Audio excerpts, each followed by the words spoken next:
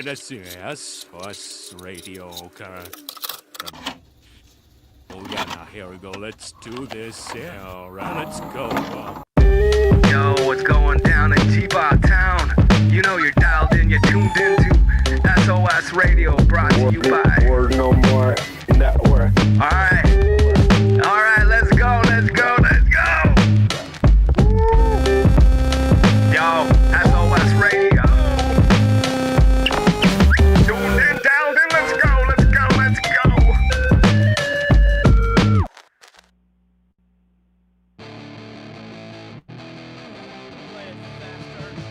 That didn't work.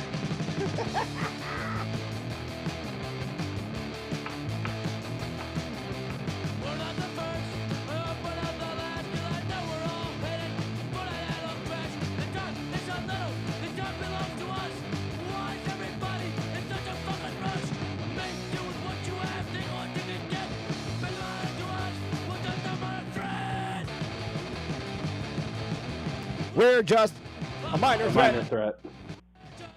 I'm doing that. On purpose.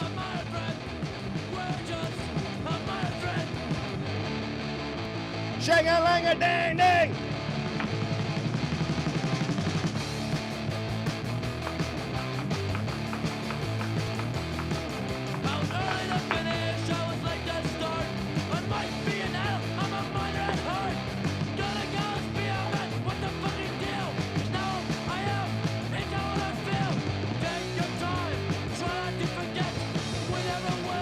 We're just a minor threat!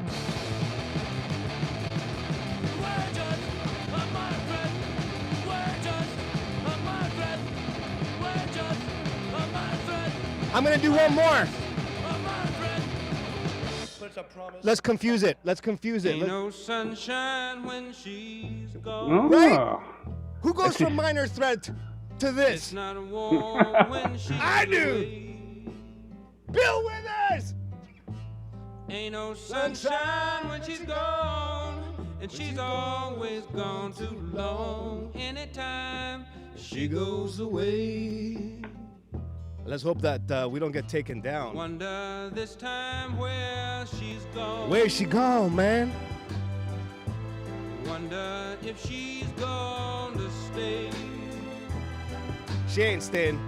Ain't no sunshine when she's gone, and this house just ain't no home. Anytime she goes away. And I know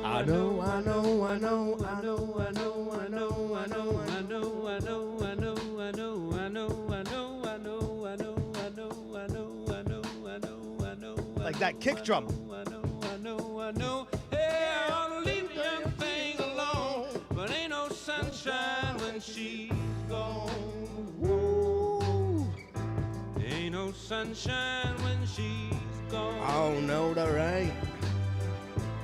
Only darkness every day. Yeah. Ain't no sunshine when she's gone, and this house just ain't no home. Anytime she goes away. You know what, man? I wanna feel love like that again. What about you, Daniel? How's it going, folks? Oh, there. I did the Vany thing. You did.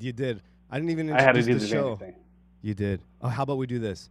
Hey, hello, everybody. You're watching S.O.S Radio. This is Sunday night, coffee hour after coffee hour type things. With me tonight, riding shotgun, as always, the one, the only, Dan Amides. What's going on, dude? How's it going, folks? Oh, yeah. Did I do you that? got it. You did it. All right. How you doing, Dan? Good. How you doing? Good. The nap was good. I had a An good nap. exhausting weekend? Yeah, it was like doing it was like doing two heavy lift days, one after the other. You know, squats and deadlifts on a spiritual level. All right.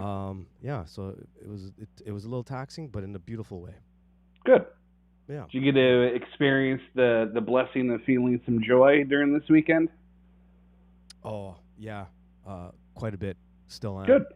Yeah. All joking aside, it was, man, it was like I had expectations. I did like this. Yeah. and boom, it was like it's up here. You can't even see how high it is. That's how high.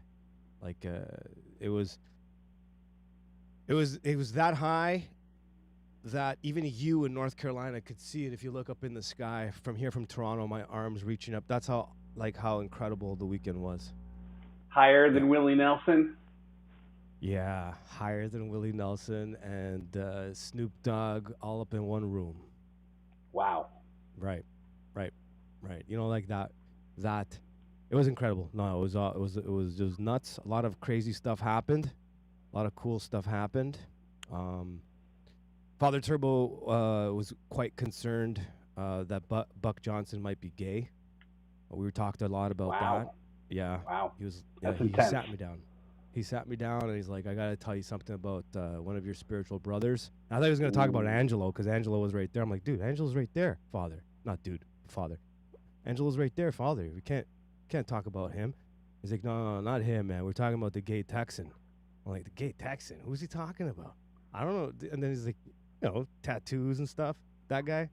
Like, okay, narrow it down. There's probably a lot of those Texans with tattoos. It's true. That are your spiritual sons. Like half of Texas is like Father Turbo's spiritual sons. He's got so many. I know. Oh God, he's got so many. You know. Are you guys planning to do like a Father Turbo family reunion where all of the spiritual children get in like the same place? You know what? That would take up half of Texas. Texas is a big state. You can handle it. It's true. Because he's got them everywhere, man. Like, remember, what was his name? I always forget his name. Lebanese dude was always on with Mr. Westford. Love the guy. What's his name? Now I'm spacing. Right? I can see his face. Me too. Clear as day. I love the dude. I didn't know that. Who is he? I didn't know he was his spiritual son. No, he's not. But he was like telling me about so and so and so and so in the UK, and they're like Father Turbo's spiritual sons, and I'm like, he's got like 10,000 spiritual sons in the UK, even. Yeah. Where does man find time? Couldn't tell you, man. I don't either. But he's got a big back, so he can carry it. Yeah, there you go. You know. How tall is Father Turbo? 6'5", 6'4"? No, I think like 6'2", 6'3". I don't know. Buck's in the chats. Maybe he can chime in on that one. I think 6'1", 6'2", maybe something like that. Yeah, something like that. He's a big man. Let me say hi to everyone in the chats. You can help me out if you want to. I don't have the chat open, so I am I'm free balling. Oh. I don't think that's what that means, but okay. Okay, you're probably right. It's Counterflow. Mr. Buck Johnson 6'2" would be his guess. Yeah. Okay. Sounds about right. Okay, we got Jaden in the house. What's going on, Jaden? Oh, real quick. Very special. Jaden, our friend, got married over this last week. So we want to congratulate her and her husband and wish them many, many, many, many, many, many years. Yes. Many, many years, Jaden, to you and your husband. God bless you both. May God bless that union for time immemorial, forever and ever. And That's right. It's a beautiful thing, man. People get married and stuff. It really is. I'm not just saying that. I saw a lot of great couples there on the weekend, husbands and wives, checking out the conference with Father Turbo. Honestly, It warmed my heart. It warmed my heart up. Yeah. You know what? I'll say something. I'll say something that maybe, like, it's honest, it's rough, rugged, and raw from the brain, from the heart. It was the first time in a long time I looked at something like that, and give me a second here, and I didn't feel anything but happiness for them. Not that other times I wouldn't, but kind of sometimes I'd look over at that, and I wouldn't say jealousy, but like appreciation to the extent, I'd like to have that one day, that kind of thing. This is the first time that didn't happen. I was just like, genuinely like, dude, you're here with your kids, man, and your wife. That's awesome. I don't know if that sounds weird what I just said, but to me, it's important. It's important. Let's continue saying hello to the chats. We got Eastern Pilgrim in the house. Look at this. Eastern Pilgrim is here with us. Counterflow Buck Johnson's here. Jaden's here again. Congratulations, Jaden. Slow Boy Whiteboard is here. Wonder what Slow Boy Whiteboard's real name is. I think I might know, but I don't know. But I might know. I know her first name. Okay, we're not going to say it here, but I Correct. think I know her name. Ah, yes, I do know her name. I do know the name. The name is known. Then we got Denise. That was awkward and weird. It's one of those episodes. Denise is in the house. What's going on, Denise? Who else we got? Kevin's in the house. What's up, dude? Antonio Slash. What is happens, man? I don't know who else is here. I'm just gonna stop scrolling because my eyes are burning. I don't know where that came from, Slow Boy Whiteboard. My apologies. I say weird things sometimes, and I'm a jerk like that sometimes. Like I just told you guys, Buck Johnson might be gay, or at least Father Turbo's concerns, and like who does that publicly? Not okay. Yeah, not okay. Anyways, serious stuff. I don't know. Should I play a song? How do we do this now? Because I'm sort of out of it. You want to play a song? Play a track. You want to pick something? I want to hear some Social D. Oh yeah, for sure. Okay. Or the entire Rush catalog, like I messaged you about, but somehow I guess we're on two different sides of the fence on that one. We're not doing Rush, no. Manny's not here, so I can't link up to his phone, so I can use my phone proper. Oh no, do we have to go with whatever I have downloaded? I have Social D downloaded.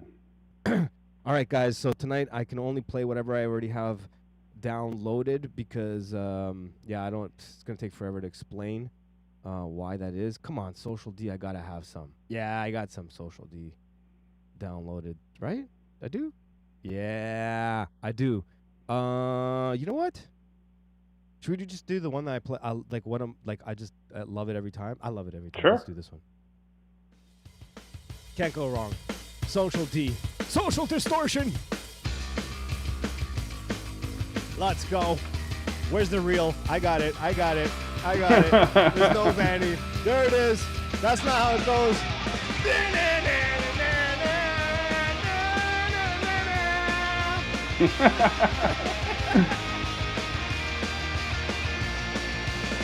Children are taught to hate.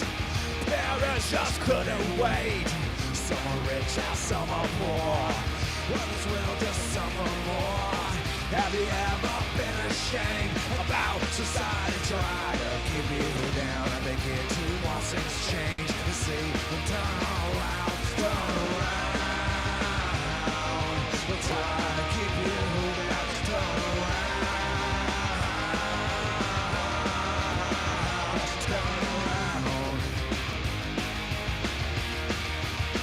Don't drag me down.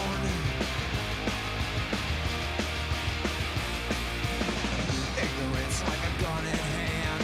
Reach out to the promised land. The history books are full of lies. Media blitz gonna dry your eyes. Have you ever been afraid about society try to keep you down and begin to watch things change and see them turn around. They'll try to keep you down, turn around.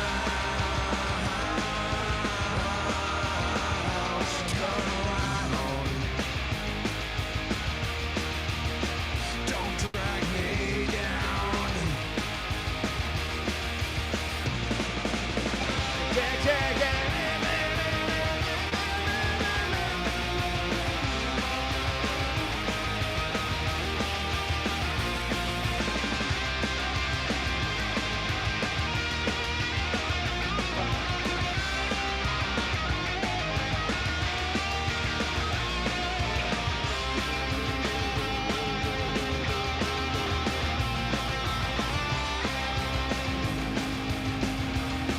I love this part right here.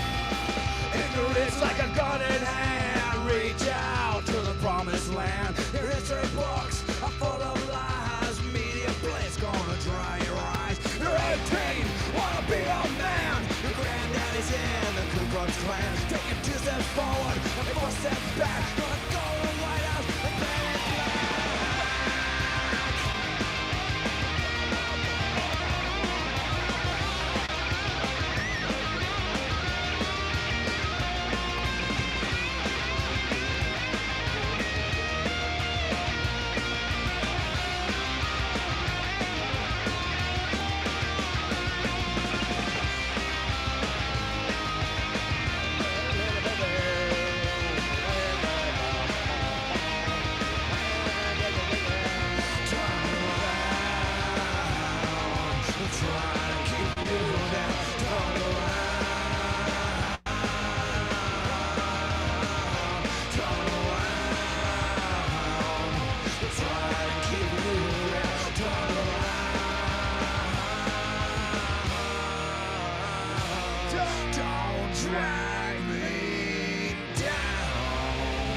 like this.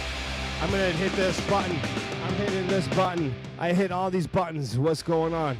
It's a close-up of Daniel's face. Look at this face. I love it. I love this face. This face is a beautiful face. This face is a beautiful face. He's extra J Maskus today. A little extra J Maskus. Is this true? It's true. It's true.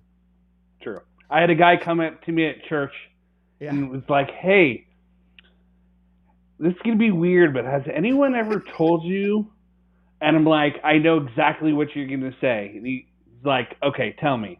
I was like, "You're going to tell me that I look like Jay Maskus from Dinosaur Jr." And him and his wife just started crying, laughing. They were like, "We were totally going to do that." And I was like, I know. Of course, man. You're sorry, I'm trying to multitask here. But you definitely do look like Jay Maskus. Oh, look, we got a donation thing. I don't know what are they super chats or whatever they're calling them. Sure. Hello, thank you. Who is this? This is Bubba. What's up, Bubba? Thank you so very much for your little donation there. Thank you so much, my dear brother. Was wondering to meet you today. Oh, it was wonderful to meet you today. At all saints, may God bless you and your endeavors. Oh, are you who I think you are? I don't want to say your name publicly, but it was wonderful meeting you, my dear friend. If you Jay need Maskus. anything, it was Jay Maskus at All Saints today. It was wonderful meeting you, my dear brother. Absolutely, and like I said when we talked, if you need anything, let us know. Let us know here at Board No More. S.O.S Radio, just me personally. This is a wonderful group of people in the chats, my dear friend. Make sure you get to know everyone. They're super awesome. Yes, I know who you are. Name starts with J. It was a wonderful meeting you, brother. And may I say, you have a wonderful beard. This dude's got a wonderful beard. Young man with a wonderful beard. You don't see that often. You don't. Anymore. No. How long did it take for you, Dan, to grow a good beard, like a beard? I'm still working on it. Really? You got a good beard. Yeah, it's all weird. Well, yeah. Well, kind of weird. I wouldn't call it a good beard. No, you wouldn't think you don't think it's a good beard? Nah, it's a beard. It's definitely a beard. I've seen far worse. Thank you. Okay, cool. I appreciate that. My dear brother, that. I'll call you Bubba. Bubba, just so you know, today there's Vany usually rolls with us. We have our dear brother Daniel here, who's Dan Amides. Bubba's probably what did I just walk into? I have no idea what's going on. This is like tidal wave of weird and stuff like that. Tatiana's in the house. What's going on, Tatiana? Always amazing to see you. Happy birthday, Tatiana. Had a birthday on Wednesday. Woo! Right? Many years. Many years, Tatiana. We have a lot to celebrate. Jaden, marriage, Tatiana, birthday, Bubba, Buck coming out. Beard. Sorry. Buck's coming out. Right. No, he's gonna get in. I'm gonna get in trouble. I'm gonna get in trouble. We're all in trouble. There'll be a reversal on the punch him in the ding dong bit. It'll be a reversal. Next time I see him, he's gonna be like, "Wham, dude!" Bam. Spreading rumors about me. He's not gonna be able to go to the Ludwell conference anymore. They're all kicked out. He's like, "You're out, Buck. You're gone. We heard about it. You're done. It's over." Banned. Anyways, I don't know where to go with this. I was gonna play some more music, but you have something to say? Not really. I mean, everything's off what you've downloaded, right? Yeah. So it's a smaller pool. I just can't have. It's a pretty decent sized pool, but the problem is I can't look up songs or take requests today, because of the fact that Manny's not here. And usually, what happens, because this particular device that I get my music on, that I search up all the music, whatever. If I hook it up to the Wi-Fi here, it'll knock us off for some reason. So I usually piggyback off his Wi-Fi, off his phone. So he's not here, so I can't do that. I do have a little bit of a surprise I'll play later. So I'll do that. And for anyone in school, I'm going to probably be posting some of Father Turbo's talk from yesterday. I don't want to put them out publicly because All Saints will be doing that, and also some of the content I don't think is going to actually make it on the site, so I don't want to be that guy. But I'm going to put some of the clips in school. Oh, you have to Father Turbo's talk yesterday. I've seen. What was the main theme? Was there a main theme? There was. Being in Canada, it was about how to deal with woke ideology and stuff like that. I found it really interesting because you had an American, Father Turbo, experiencing Canada from the outside in. So his observations about Canada are pretty interesting. For us Canadians, they're maybe to some Canadians a little bit too normal, so they don't even realize that there's some weird stuff. So anyways, about woke ideology, how to deal with it, living here, and it was great. He broke it down into 3 parts, each about an hour and a bit, plus Q&A. So there was a lot to chew on there, and that's really, really good, man. Really, really good. Yeah. I mean, it's Father Turbo, right? Touche. Yeah. So, and then today we went to service, and in a church I've never been to before, in a town kind of a little bit outside of where I live. So it was cool. Nice. Was it your first time at that church? Oh, sorry. Yeah. First time at that church. I've only been to one other church in this town. It's called Hamilton. The town's called Hamilton. So now it's 2 churches I've been to in Hamilton, and this was the first time for this. Oh, Angelo sent me the picture, because I was asking him to send me the picture of all of us with Father Turbo. Maybe I'll even throw that up. Anyways, sorry. Totally unprofessional. How was church for you? Wonderful. It was super packed, and always, lots of kids running around. I typically, whenever I'm at church, there's always a dad holding one of their kids over the shoulder, and that kid is just staring at me like the entire time, and I'm just like, but it was wonderful. It was like super packed. There was a deacon from Father Jonah's church. Father Jonah? West Virginia? Am I spacing on? West Virginia, Father Jonah. No, then I don't know who you're talking about. No idea. I'm spacing on the name. Anyways, there were some visitors. The church was full. It was beautiful. Went outside, 75 degrees finally. Felt like spring.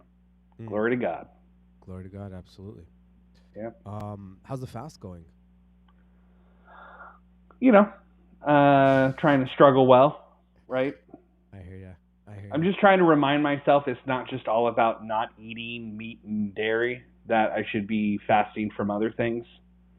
And so, trying to keep that in mind more. Man, I had a hankering for a bacon burger today.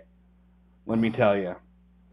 I was like, oh man, I can't wait for this fast to be over. And then I had to remind myself, it's like, no, it's one of those things where the struggle's a good thing. You should want the struggle. It's not too far away. You're more than halfway done. So. Yeah, Father Turbo, is part of his speech. I can't remember what the context was, but he threw out like a steak, like something like that. He said like a steak, and you could just see everyone. And he retracts, and he's like, no, cauliflower with honey on it. Yeah, right? Yeah, exactly. Shrimp. No shrimp. I can't. This is the first fast. I just like, I'm not doing shrimp. Doesn't That's matter like what fasting to the next level. I can't do shrimp, man. After last fast, no more shrimp. I can't do it. Yeah. Can't do it.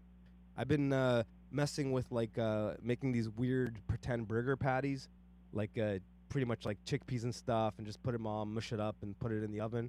Trying to change the texture. Maybe my brain will be like, oh yeah, it's all right. Yeah. It's not. Nah. You're just lying to yourself. I am certainly lying to myself. Absolutely. Okay, so this is an interesting night. If this is the first time you've ever watched an S.O.S Radio thing, episode, it's not usually like this. Not that this was a bad one, but it's a little bit all over the place. Not because of Dan, not at all. It's because of me. You can blame me. You actually made it easier for me, actually, All right, fair enough. You know, if you weren't here, it would just be me because Manny's sick, legitimately sick. He's like done, and you know, usually he takes care of all the button pushing while I try to babble and jibber jabber and entertain you fine folks. Anyways, man, some weird stuff happened this weekend. I got to tell you about in a second, but we'll play some tracks first. You know what? And also, I couldn't prepare for the show because I literally got dropped off, got home, had to take a nap, and then I was like, I'll just figure it out as we go along. You know what? I'm doing this because I think you might like this, and I'm looking at it, and we're doing it. All right.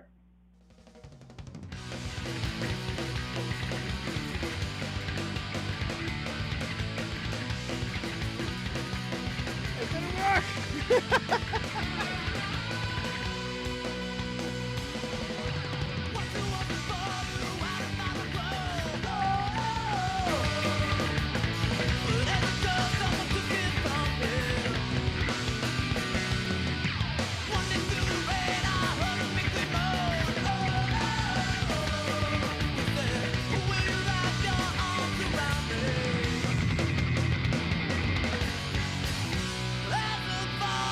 I love this breakdown.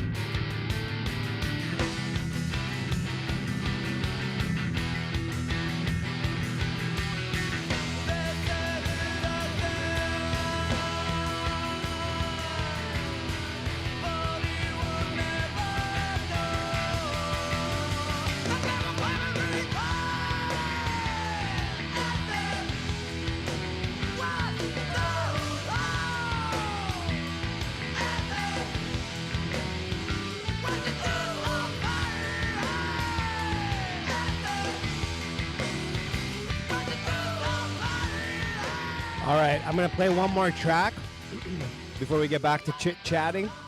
And obviously, that was AFI before AFI was cheesier or whatever. Or maybe you want to talk about that, about AFI. I mean, I could. Particularly the drum sound, the drum mix on that track. Yeah. Just kiss.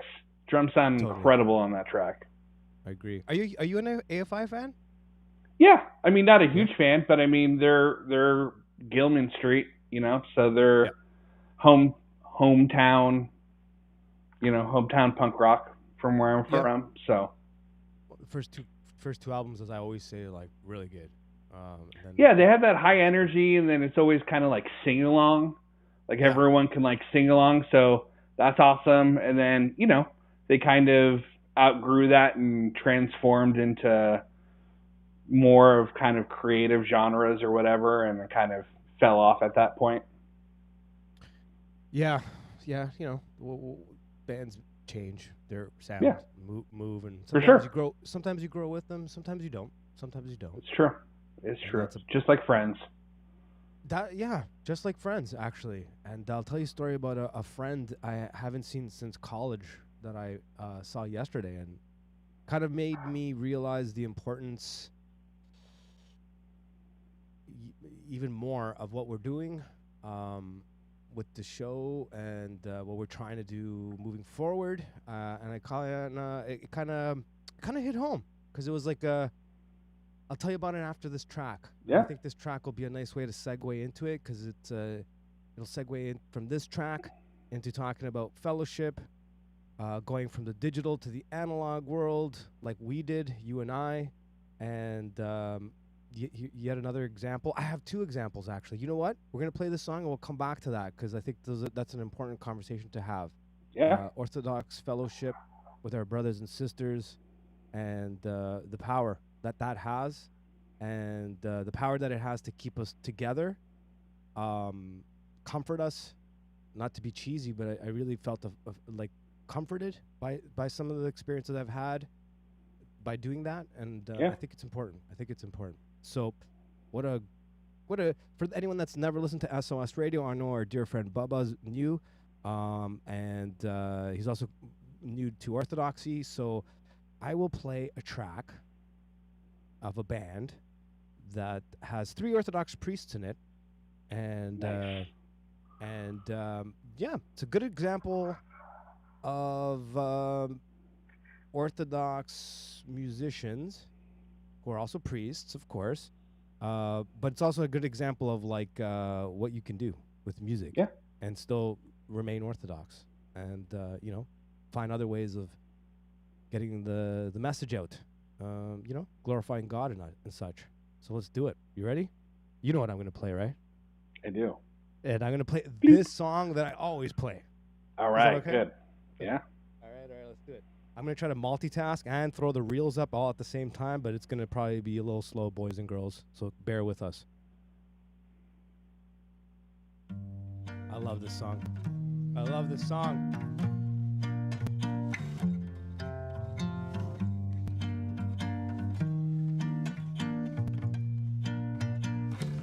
There it is.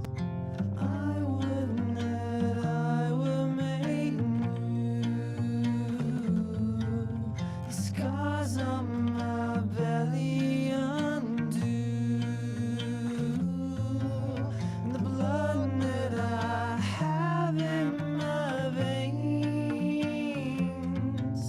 could be mine and not stranger unnamed. 'Cause I once was perfect as you, green-skinned and full flaming youth, as a wind on a terrible sea, as a pillar of ivory. Six angels at my back.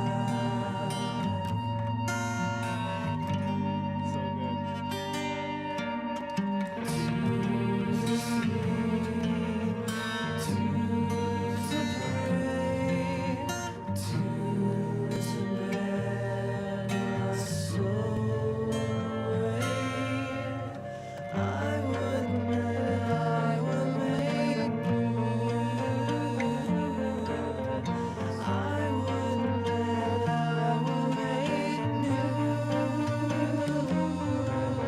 Scars on my belly undo. I would that I were made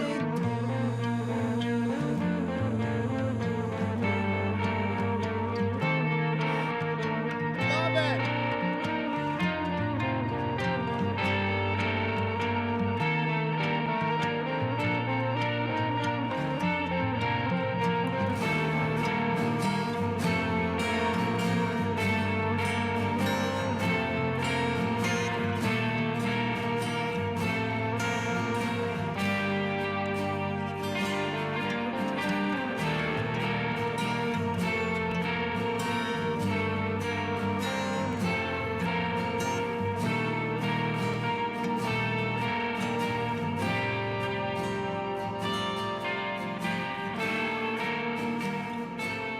I love that song. I honestly can't get enough of it. I love that song. What do you think, Daniel? You like that song? Of course I do. It's a great track. And it is. I'm having a hard time getting this off the screen now, and I ended up adding more. Oh, there we go. Boom. There it is. There it is. So I was gonna tell you the stories of fellowship and some stuff that happened this weekend. Is that okay? Please. All right. So 2 stories, and I see that Germanus has joined us. Our dear brother Germanus. Perfect timing, because one of the stories involves Germanus.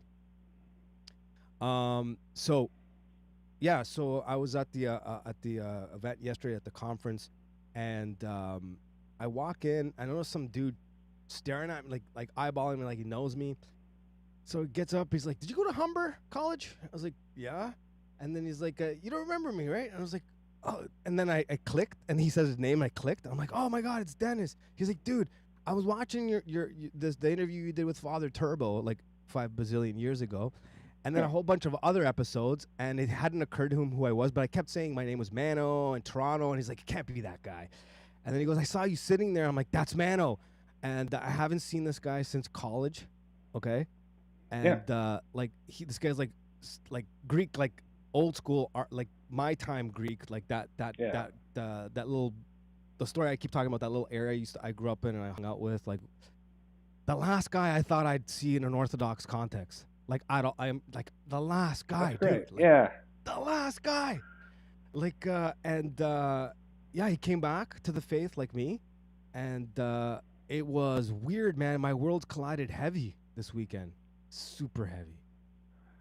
That's wonderful.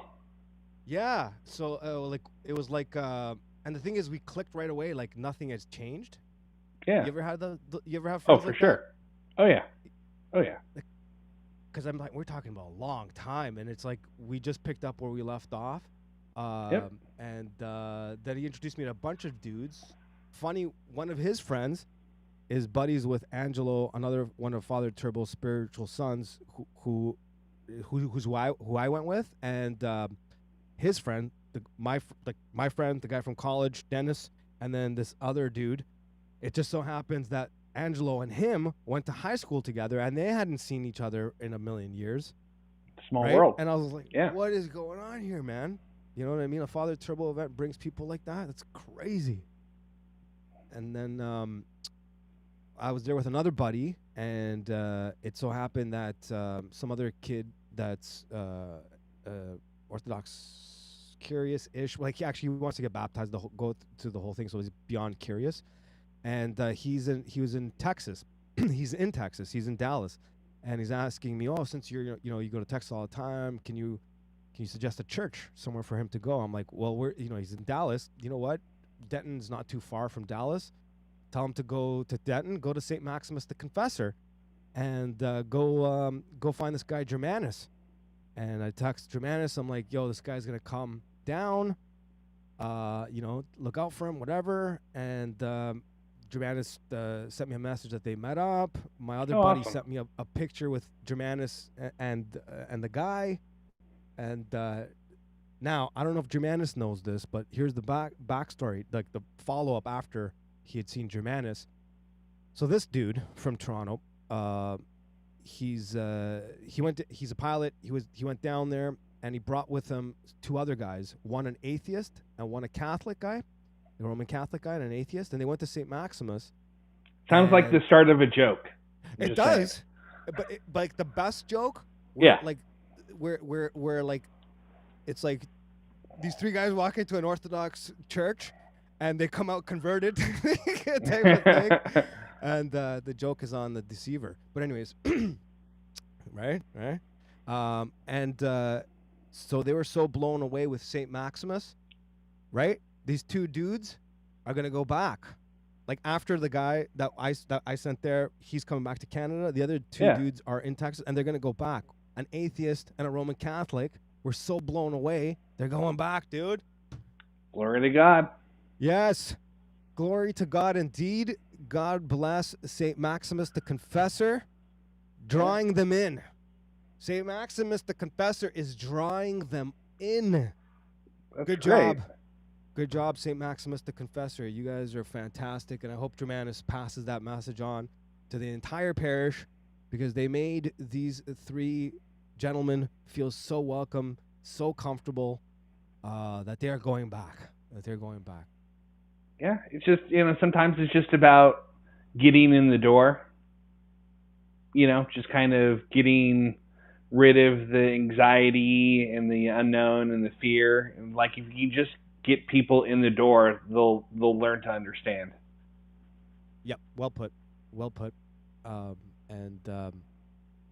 Something's going on. Something beautiful is happening out there. For all the chaos, the chaos, the gnarliness of this this time in history, so many beautiful things like that are happening. Beauty persists. Truly. I'm sorry for anyone that's never tuned in. It's usually me yammering. Manny's kind of behind the controls, and Dan, at any point, just jump in. You know how it is. Yeah, I was even blown away by what I saw at the conference and at the church today. Just so many converts. I've seen a lot of it, coming to visit you in Carolina, Florida, and Texas. But then to start seeing it here in Canada, I'm not gonna lie, I was moved to the point where I had to actually leave for a minute. I had to take a second to myself. Yeah. Because I looked around, there was only, I could count maybe 5 or 6 cradles in the room. Me and Angela being, and then maybe 10, and the rest was just slammed with others. Yeah. And I was like, well, that's what I was saying today when I went to church. Like, it was more packed than usual.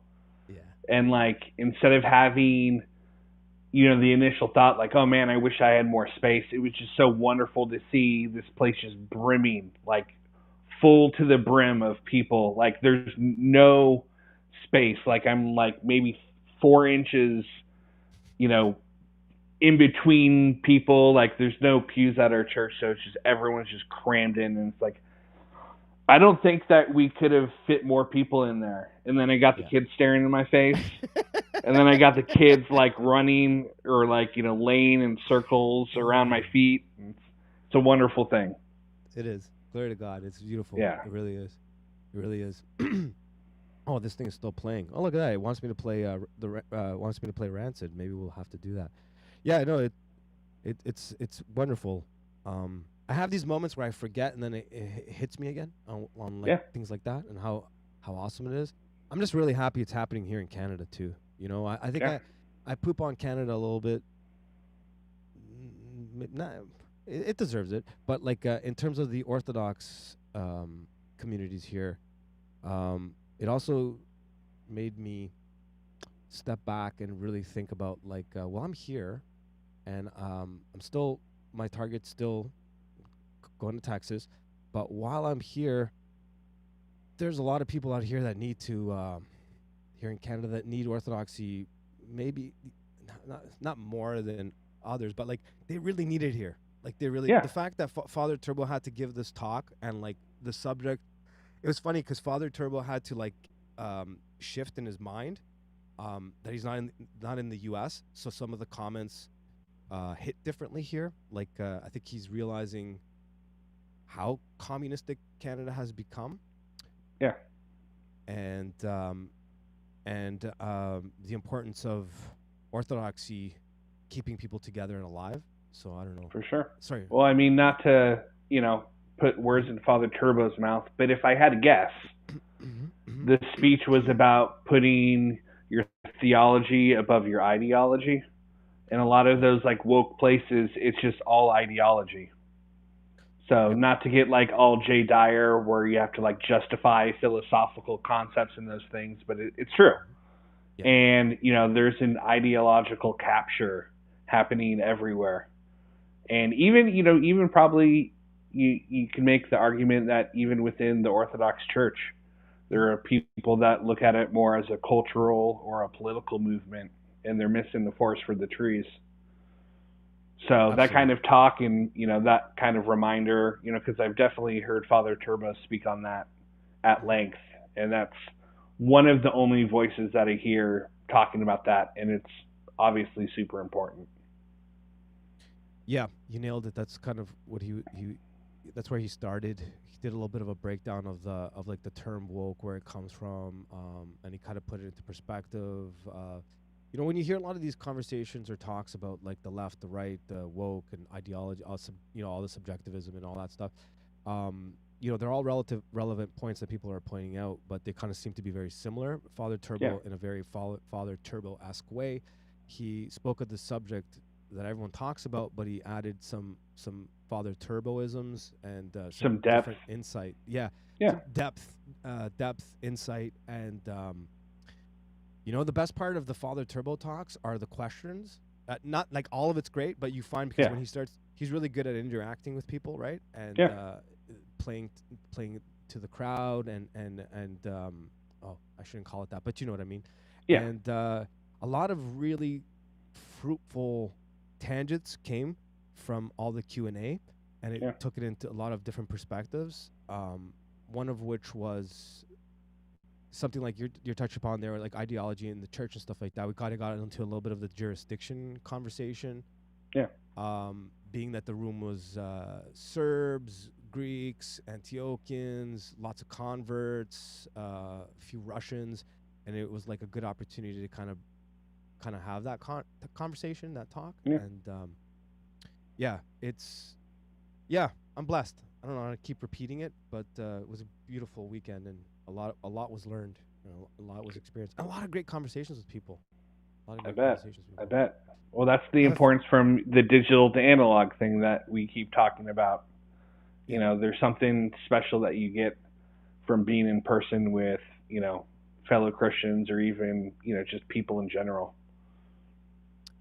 Big time. And a couple of people approached me about Texas. So I was like, okay, yeah. Like people that didn't know me heard a conversation. They're like, yeah, I heard you're doing this Texas thing. I was like, yeah. Like people I've never met before. Yeah. And then I gave my contact, and the person just messaged me now, and I was like, okay, this is cool. All right. This is cool. Well, because things are getting pretty serious right about now. So some people are like, so what's it like more about here? this Texas thing, huh? Yeah. I'm like, well. So, good things are happening. I just noticed, Germanus, thank you so much for your donation. Love you, my dear brother.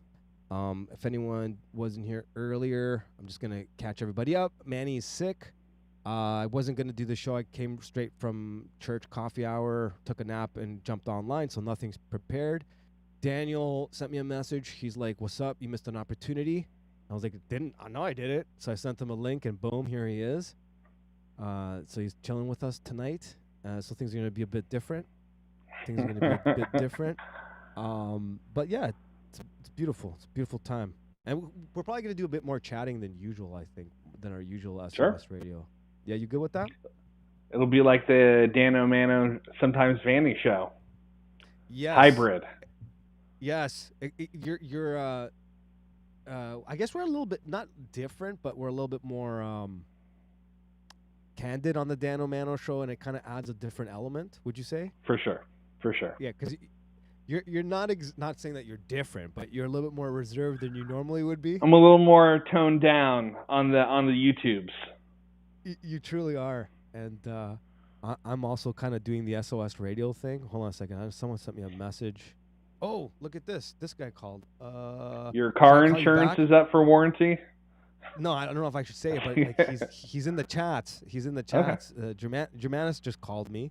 I don't know if I should pick it up. Like, do you want me to call you live on here, Germanus? Let me know in the chat. Or just play a song and give him a call. I'm free if you want to let me in. Oh yeah. Okay, Mr. Germanus, we're gonna get Germanus to jump up on here too. Hold on a second. Let's go. Oh, this is getting crazy. You know what? I'm gonna play some Rancid. You know what I mean? This, and then I'm gonna send our boy. Now he just sent me an audio clip. I can't listen to it right now. You know what? I'm gonna try to send him the link. Let me just figure this out. I don't have to do this live. Let's play the song. Here. No, you know what? We're doing things rough, rugged, and raw. We're starting it all over again because I can do that. You know why? Because it's our show. And then give me a second. Boom. We're doing things rough, rugged, and raw. So if no one's ever tuned into S.O.S Radio, if you ever, this is raw. It's always raw, but today's a little extra raw, and that's okay. Took the 60 bus out of downtown Campbell, Benzinato, he was on there. He was waiting for me. While the punk rockers and the moon stompers were out on the corners where they're sparing for change. I started thinking, I started tricking. I don't remember too much of that day. Something struck me funny when we ran out of money. Where do you go now when you're only 15? With the music execution and the type of revolution, pretending when it go out. Give on the boot, the roots are radicals. Give on the boot, I'm a radical. Give on the boot, the roots are reggae on my stereo. The radio was playing, Desmond Deco was singing on the 43rd bus as we climb up the hill. Nothing ain't coming from the reggae drumming, and we all come from one of the homes. I said, why even bother here? Pick up the bottle. There's a bus driver, please let his people on. Rude girl care was a miniskirt girl, my blurry bitch, she saw nothing wrong. With the music execution and the type of revolution, pretending when it go out. Give on the boot, the roots are radicals. Give on the boot, I'm a radical. Give on the boot, the roots are reggae on my stereo. On my stereo. Yeah, yeah, yeah, yeah, yeah, yeah. Yeah, yeah, yeah, yeah, yeah, yeah, yeah. Yeah, yeah, yeah, yeah, yeah, yeah, yeah. Yeah, yeah, yeah, yeah, yeah, yeah. Took the 60 bus out of downtown Campbell, Benzinato, he was on there, he was waiting for me. While the punk rockers and the moon stompers were out on the corners where the sparing for change. Cause the radio was playing, then the thicker was singing, and the 4th bus as we climb up the hill. Good girl was a miniskirt girl, my blurry vision saw nothing wrong. With the music execution and the type of revolution, and pretending when it go out. Give on the boot, the roots are radicals. Give on the boot, I'm a radical. Give on the boot, the roots are reggae on my stereo. Give on the boot, the roots are radicals. Give on the boot, I'm a radical. Give on the boot, the roots are reggae on my stereo. On my stereo. Look at this guy. What's up, Mr. Yeah. Germanus? What's up, brothers? How are y'all? Fantastic. How you doing, sir? I'm doing very well. It's a good day. It's a good day. Yeah. St. John Climacus today, man. St. John of the Ladder. That's a pretty good Sunday. It is. Oh, yeah. It is. It is. Yeah. Father Justin gave a great homily today. I bet. Good one. You seem tranquil. Well, it's probably the glass of wine and the cigar I'm smoking, so. I love the honesty. I know exactly where you're sitting. Yeah, you do. That's true. Yeah. Actually, I've made it nicer for the next time you guys get here. Soon. Here, I'm going to take you guys on a tour of the garden real quick. Let's do it. 'Cause Let's do it. It's worth it. I mean, we're doing it rough, rugged, and raw, so here's my garden. So I have a nice little greenhouse that I've built. Yeah. And, of course, most of y'all know my chickens, Oh, nice. which we're down to 9 of them now. Probably going to be 8 soon because one of them's going to go in the pot as soon as Pascha happens. Just don't tell them. Just don't tell them. Oh, no, all the rest of them are going to know what's going down. It's kind of hard to avoid. And then I've got a bunch of pumpkin planted that Aiden and I planted. And I got a huge chef's herb garden right behind me here. So I don't know if you can see. Here we go. Look at it's What do pretty you got big. there?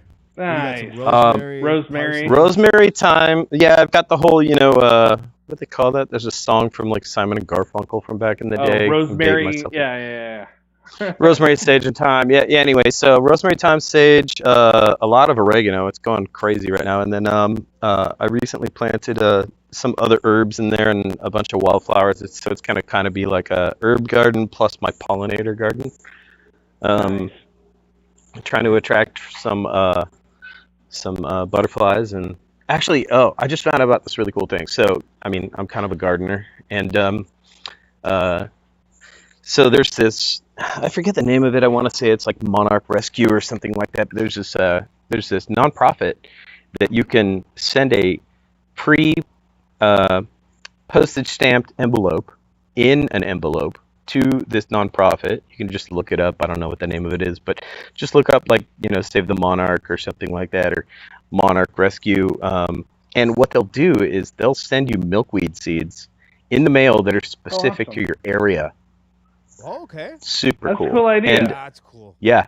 So the regional milkweed, right? And so we can get Texas milkweed, which will attract a ton of butterflies, which I love butterflies. So I think that's a really cool thing to have in your garden, and helps your plants grow and looks really pretty, and try to make it inviting. But yeah, I've got a bunch of new chairs and a fire pit out here for you, Mano. And when you come next, the roses will be in bloom by then, hopefully, and strawberries will be in bloom, and my grapes will be hopefully yielding by then. And yeah, it'll be grapes. It'll be nice out here.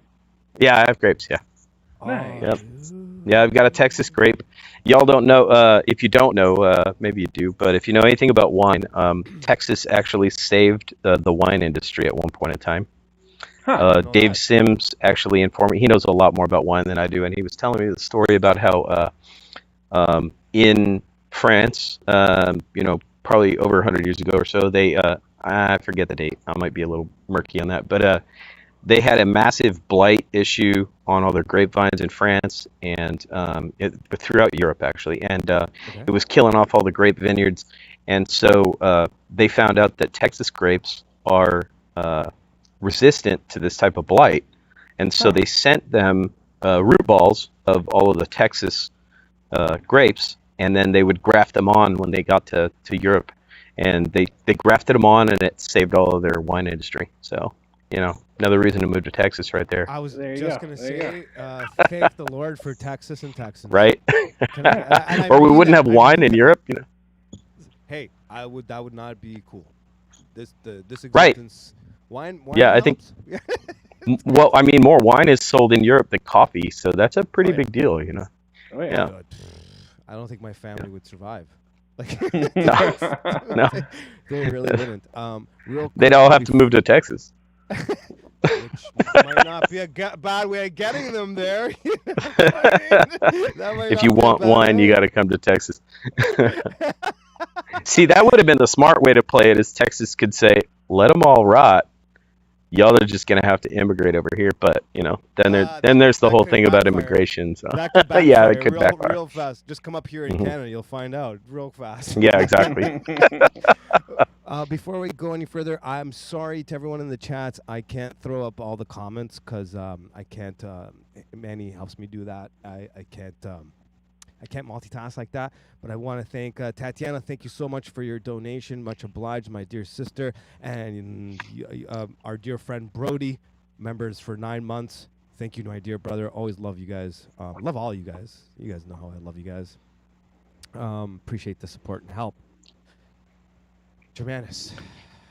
So you met our the guy. I don't know if I don't want to say his name on the air just in case. The guy. The guy that I sent. I met the guy. Down there. The guy. Yeah, I met the guy and the two people that were with the guy. Yeah, And they were lovely people, a man and a woman with him. And I didn't know that about, like, what their reflection on coming to St. Maximus was. But, glory to God. I feel like, on one hand, like, I would love to say that they could come to any Orthodox church and feel that way. And maybe that's true. But on the other hand, you are brought to where you need to go, specifically because that's where you need to go. And, there's every Orthodox church, as much as we're all practicing the same faith and working out our own salvation with fear and trembling to serve the Lord, each parish has its own flavor. And one flavor might not be right for another. Some people like chocolate, some people like vanilla. So, True. yeah. True. And some people like Wild Nerd's raspberry sorbet. So, Is that? Would you say St. Maximus is the wild whatever? Sorbet yeah, you St. said? Maximus is Wild Nerd's raspberry sorbet, although Right, Father Justin right. would probably disagree with me. Not appreciate that analogy. Yeah, he wouldn't. I'm clipping this and sending it to him. Mhm. Then you'll Please get a do. It's okay. I haven't been in trouble yet, so it's okay. It'll be good for I could you. probably take one on the chin. Yeah, it'd be good for my humility. You'll get a call from Bishop Gerasim. Yeah. He's like, well, fuck Now, you. Germanus. Oh, right, you're not a priest yet. Sorry. I called you father. My apologies. Maybe No. someday. Maybe someday. You can call me stepdaddy. All right. We can do that. But yeah, so like, yeah, because they were taken aback. I didn't realize one of them was a female. But because I don't know them. I've never met them, but I will meet the one individual I sent you directly. He apparently goes to the same church I go to.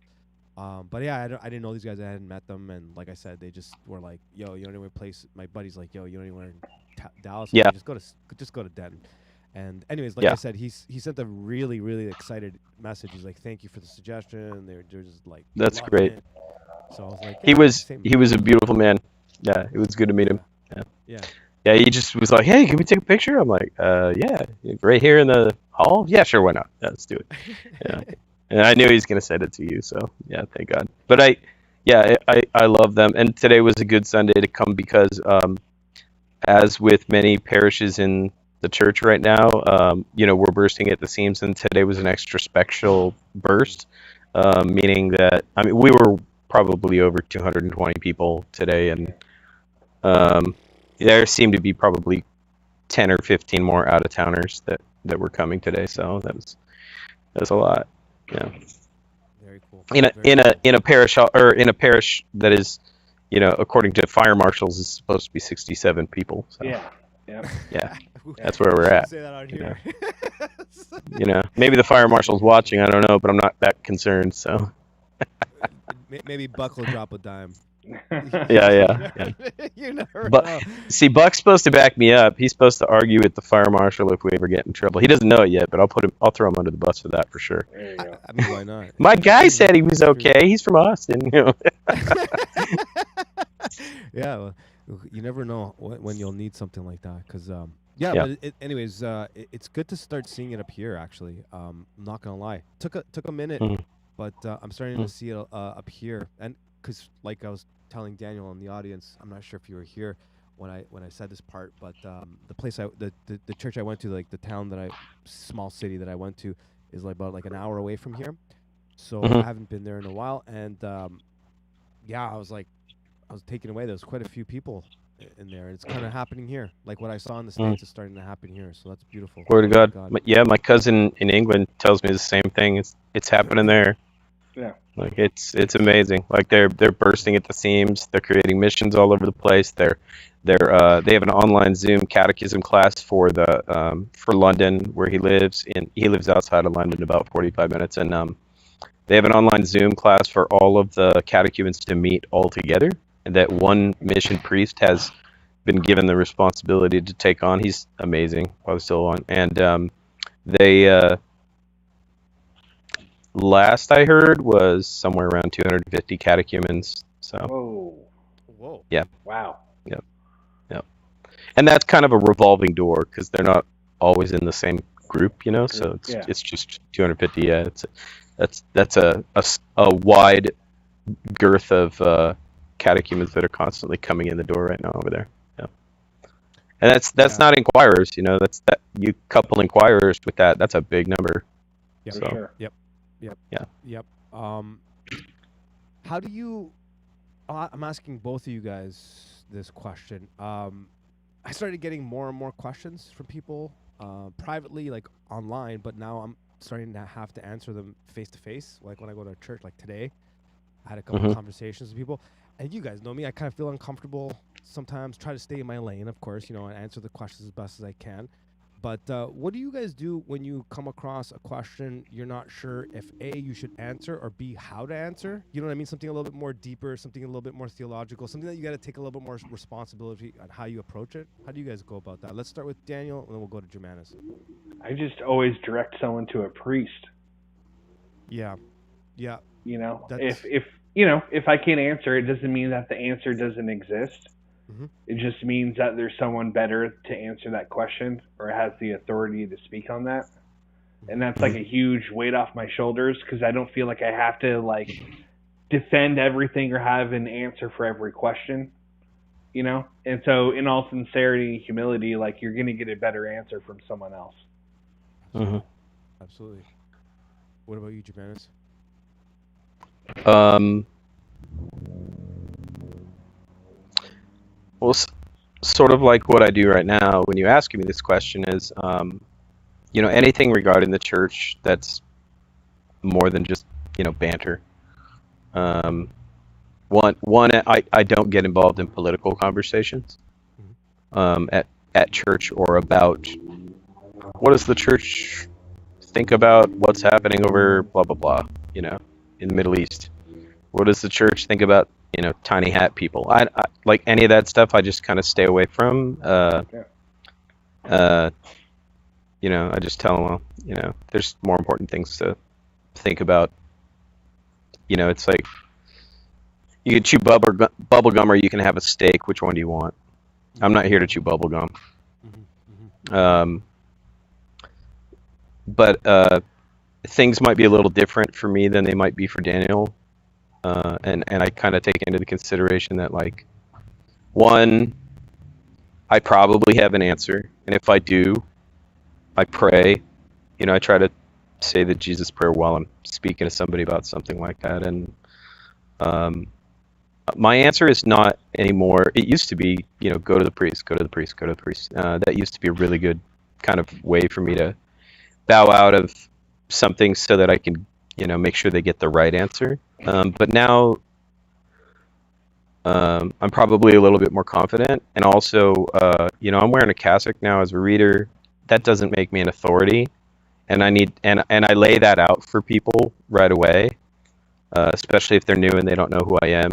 I've had people call me priest or father and stuff like that. It's, I correct that as quick as I can. And but something my own priest has given me, a good word on this to do is you can always speak from experience. And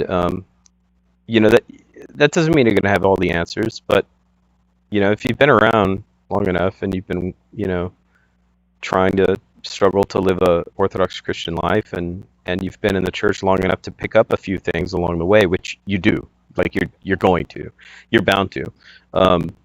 One thing that someone else from St. Paisius Brotherhood, his name is Gary Metz. He's one of the founders of St. Paisius Brotherhood, and he told me once, and I think this is really valuable, is if you've been in the church longer than someone else by one day, then you have something to offer. Okay.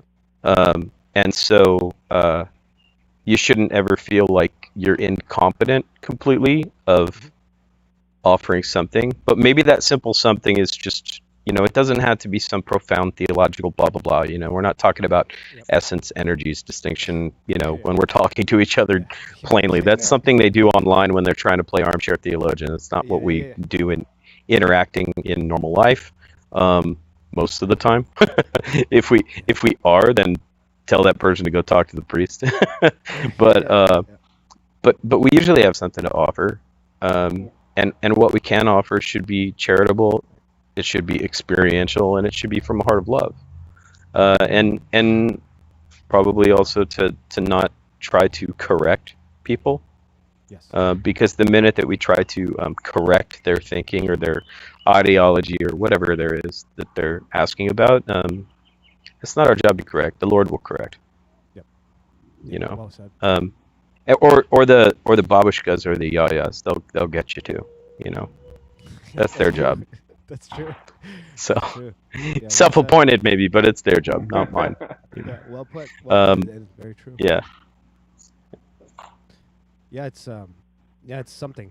I also tried to not to eavesdrop, but like kind of like wanted to see how other people dealt with it while I was at the church. Because I mean, everyone's in close proximity. I don't really have anywhere to go. Everything's jam packed. Like I kind of forced to listen to the conversation, and I heard someone kind of like in our type of position speaking to someone that was there kind of as an inquirer.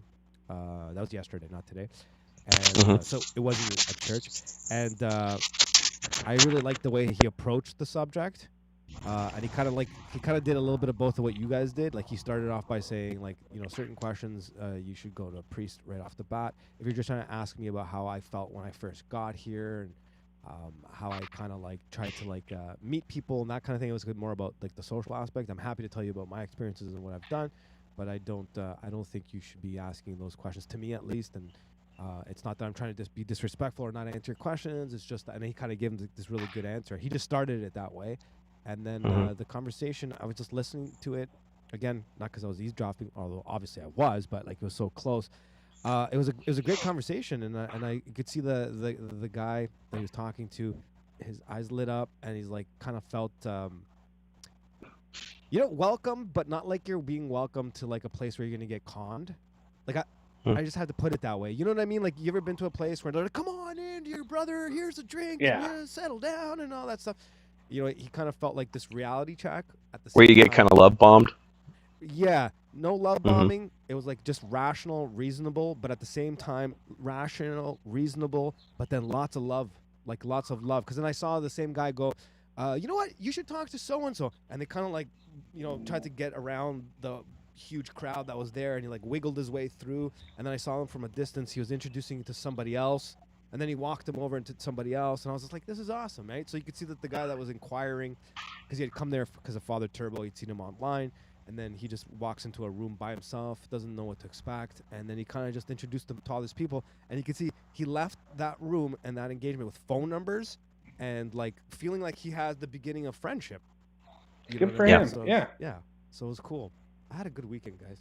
Sorry to keep saying that. Yeah. That's great. Glory to God. Keep saying that. Yeah. Yeah, thank God. Yeah, there can be a lot of pushback to what I'm saying about not necessarily my first inclination being send people to the priest, but our priests are suffering. And so, just to give people a little meat to chew on is, the church grows as the body of Christ. And we need to pay attention to the fact that, like, the godparents and the godmothers and the godfathers like should bear a burden of training these folks and lifting them up and furthering their catechism once they're catechumens, and even especially once they're newly illumined. But then all of us within the parishes should pull more weight, and whether that means just making a small nod towards, like, young men in the church and young women in the church, saying, hey, it'd be nice if you guys maybe bring a crock pot next Sunday. I see.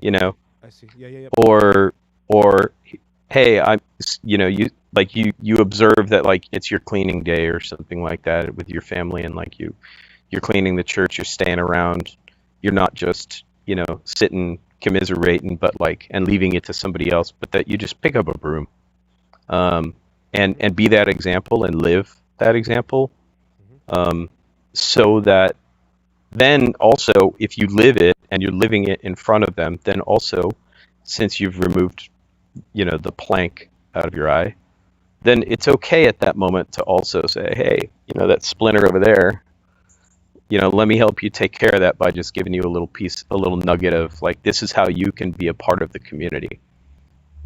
Like, because I'll tell you, I don't know if y'all have that problem, but like, we have so many young folks that come to our parish, and they will be in there like 6 months, 9 months, a year.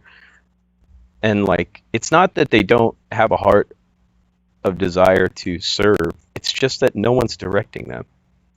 And it's important for us, if we've been around the church a little bit longer, to just, give them a nudge, be their friend, but show them that, like, the community grows, and this community is this way in the Orthodox Church because we all contribute, because we all love on this place that gives us so much love, and this is our way of giving back to the Lord. It's our sacrifice. It may be pitiful and small and humble, but it's, it's the broken heart that God does not despise. And so we lift those little tiny things up as small sacrifices to just show our appreciation and our love, and take some of the burden off of the priest, man, because our priests are, boy, we already have a priest shortage. You don't want to be chasing any more out of the door, and you and making them feel already overworked and overstressed, and then you're sending every inquirer that comes your way, go talk to the priest about that weird question. No, speak from experience, speak from the heart. God bless them. If you're out of your depth, be honest with yourself, and then send them to the priest. But do what you can to help, carry the cross. I like that. Yeah, Very well said. Yeah, extremely. Well, especially the part about speaking from experience. Yeah. If you have an experience to share, you have that authority to begin to talk about your personal experience, and that's a good way to connect with other people. Yeah. Amen. Yeah, that's the only way I go. I don't deal with the other stuff, and yeah, I figured three priests have told me, if they're kind of similar to what you're saying there. He's like, well, one of them being my spiritual father, is like, you have my permission, to stay in your lane, and if the person comes to you, I know you, I've talked to you, you're not going to be talking to him about some crazy theological stuff, so just talk to, he's like, just be Mano, that's your brother Turtle, just be Mano. So if I have gotten any difficult questions, I kind of just I don't even, not that I ignore I don't ignore the question. I just kind of round about it and bring it down and ground it to where I can kind of jump on and then go, okay, I'll bring it to this point and then we'll go from here. I'll kind of be I used to wrap my mind around concepts like that, but really at the end of the day, I moved to Toronto. Something I said to someone yesterday, I moved to Toronto in July, and I realized a couple of days ago, I'm sitting here trying so hard to get my butt to Texas and do all these things and the board no more and then get all this stuff going. My parents live down the freaking street, dude. How often do I try to go once a week? I try to go once a week, but there's no excuse. It should be at the very least once a week, and I'm sitting here trying to go to Texas, which that's what I want to do. That's what I should do. But my parents are here, man. Once a week, at the very least, is not a difficult thing to do, Mano. So I was just kind of telling this dude this kind of thing instead of all the complicated stuff that I was hearing. And I'm it's just honestly, it's little things like that that I'm trying to incorporate now. This year has been good for Manny and I have been really focusing on the concept of just simplify complicated things, bring it down to basics, and just deal with the little things. Even the way I'm sitting here with all these books, and I'm like, should I start with this? Should I read this complicated thing? Should I read the Arena, whatever? But I'm like, you know what? It's kind of what we were talking about privately, Joanna, this week. I was like, why don't I just start with the Bible again? Why don't I just go to the Gospels and break it down, or something as simple. One of the guys I was telling us yesterday, I was like, you know what I sat with this last couple of weeks is what? The Lord's Prayer. I would just repeat it, but instead of Our Father who art in heaven, hallowed be thy name. I'm like, okay, slow it down, and I would just kind of not over intellectualize it and really try to break down, just kind of go, sentence by sentence, and kind of think of what's being said there, paying attention to the words, not overly so, you know what I mean, not to intellectualize it.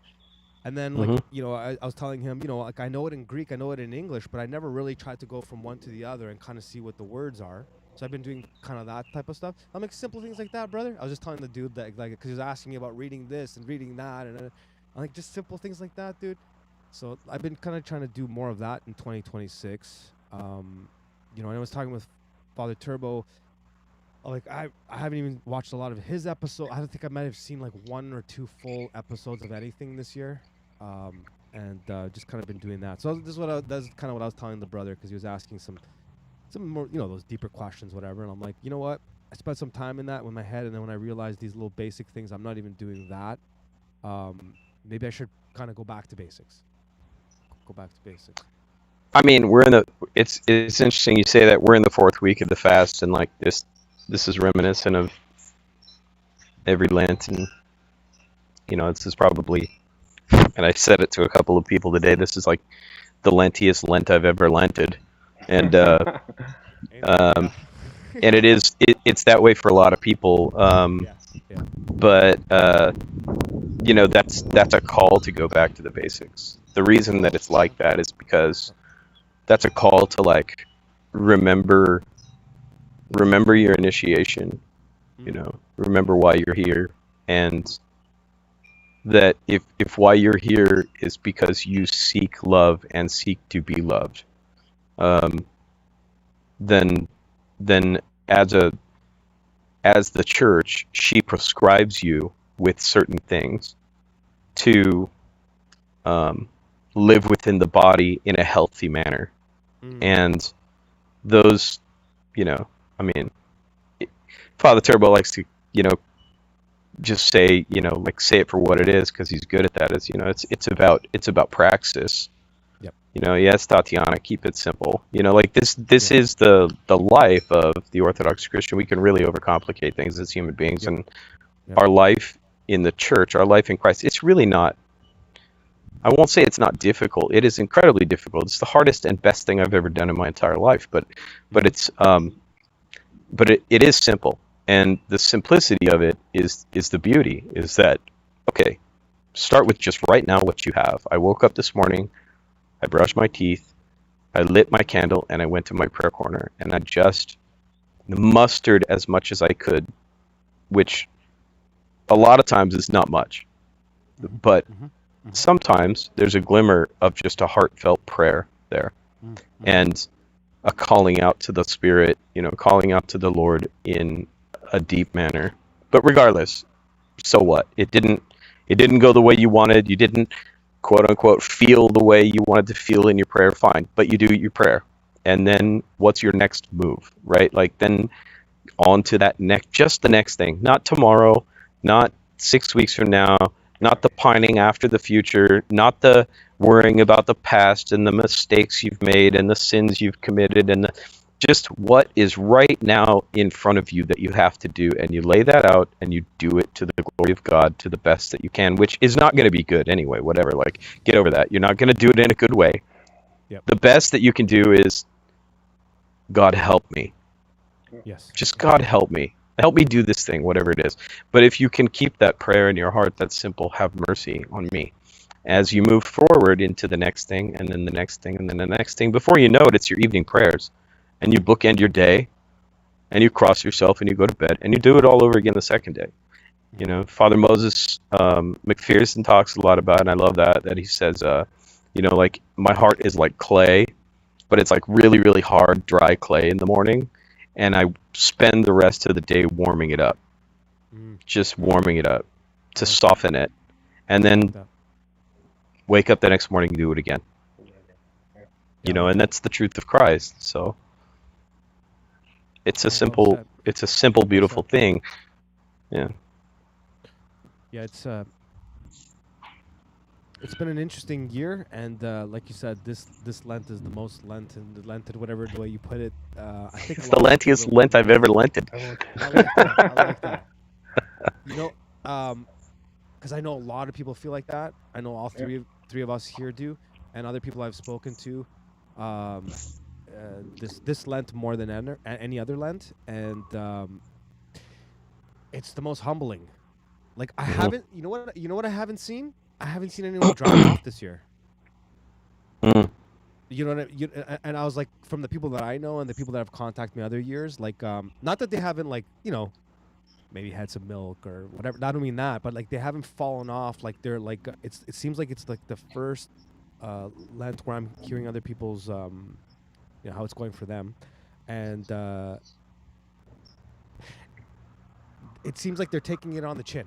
Like, they're kind of like brushing it off, going, okay, all right, let's go. This is hard, whatever, cool. And it's like, there's a little bit more humor this year, but like, not in the ha sense, but more like kind of like, because there's some stuff out there that's not very but it's kind of like, because of those things, maybe, it's kind of adding more gravitas to the fact that, we're not all perfect, we're all going to fall, but we do know that we have to keep moving forward, because if we don't move forward, look around you, things are getting real on every level, and so like it's like time that you just kind of like, you felt cool. And like I was talking to Angelo today on the ride back from seeing Father Turbo, it's like I'm really trying to take that I think it's St. Anthony, and I hope I'm not paraphrasing or messing it up, but I probably am. I'm trying to master getting up, not falling down, and kind of accepting that I'm gonna fall down, but I want to master the getting up, and then and then kind of looking at it like not pridefully, but kind of like, hey man, I popped back up again, and I'm kind of like giving myself cred for the pop back up. You know what I mean? So I think that a lot of people are kind of in that kind of boat. I think without even being able to like articulate it, I'm seeing that with people. Like I'm seeing that with you, Daniel. Some of our conversations we've had. Germanus, you always have like a good baseline of things, but then I know a lot of other people don't, and I know that they're. And now I'm just babbling, but I think you guys get my point. Yeah, we do. I like how you laughed at me there. Daniel says a lot with a little snicker.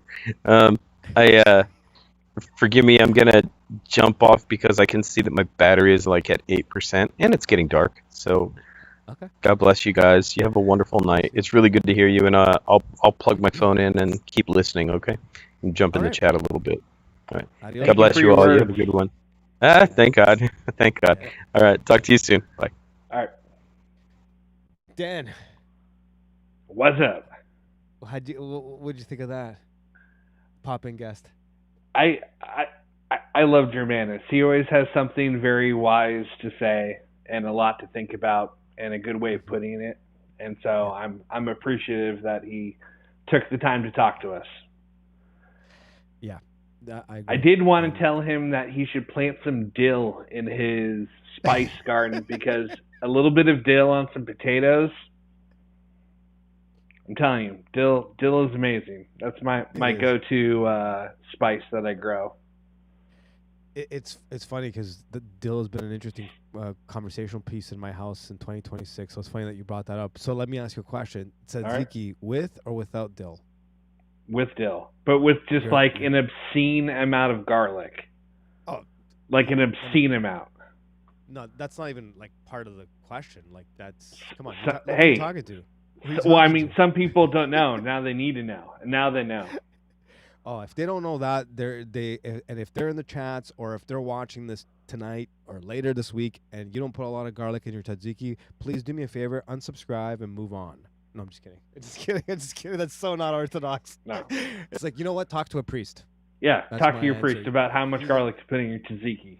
Yeah, I think you need someone to speak to you because that's not right, man. If it doesn't burn your tongue, like if it burns my tongue as a Greek guy who's like okay, but like if you're like you're not used to tzatziki, and if it doesn't burn your tongue, it's not right. It's not right. Man. Well, it's because you have like the coolness and you need to offset it and balance it. Right. And you're not going to put in like, hot peppers or anything, but if you add enough garlic, it brings up that heat. Yeah. Double chef kiss. That's right. And then the clincher is if you have dry mouth for the rest of the evening, and if you're burping up garlic well into the next day, then that tzatziki is boom on. Like if you're waking up in the middle of the night with the garlic burps, you've done it right. Oh, that's for sure. And like have to like down a couple glasses of water. You got to do that. You got to do that. It's not right if it's not. Or that could just be me because I eat it by the spoonful. So it's like, can't have it in my house. So Dan, I'm so blessed to have such amazing people in my life, man. Like seriously, I was thinking about that today in church. So I sound extra gay today, don't I? No, that's no. I was gonna insert a Buck Johnson joke, and I decided not. I'm like, he's gonna punch me in the nuts when he sees me. Yeah, I think he will. I think that's. I'm sure he probably will. Maybe that's what I'm trying to do. I'm trying to. Okay, you're trying to goad him into punching me in the nuts. So it's not me. Now he moves on to you. Okay, it's a deflection. Yeah, like this deflection. Deflexiones. Deflexiones. he came up at one of the conversations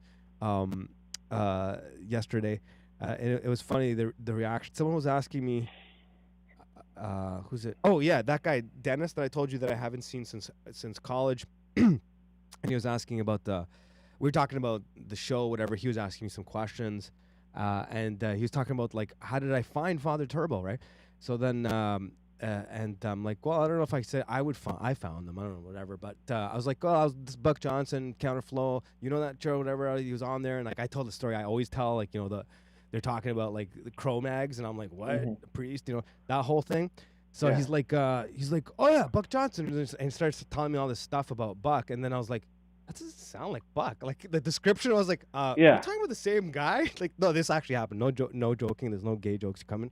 And then he starts describing, and then he starts like I was like, who's he talking about? I was trying to figure out who he's talking about, and I'm like, is this guy a priest that you're talking about? They're like, yeah. And he was talking about Father Moses. Oh, okay. Right, Father Moses. I'm like, no.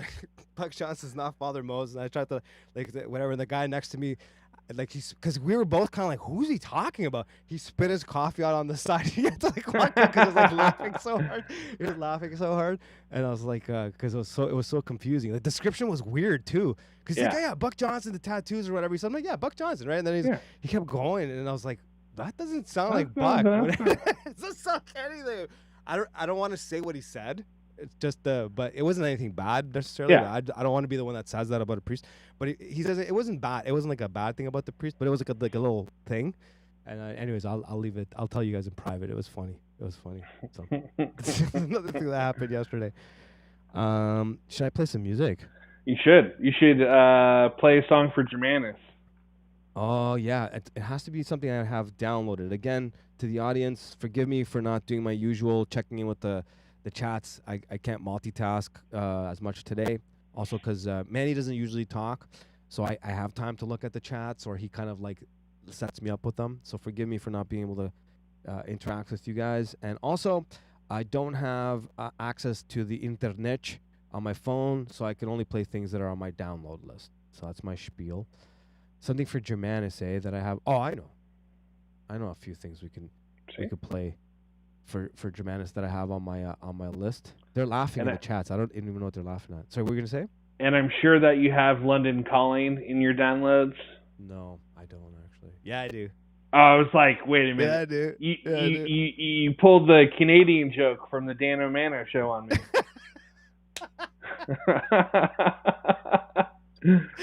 Yeah. I'm like, maybe he doesn't. Yeah. Should we? No, you know what? I'm gonna play something. Then we can get into. Or I could play something that kind of covers all grounds. Well, I was thinking something for EP. I was thinking about sending up the Joe Strummer light. Okay. Maybe we could like do a little combo here. Let's see. Like, I'm just gonna type in The Clash and see what comes up. And I'll put like 8 albums, probably. No, maybe not. Let's see. As I scratch my Shanglangs, that came out wrong, but you guys know what I'm talking about. Oh, here we go. All right, what do I want to play off this? Okay. Thank you, Daniel, for the suggestion. You got the wheels turning. We're gonna make everybody happy here, and for those that are not happy with this track. Add more garlic to your tzatziki. Add more garlic to tzatziki. I like that. I like that.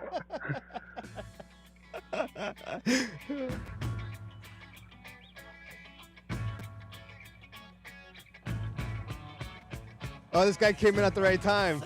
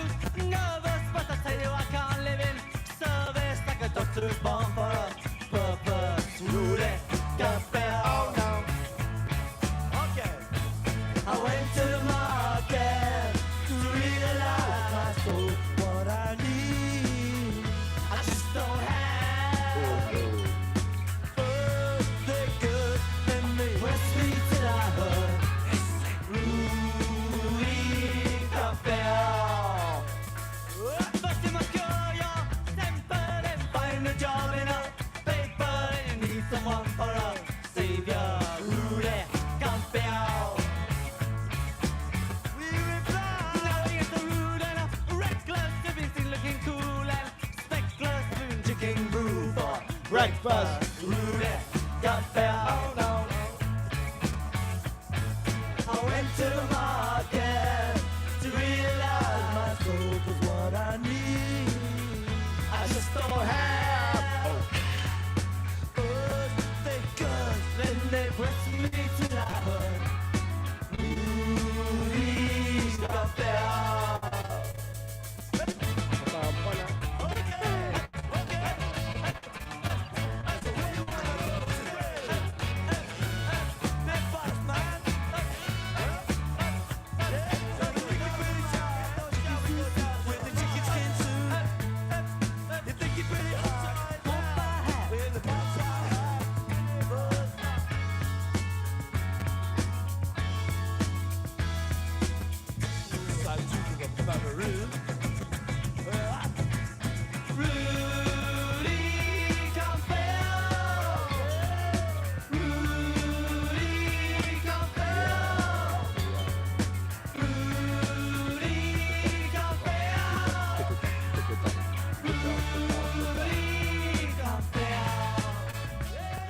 Was that a good pick?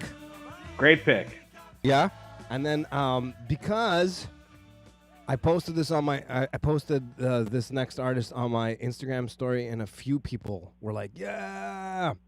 And so let's do it. Let's do it because I'm always like, yeah, for this guy. You know what this is? Living on the road, my friend. Towns Yeah. Van Zant, baby. Keep Yeah. you free and clean. Now you wear your skin like iron and your breath's as hard as kerosene. You weren't your mama's only boy, but her favorite one, it seems.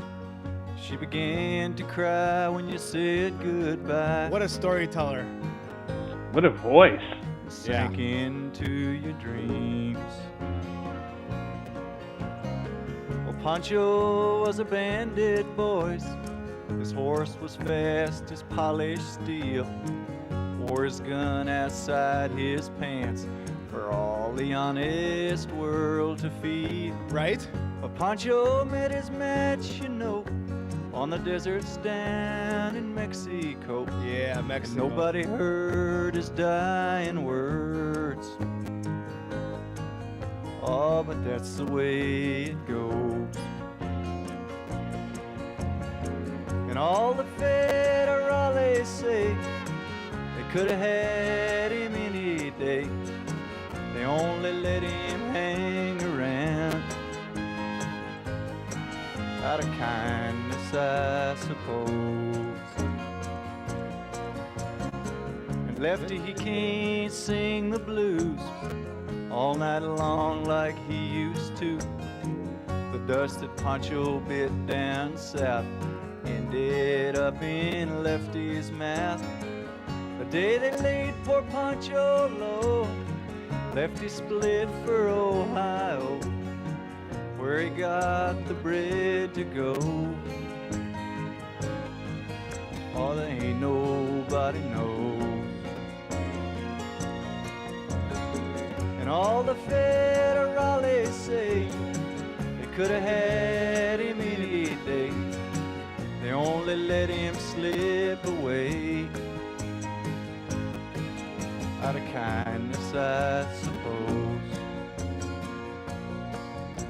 Well, the poets tell how Pancho fell and left his living in a cheap hotel. The desert's quiet and Cleveland's cold, so the story ends, we're told.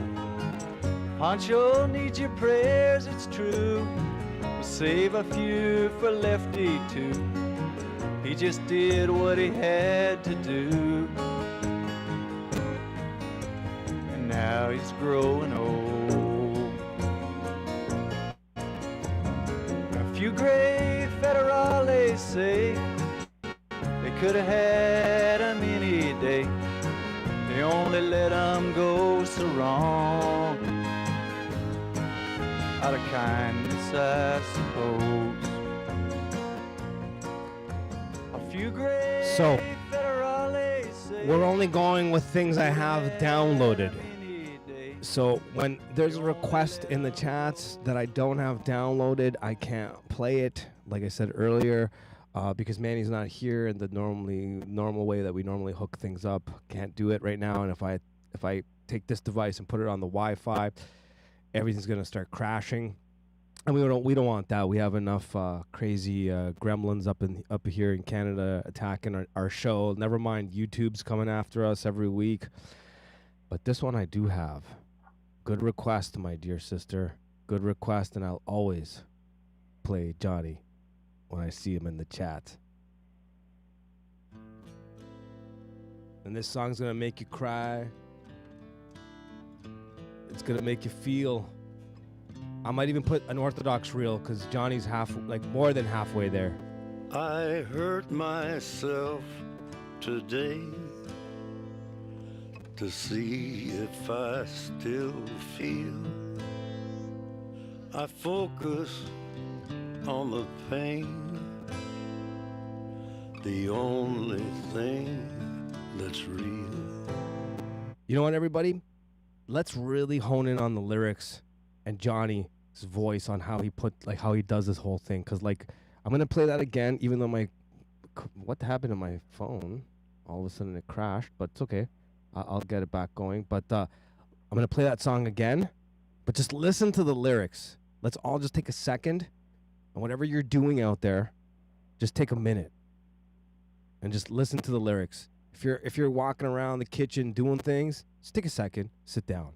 If you're I don't know, sanding your car or whatever, some body shop thing, take a minute, sit down, take a second. You know what I'm saying?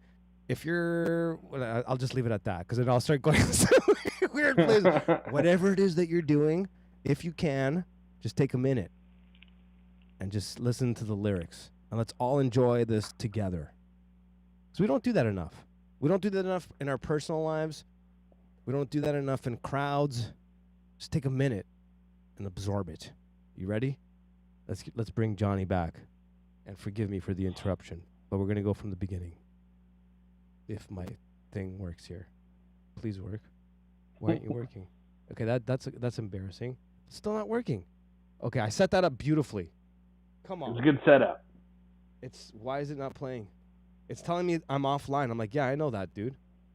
Oh, buddy, you ruined it, Re.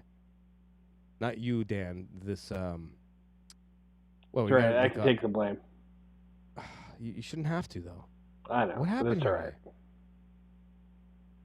Dude, seriously, can you tell me what happened? Me? Gremlins? No. Yeah, Canadian gremlins. There we go. We're back. Let's take a minute, boys and girls.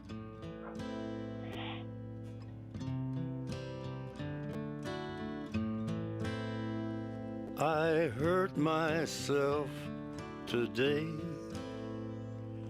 to see if I still feel.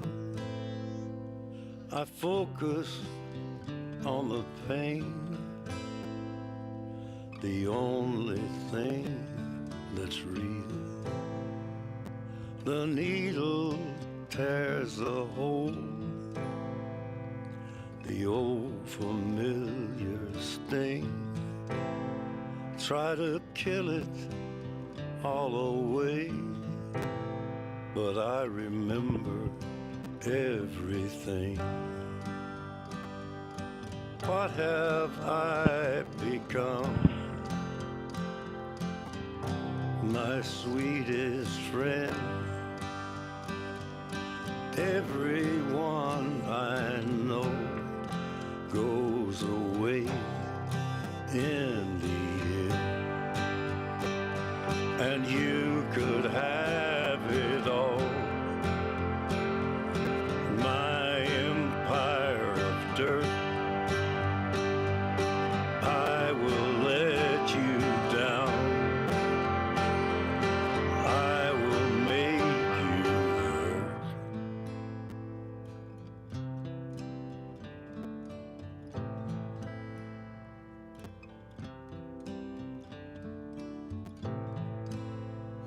I wear this crown of thorns upon my liar's chair,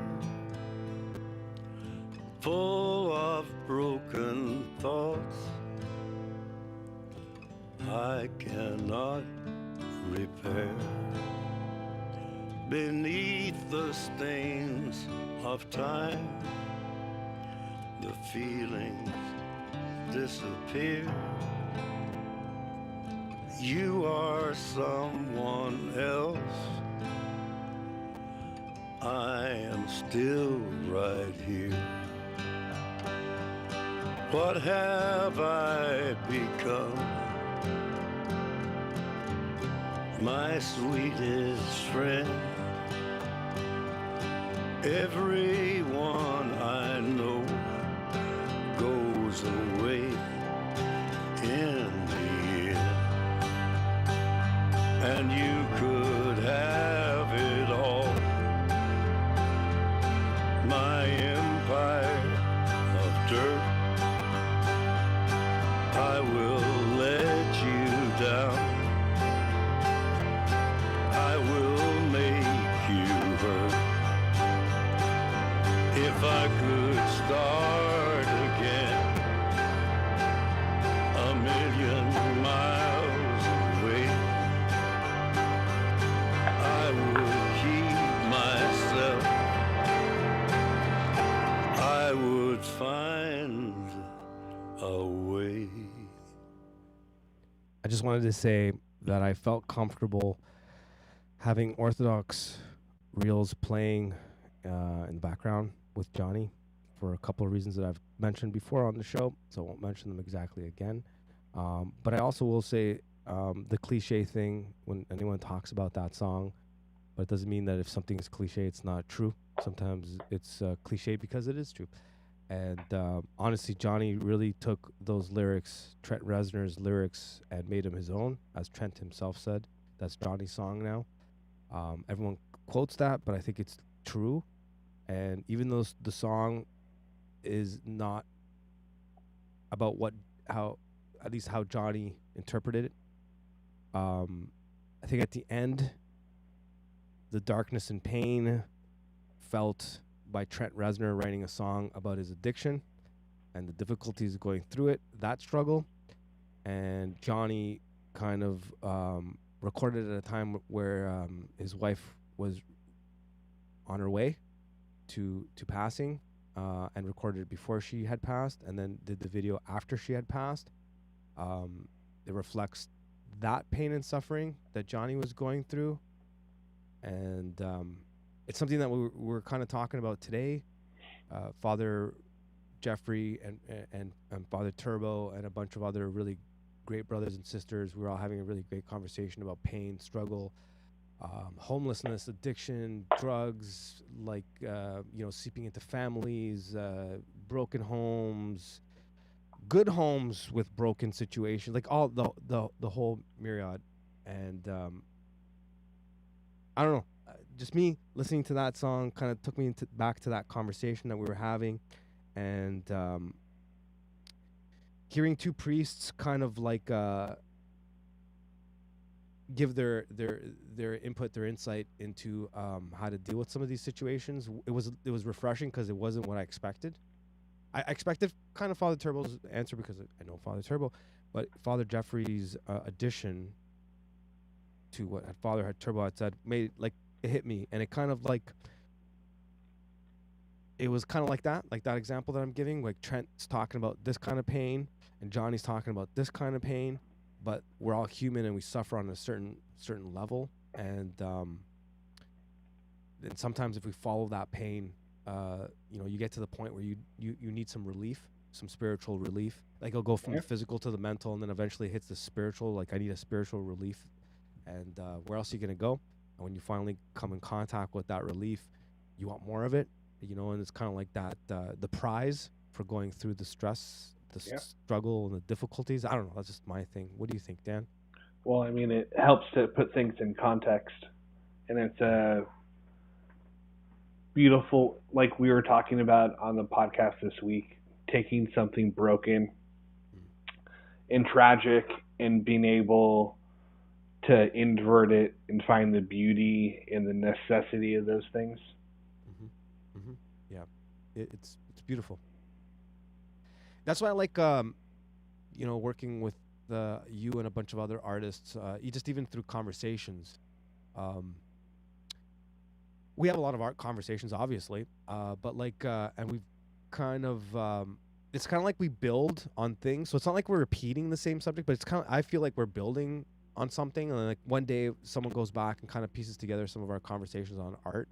I think they'll see that evolution, like that through line through what we're saying. Yeah. Where I'm going with this is like I'm feeling more and more recently that I'm kind of wrapping my mind around the fact as artists, our job is to kind of reflect the times. Like I know that's also kind of cliche to say, but I'm starting to kind of instead of intellectualizing it, I'm kind of starting to feel the importance of it. Like internally, something's bubbling. Like kind of like that's why that you should continue doing these things. How do you see that, and how do you identify it in others, specifically Daniel?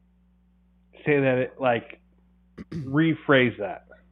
How as an artist yourself, okay, when you're looking at the world you live in, both on all three levels, physical, mental, and spiritual, do you, like, as artists, we have like a responsibility to kind of like filter that, like what's going on from your perspective, and kind of present it in your art, right? So that you can kind of communicate something, right? So my question is, how do you deal with that, and how do you identify it in others, like in other artists? The thing that immediately comes to mind is sincerity and honesty. So it goes back to the conversation we've been exploring, like imitation versus inspiration, right? So it's, I think it's always, as an artist, an important place to be, to not try to please other people as like the source of why you're doing something, but it's something that you're trying to figure out on your own. And in that honesty and authenticity and sincerity, you can share that to other people. And so to connect a few dots, I remember hearing Trent's version of Hurt back in the 90s and thinking about how powerful that song is. And it's powerful because of the sincerity. But there's a level, once you're in that realm of truth, there's a universal that comes out of that. And then, Johnny coming in and adding to that just added like another layer of depth to that universality of pain and suffering. And, it's, So anyway, so from an artist standpoint, like trying to express some sort of truth in what you're doing, I think. Yeah. Amen. I agree. Usually, I'm more from the visual side of things, even though I do play music myself. So even though you're coming from a more musical place, lyrics, songs, melodies, those kinds of things, I still think that there's, we're on the same thing, if that makes sense. No, absolutely. No, it's like we're all describing like the water bottle from different vantage points. Yeah. That's kind of how I see it. It's because even the music video to Hurt, the song written by Trent Reznor, the video, I don't know who directed it, but you have the production quality from Rick Rubin, and then you have Johnny Cash, and all those four elements kind of come together in this thing. So it's like, to your point, I'm coming at it from a music standpoint, you're coming from a visual standpoint, but you put them together and you have this all-encompassing, well, not all-encompassing, but it's got a lot of components, and it kind of communicates something. And it's cool.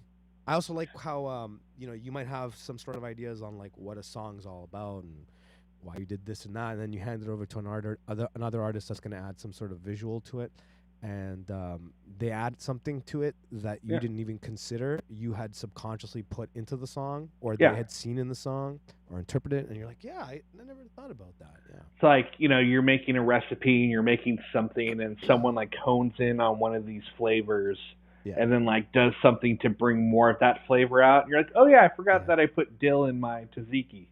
Yeah. More garlic. Oh, the Callbacks answer's all always day. more garlic. Oh, It's true. It's true. callbacks, and I like that word calling back tzatziki and garlic. That's right. You know. I had Well, I have a very question for heavy you. Greek one. Yeah. Okay, so when it comes to artistry, right? Mhm. So we've talked about how the artist is at the vanguard of society, and their job is to express things to the general population that they don't know that they needed. Mhm. Right? So that being said, how do you have that on one hand, and at the same time the idea that there's like nothing new under the sun, and that there's really nothing new to express that hasn't been expressed before? Yeah, I like this question. I think I've thought about this a lot. I don't know if my answer is complete. It'll probably change as I continue living. The best way I deal with this, because it's like the cooking example I was giving Germanus, you, and a few other people were talking about, like ingredients. You put Manny at one table, Germanus on another table, Mano on another table. We all have the exact same ingredients. We have everything's the same, and you just let us go. We're gonna come up with three different dishes, right? They're Yeah. gonna taste different. They're gonna look different. They're gonna be cooked different. We're gonna combine them in a different way. And I think the thing that's the common denominator there is the human being. Although there's nothing new under the sun, I'm new under the sun. You're new under the sun. You know what I mean? In that sense, right? Yeah. Like there'll never be another Daniel. There'll never be Yeah. another Mano. And we're kind of like a lens on a camera, right? When you put a new lens on, you can have a camera that everyone can Yeah. buy. You can all have the same camera, and you put a different lens on it. So I think that the artist provides like a different lens on how they're viewing the stuff. So like even though there's only a certain amount of notes, there's only a certain amount of all rhythms or whatever, right? Yeah. I'm gonna combine them in a different way if I'm honest with myself.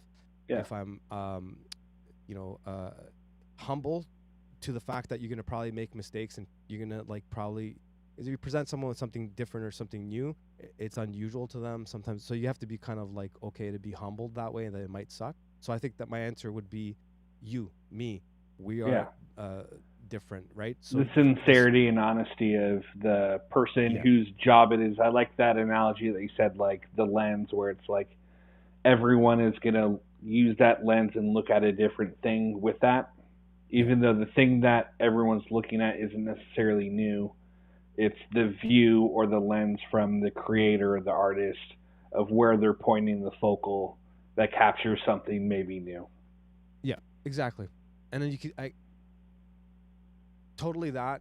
And then I would add, if it's okay, I'm built different. Wow, I looked at some pictures today. I've gained a lot of weight, but that's a different subject altogether. Okay. But like a lot, I was like, oh my God, I have a belly. I haven't had a belly since 2013. Anyways, that's a different story. But it kind of fits with what I'm saying. My arms are a certain length. My body's the way that it is. The way I play the guitar is, I've been told by many people, is a bit different, but kind of the same with everybody else. And like, just the way I'm built physically, the way I think mentally, and how connected I am affects it. And so, yeah, to answer your question, or to repeat it all again, I think it's something that every artist should consider and think. So there's that. And then I think the one thing that we left out is fear.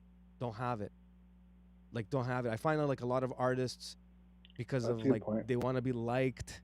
They want people to like their art. I mean, we all want our songs to be heard. We want our art to be liked. We do on some level, right? Yeah. But not being afraid to be like, right? That's a good point. It's a restriction. You're limiting yourself if that starts getting into the equation.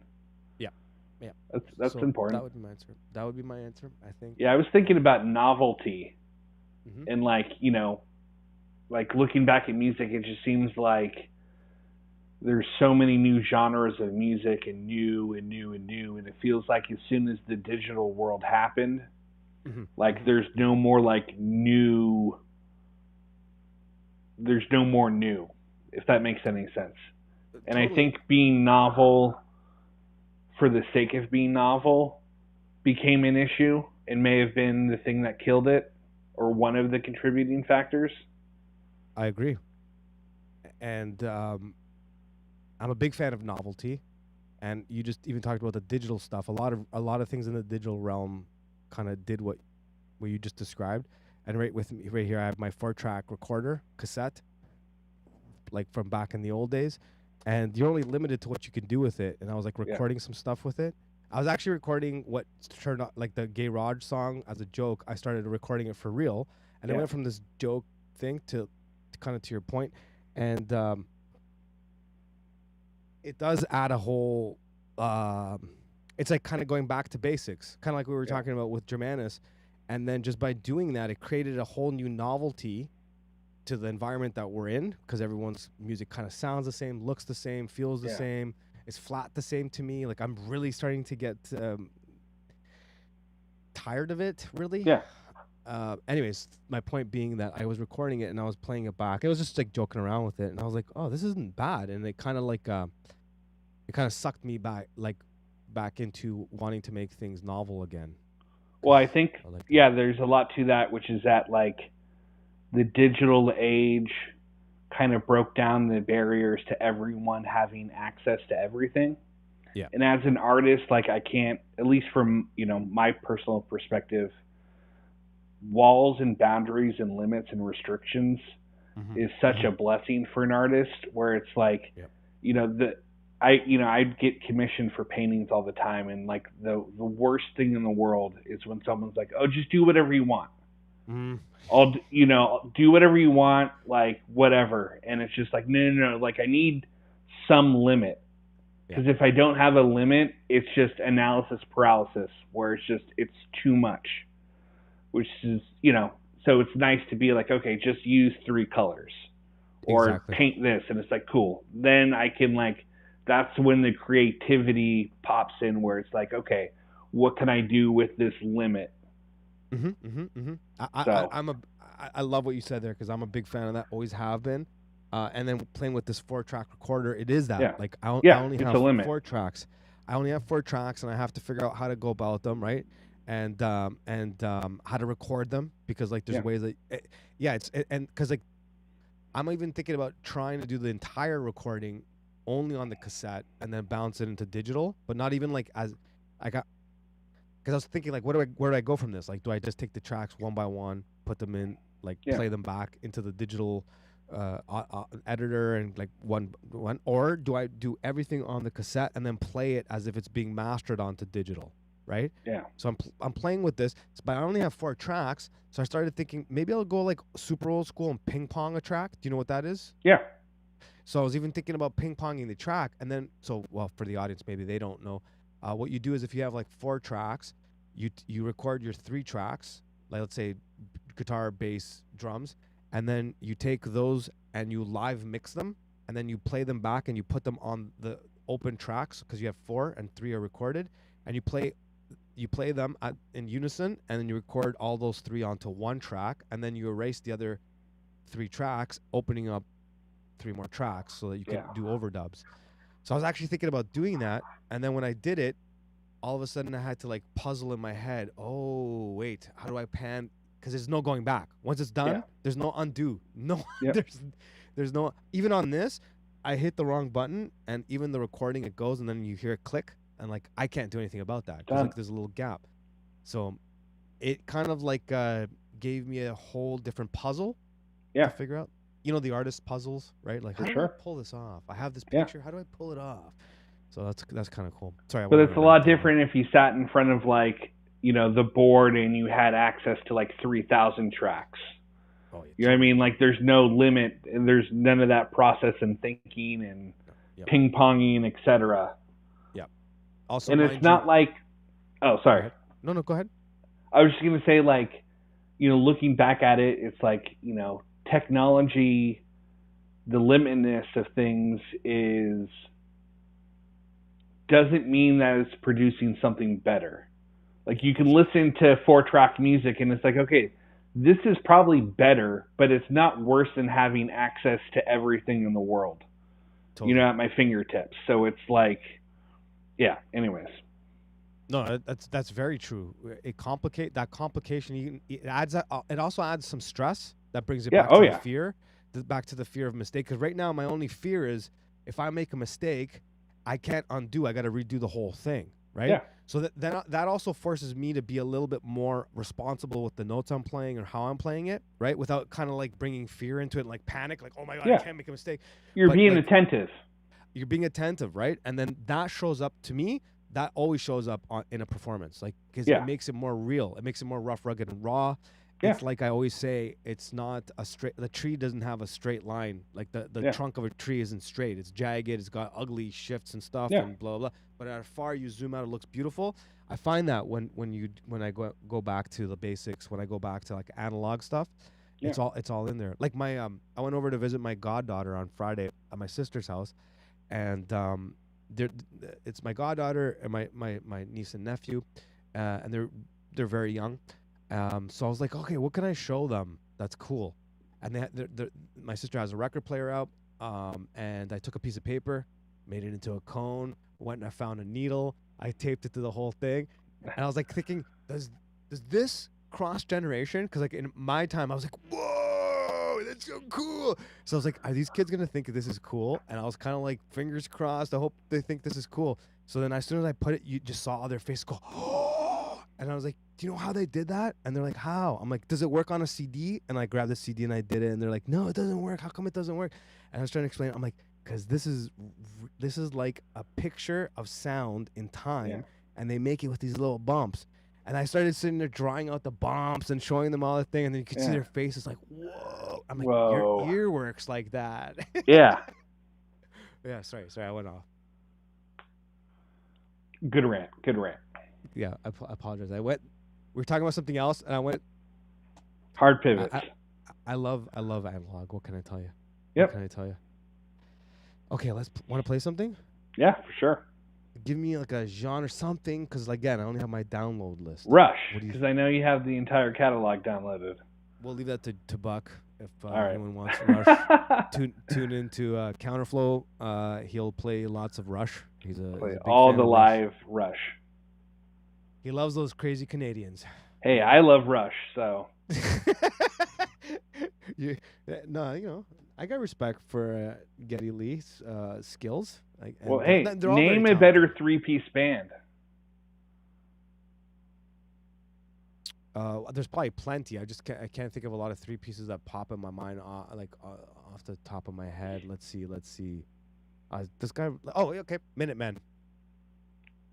I mean, would you? I mean, whether you like Rush's music, there's no way that you're gonna put them in the same category. Well, what are we looking at? Because you're looking at it in terms of skill, right? Like a playing skill. I'm looking in terms of like skill, longevity, creativity. Primus. Okay, that's a good one. But the thing that I would say with Primus is that they've had as many drummers as Spinal Tap. And I think there's something to say about like a band playing for like 40, 50 years with the same lineup. And then each of those members of that band, it's like an all-star band, kind of like Cream, where it's like any one of those members could have done their own thing and it would have been like a superstar band. But the fact that you had like someone in the chat has something, don't say Hanson. ZZ Top, Beastie Boys, those are in there. Elvis, Scott and Bill. I got one for you. Oh, but they keep switching. They did switch their lineup a lot. Because I was gonna say Jimi Hendrix.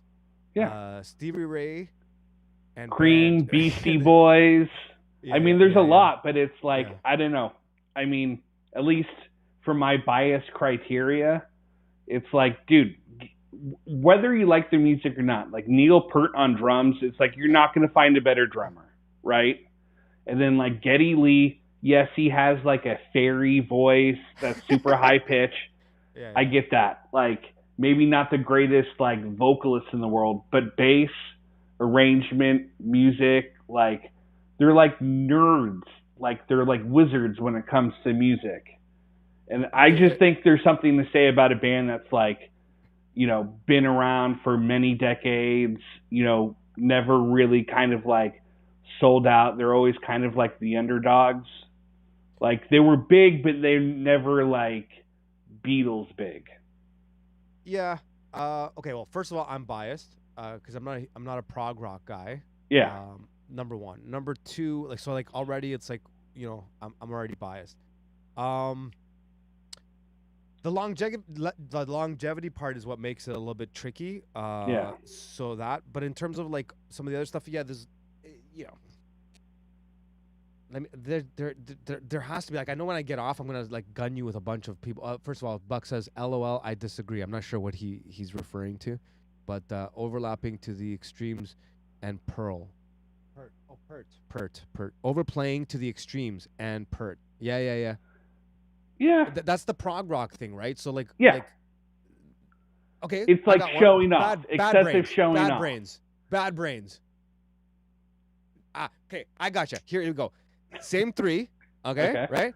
For a long time. Okay, they broke up in this and that, but that's a difficult one to do, right? The longevity one. Okay, but before Bad Brains, they were like hyper talented jazz musicians. Like they could do whatever like they wanted, and they brought that to things. So there's a 3-piece. Okay. Now it's just like a matter of opinions. I like taste. Sorry, it's a subjective thing. I mean, there's tons of amazing, Green Day. No, just kidding. I'm just kidding. It's a joke. Erase that. Nobody clip that.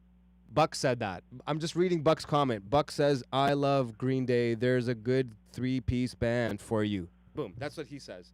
Yeah. Well, I mean, like he didn't say that.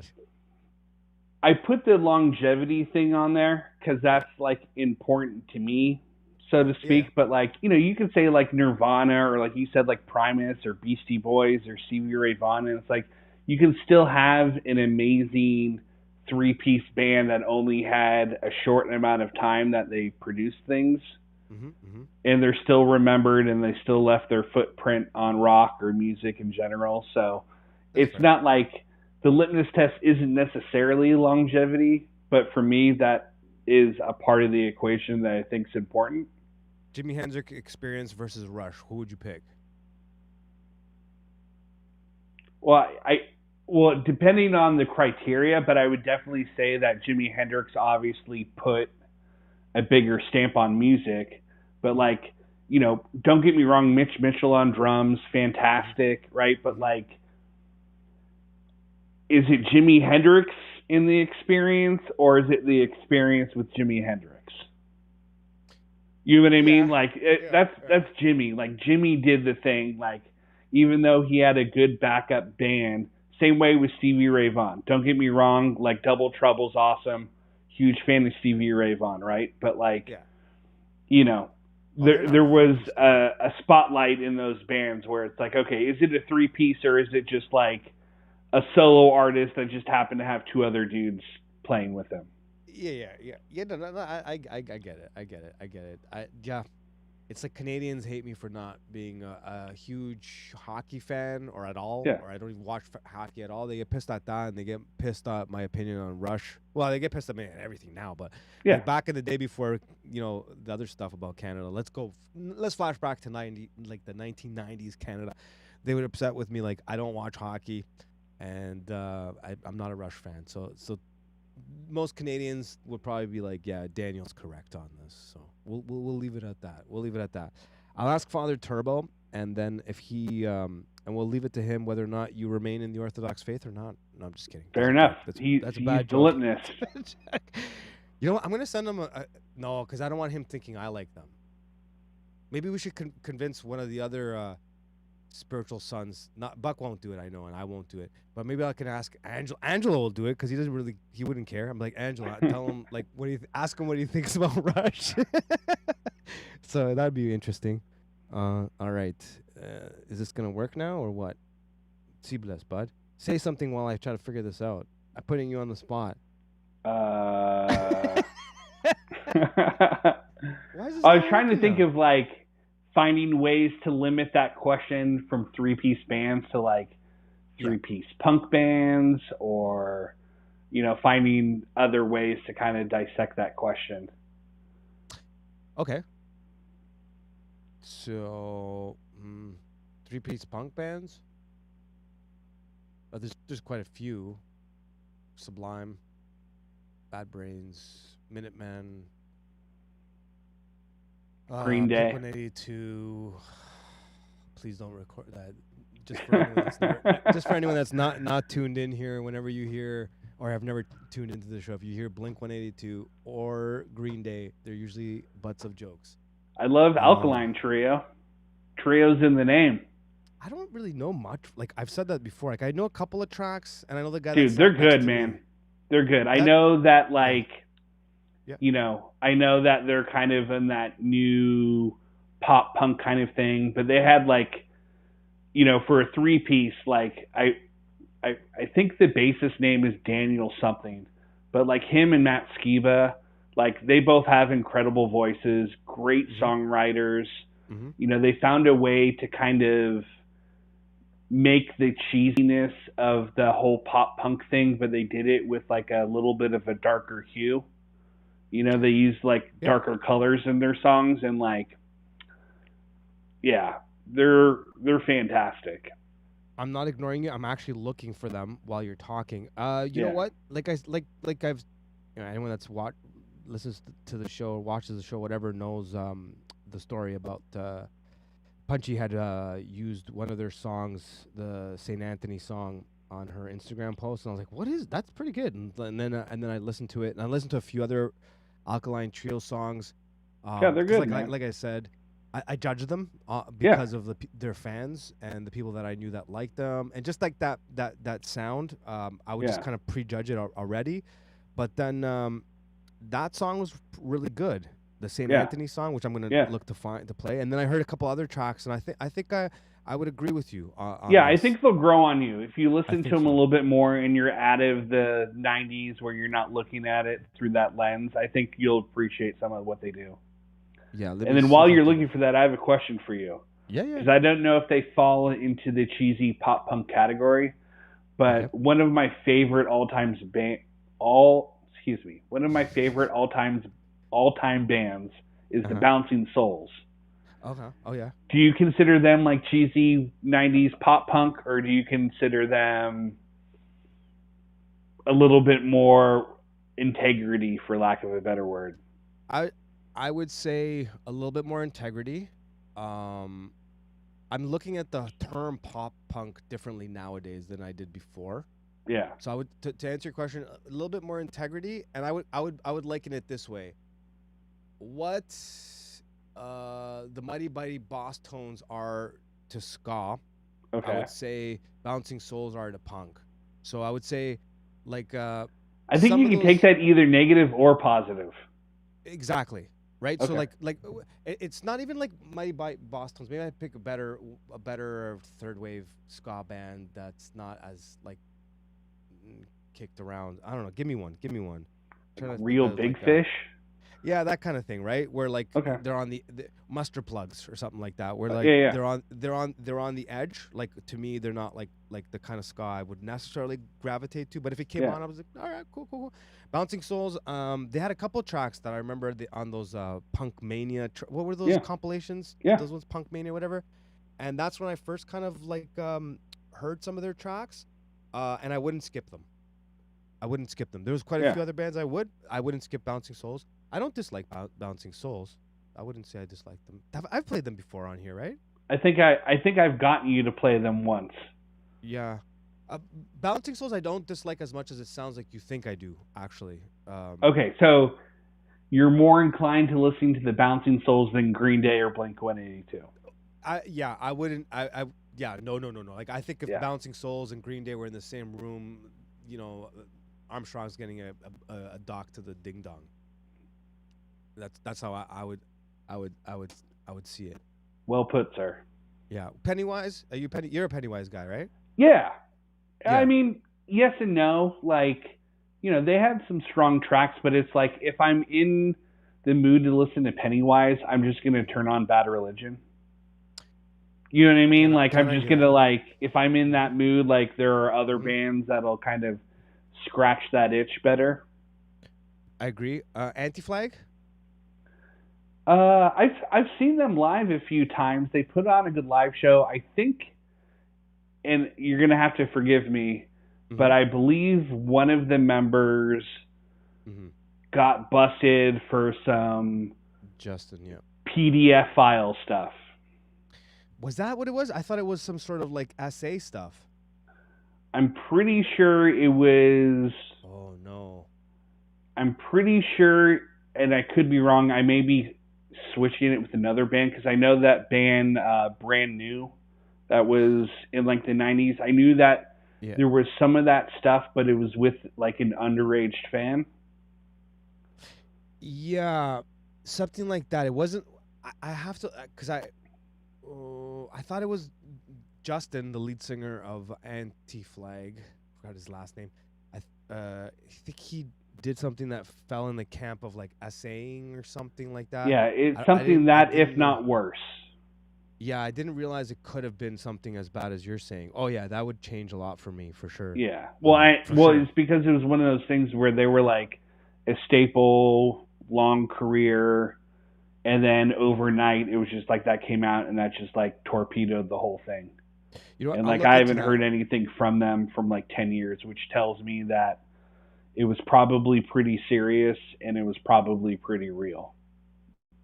Yeah, also keep in mind, like, I don't know what he did, so I'm not justifying anything. Yeah. Keep in mind that they also run in like a super hardcore left-leaning sort of crowd. Yeah. So like even if he farted the getting wrong canceled, way, they would take it that way, right? So like I don't know what it is. So you know what? I'll look into that. I'm not a massive Anti-Flag fan. We just worked with them when we were at the record label, and they had that one album, this and that. Yeah, the whole punk pop thing. I don't know, because some guys will put like some bands that I don't think are pop punk in the category of pop punk, and I'm kind of surprised. So sometimes like I don't really even know how to answer that question. Why can't I find the Alkaline Trio song? Maybe I never downloaded it. I thought I did. Forgive me. Okay, so your opinion on NoFX withstanding political ideologies and Fat Mike? Just musically never got into him? But Fat Mike is NoFX. I don't think you can have NoFX without Fat Mike, so it would be a totally different band. I never liked Fat Mike. They have some songs. Yeah. They have some songs, whatever, definitely. None of them are particularly coming to mind, but there have been songs where I'm like I'll hear it, it'd be a song I've never heard before. I'm like, that's NoFX, but it's a good song. Yeah. He really gets under my skin. He always has. I get it. Yeah, totally. And it's honestly like it's not even the music. Yeah. So like I'm just basing it on like he really annoys me. He annoyed me before he went down this path that he's in now. Like he's always kind of annoyed me. Yeah. But yeah, it's not like a Jello, you know, from Dead Kennedys. Dead Kennedys. Like his politics and his stupidity. That's one thing, but I love the Kennedy. Like I like the Kennedys. I can't say I love them anymore, but I like there's a lot of Kennedys albums that are great and tracks are cool. So it's not like that. He always annoyed me, Fat Mike. You're a NoFX fan? Yeah, for sure. Yeah. I mean, you know, not like a huge fan, but you know, I definitely like NoFX. I like Fat Wreck Records bands. Like I was really big into Lagwagon. I'm still huge into Lagwagon. I think, you know, they're on that pop punk side, but Joey Cape's voice is just like, you know, one of those unique voices, kind of like a Mike Ness voice, where it's just like, I hear that voice and I'm like, dude, that's awesome. Yeah, that's that's another one of those bands. I don't know a lot of their tracks, but when I hear them, I'm like, I agree. There's something. Yeah, they kind of went down the Descendants vein of punk. Yeah. You know what I mean? Where it's like a little bit more melodic and a little less like whiny and, you know, politically orientated. So, you know, there's a couple tracks where they have some like really cool orchestral stuff, which is, you know, unique for like a, you know, punk band to be like, let's bring in some violins or whatever. That's true. I don't know why this isn't working. Did you ever get into Goldfinger at all? Yeah, a bit. I did. A lot. All these bands that you're naming, I don't like. I didn't hate them with exception of very few. They'd be like they'd come on, but it wouldn't be something that I would necessarily go hunting for. But if it was like being played at a party, or if a track came on, or if it was on one of those compilations, I wouldn't usually skip them. Also one of those bands that I had in the back of my mind, I'll go back to them like someday down the road, and I kind of never did. So yeah, I might even like now that you mentioned them, next week I might go like look some old Goldfinger stuff like that. But it's like there was a lot of those bands I forgot about too. So now even like you're mentioning some of them, I kind of forgot about them. I kind of forgot. Like because the Hellcat bands, there was a couple of bands on Hellcat Records that were like kind of borderlining some of that sound. I preferred them. I think Armstrong picked bands I liked a bit more just because they were a little bit more dirtier. And they had some grit on them. So I kind of lean closer to that rather than the Fat Rex kind of sound. Well, I guess that was kind of more of my like gateway into things. Right. You know what I mean? And so like, you know, going back, like, you know, some of those bands don't, I guess, like hold up to the test of time, or I found other bands within that time period that I feel like resonate more with me now. So like another one of those bands is like Tiger Army. Like I wasn't ever too big into Tiger Army, but I'd go back and listen to some of their tracks. I'm like, dude, these dudes are freaking legends. That's another good 3-piece band. Yeah, absolutely. What was that request you made one day? And it Nick was 13. Yeah, I think I have that downloaded. That was good. Dude. Yeah. Like, you know, they went, you know, like, I don't know, there's something about that kind of like punk, rockabilly, into country, like stream that I'm just like, okay, I'm here for it, you know? Me too. And I don't have it. What is going on here? Daniel, I'm sorry to You only have 3 songs. One of them is Rush, which you refuse to play. Yeah, I can't do that. Man, what's going on? This is not cool. Should I go wake up Manny? No, I'm just kidding. No, let him recover. I'm kidding. Oh, somehow it did this Floon Jar thing. You know what I'm talking about? No. Good. That means you know what's going on in G-Bar Town. Here we go. Here's as close as I can come to that will like pop up on my phone because things are getting stupid over here. You know what this is? Coffin Cats. Okay, yeah. I just need to hear that stand-up bass.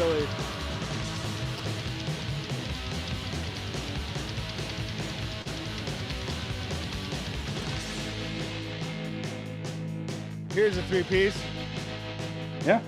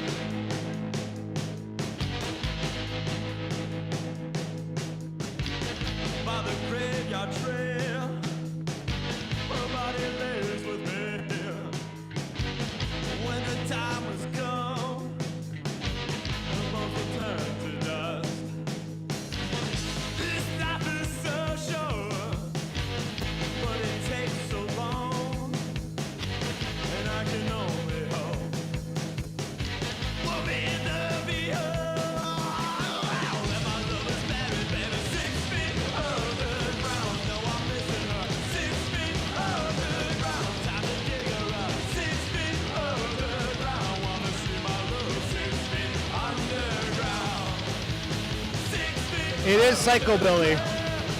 So keep that in mind when the lyrics are going.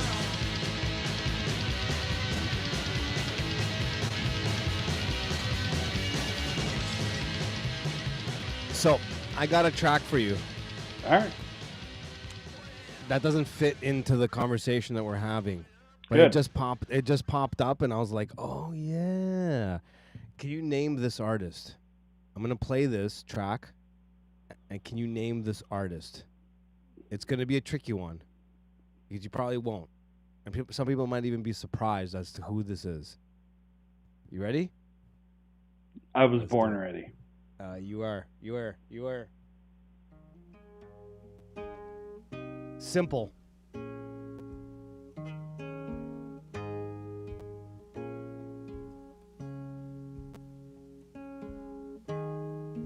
Who is this, boys and girls? Who is this?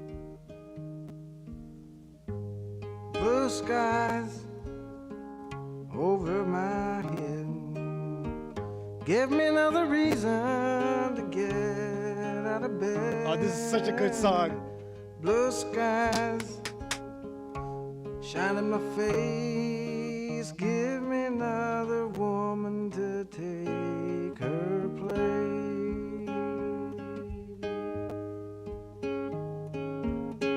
Ain't got no money, cupboards are bare.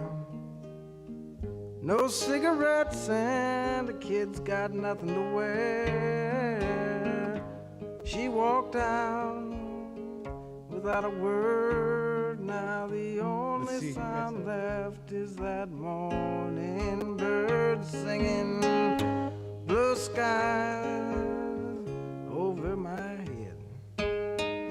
Give me another reason to get out of bed. Blue skies shine in my face. Give me another woman to take her place. Singing blue skies over my head. Give me another reason to get out of bed.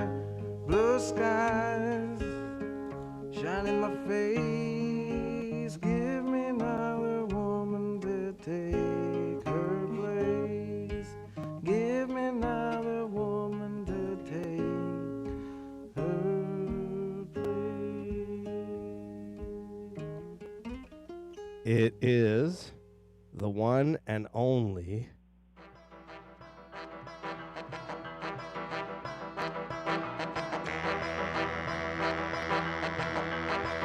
you'll know right now. But it won't grow. Love this song. We won't have to say goodbye if we all go. Maybe things will be better in Chicago. To leave all we've ever known for a place we've never seen. Maybe things will be better in Chicago. But it's brave for us to stay, even braver to go. Wherever she goes, I go. Maybe things will be better in Chicago. But we need the Lord. I love this song. All we want, we carry with us. You know where I can be found, where the rainbow is the ground. I'm not alone, I'm not afraid. Cause this bird is flown from his cage. There's so much magic we know on this south side we call home. With my coat and my hat, I say goodbye to all that. Maybe things will be better in Chicago. Maybe things will be better in Chicago.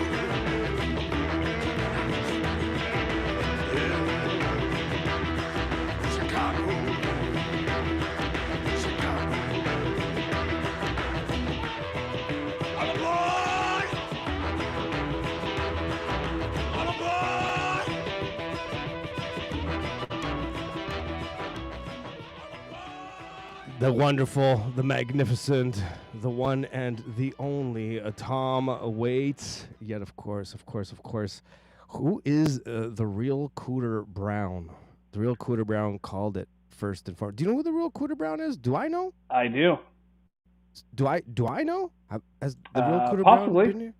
Okay. Yeah, he's been in the chat before. He does his own streams. As in Cooter, as in Crazy Cooter, as in Dukes of Hazzard Cooter? Is that what we're talking about? Or No. no one old enough here to know what I'm talking about. You know what I'm talking? You used to watch. I know what you're talking about. Dukes of Hazzard? Yeah. I don't know if that's where it comes from. Crazy Cooter. He was I on- know. I got that, Yeah. and I know who we're talking about, and I'm not sure if there's an overlap. Oh, I want there to be. So in my Okay. head, There there is. Is that okay? Can we do that? I think so. You know what? Next time I go back to my parents' house, although it might get me in trouble on the show, I'm going to bring my model 69 Charger, the General Lee from the Dukes of Hazzard. I'm going to put it over there, and then our show gets You're going to canceled. make Vany wear some Daisy Dukes? Well, I was making a reference to a particular war that occurred and happened. Okay. Right, because the General Lee is the name of the car, Yeah. and also, I see what you did there. right, you saw what I did there, because I Canadians don't really know a lot of that stuff, so I can make those jokes around Canadians, and they don't really know what I'm talking about. So then, yeah, Crazy Cooter. I don't have someone through in Neil Young. I only have one track. I think I don't actually have it saved on here, and plus I think Buck Johnson will get upset if I play Neil Young again. But I did play him last week. I did play. It's true. What did I play last week? What Neil Young track did I play? Heart of Gold? Yeah. Something like that. But then I saw this in there, and I do have this on my phone. It's one of my favorites of his, and I'm gonna do it anyways. I married my wife on the day of the eclipse. Our friends awarded her courage. I'm sorry. with gifts. I'm gonna start that again. Married. I'm gonna start that again because that's how the show goes. Just because like the opening line sets up the whole song and it's so good. And I did have this conversation a couple times today, although my take on my situation has gotten more positive. Not the situation, my take on it. So this is not a shot at anyone, you know, with the wives and stuff. Right? So like the only person that would know what I'm talking about is the people that were around my conversation. But I'm gonna play the song and listen to the story of this song, how it unfolds. You've heard me play the song before, and I think it's one of those songs we gotta like always take a minute with. And it's so good. And again, forgive me for playing the same songs over and over again. I don't always do that. I mean, you guys listen to the show long enough to know I can mix it up. But I think it's important to have songs come back so that we can build like a relationship with them. And this is one of those songs. Take a minute with this one. The lyrics, the voice, the build-up, the explosion at the end, the description of the situation. It's just like, whoa. Hello. I married my wife on the day of the eclipse. This line. Our friends awarded her courage with gifts. Now the nights grow longer and the season shifts. I look to my sorrowful wife, who is quietly tending her flowers. It's true. That happens. Who is quietly tending her.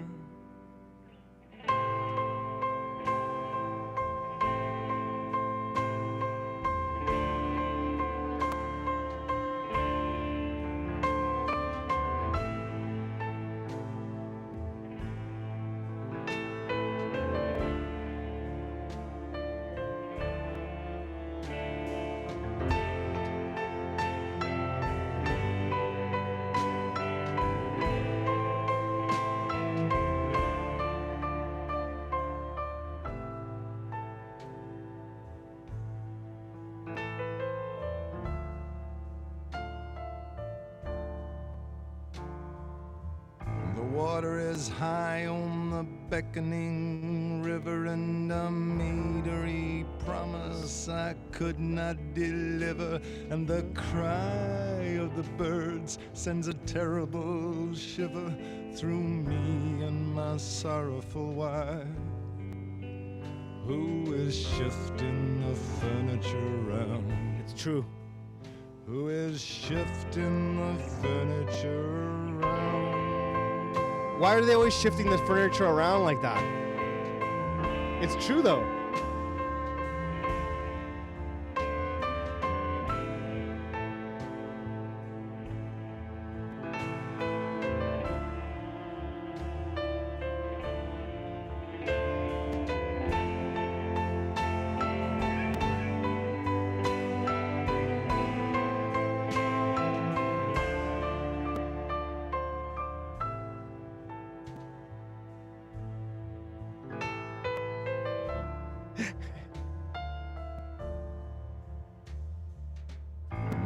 we sit beneath the knotted yew, and the bluebells bob up around our shoes, and the task of remembering those telltale clues goes to my sorrowful wife, who is counting the days on her fingers, who is counting the days on her. Wait, watch.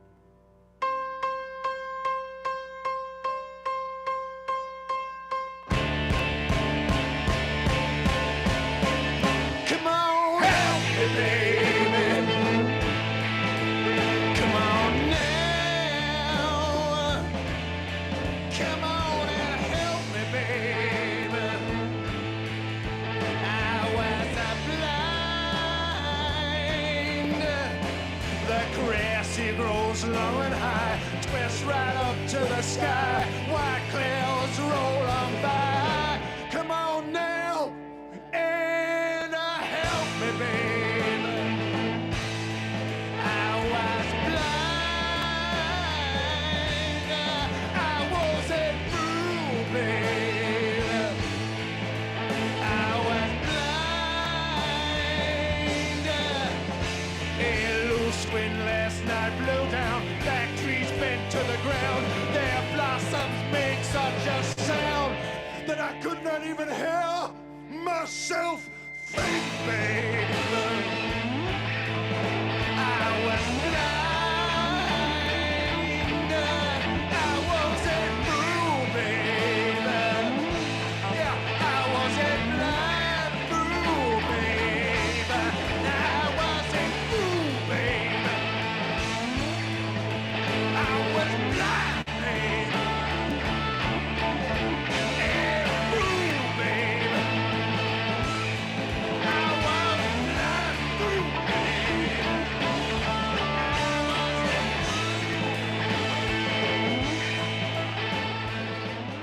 Right? Do you remember me playing this before, or like this making like impact, like as if like the first time you heard it? That is more of an impact of the first time I heard it. Something about that song, huh? Or is it just me? It's got a good crescendo. Yeah. Nick Cave. I love that he's like talks about Christ and God and being Christian now, and how punk rock it is. I love that. I always put him in the same category as Tom Waits. Yeah.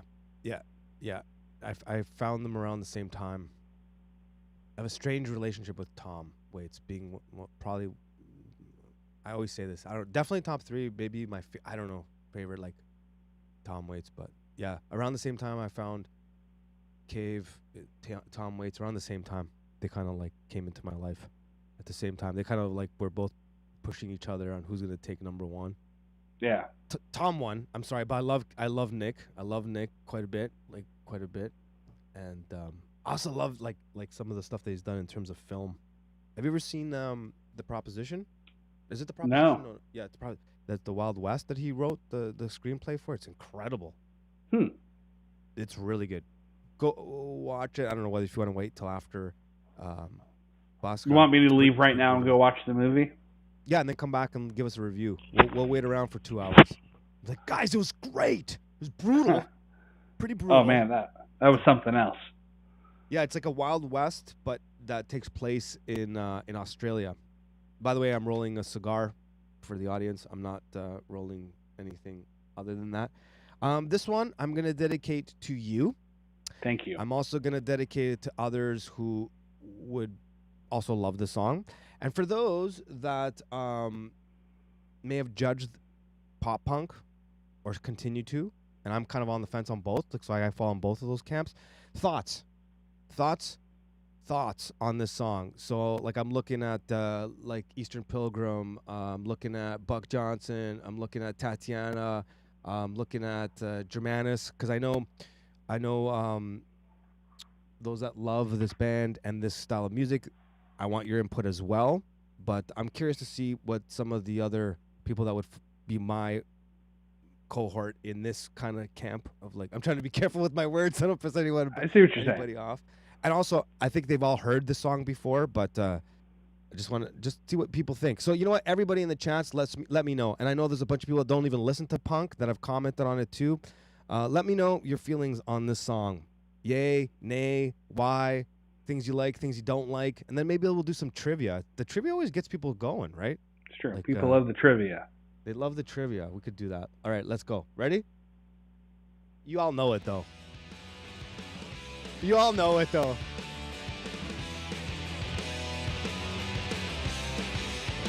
My tender carrion, the damage has been done. From the depths of your heart to the tip of my tongue.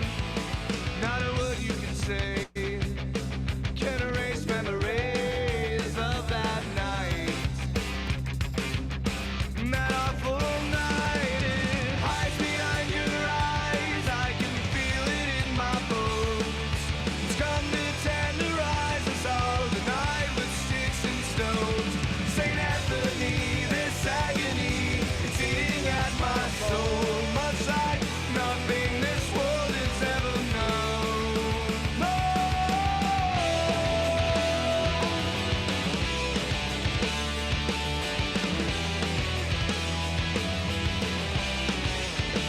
I found a hiding place, not far from here. They'll never find a trace of you and I, my dear. In a world far away, we pass out from the pain, but not here. We feel it loud and clear. It hides behind your eyes. I can feel it in my bones. It's come to tenderize us all tonight with sticks and stones. St. Anthony, this agony, it's eating at my soul. Much like nothing this world has ever known. Nothing this world has ever known.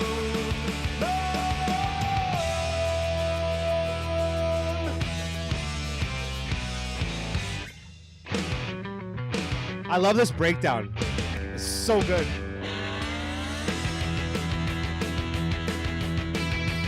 It's good.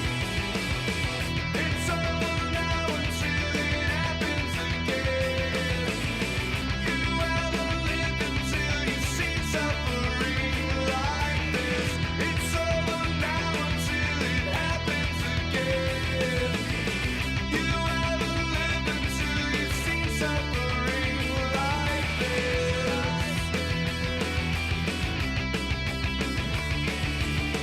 You haven't lived until you've seen suffering like. Hides behind your eyes, I can feel it in my bones. It's come to tenderize us all tonight with sticks and stones. St. Anthony, this agony, it's eating at my soul. Much like nothing this world has ever known. Nothing this world has ever known.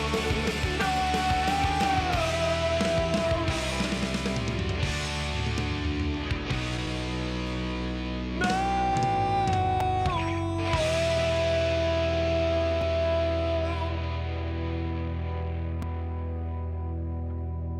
Yeah, so let's see what some people are saying, because like I think I'm surprised by some of, not surprised, but first of all, I do that song has really grown on me to the point where I'm probably gonna put some Alkaline Trio on tomorrow and kind of maybe even message you and ask you for some suggestions. I know Jaden's a big fan, Punchy's a big fan, so maybe I'll get you guys to like send me some tracks to check out. Eastern Pilgrim is saying not bad. Buck says, what does he say here? He says something. I actually don't know them. And then later he says, yes, okay, I know who they are, but I guess I guess he hasn't really listened to them. Yeah. Says he will now. He kind of likes it. Where did he say something like that? He goes, yes, I know who they are now. There's a slight flavor of Michael Graves singing. Yeah, absolutely, totally. Tatiana's digging it. It's all right. I like it. Eastern Pilgrim said not bad. Yeah, I know it's a little bit more polished. Mm-hmm. You know, the production's there. I mean, it's you know, it's still simple in the sense where it's just like an easy song format. That Bridge, breakdown, chorus, though, bridge, chorus, or sorry, verse, chorus, bridge, chorus, outro. You know? Yeah, well, they had that breakdown in the middle there. That was not that there was a breakdown there was unexpected, but how they chose to like approach that it kind of is a little bit unexpected. Yeah, it wasn't like just straightforward. So, yeah, that song has super grown on me since I first heard that track. I want to hear this since it got me thinking. Buck's comment got me thinking. I love this. Do you know what this is? You will in a second. Once you hear the voice, you'll know. You'll know. You'll know.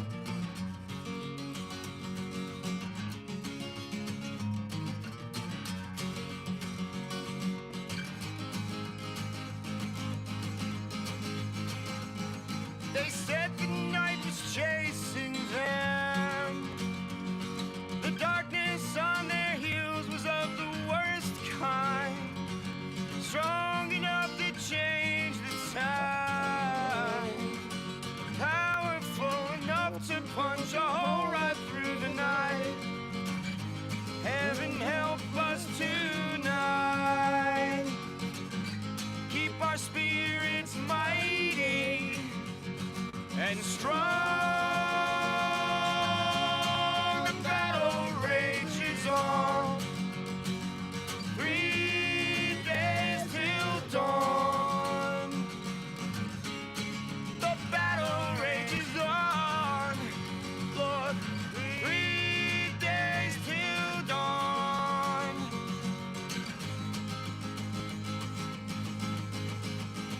And the commander calls his bravest soul, embraces him, prays and says to carry on, strong enough to fight the time, powerful enough to punch a hole right through the night. Heaven help us tonight.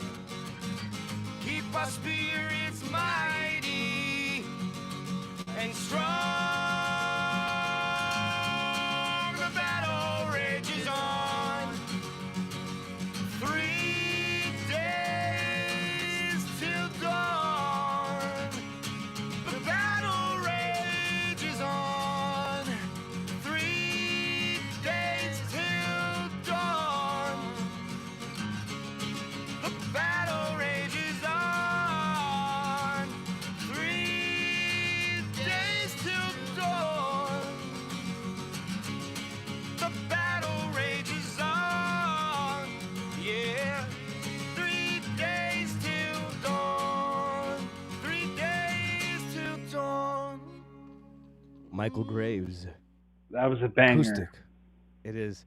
Honestly, like, there's something about when punk goes acoustic and it's done right that it like Yeah. lands. You know what I mean? It Yeah. lands hard and heavy. Okay, let me think of a trivia question. He's got a great voice, and that was probably like one of the most Christian songs I've heard in a long time. You know, it really is. And like when you like break down some lyrics and stuff, like you hear the Christian influence or creeping through. That's the conversation we've had, like, about listening to lyrics and stuff. And so that track, I was just listening to the lyrics. I was like, okay, this is all about Christ. Yeah, even if he doesn't know it, like even if the song. I mean, I don't know how you could not know it. Yeah, 3 days until the dawn. Well, yeah, but I mean, like, you know. It's happened to me. I've written songs like back in the day, and then when someone's heard it, they'll point something like that out, or I'll forget about it, and I was like, oh yeah, I guess so. If you really think about it, sometimes you don't know. But what was I gonna say? I was trying to think of like some sort of trivia because I have to go through my playlist and kind of like look at something. But then instead, I came up with this instead of maybe trivia, but it'd have to be on my playlist, which is probably not gonna happen. But an interesting conversation. Detroit.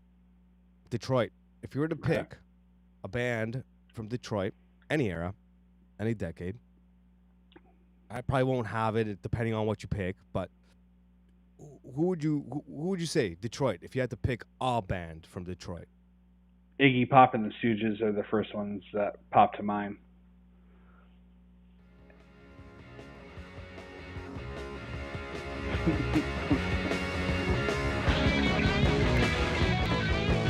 That's all I'm gonna say. That's all I'm gonna say.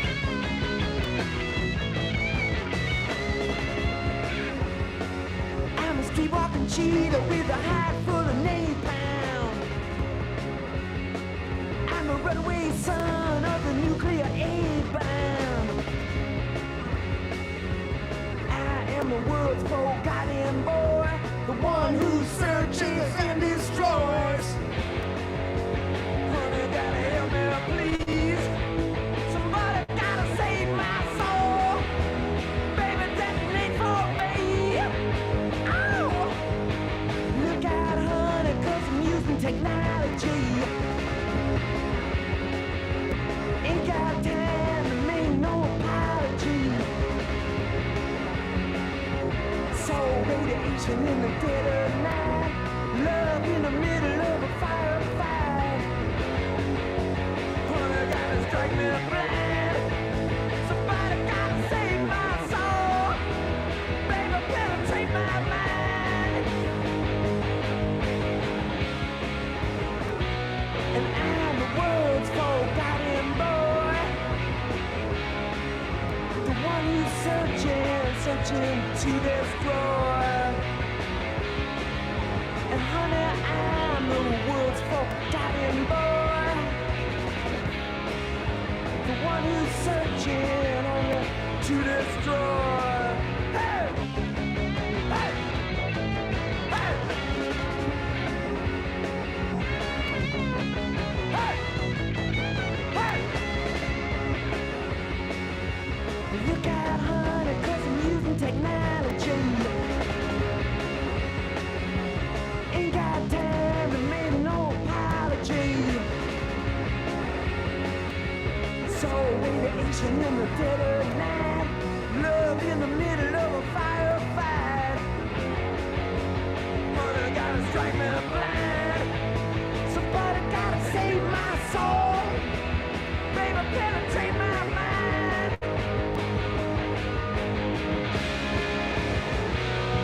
And I'm the world's forgotten boy,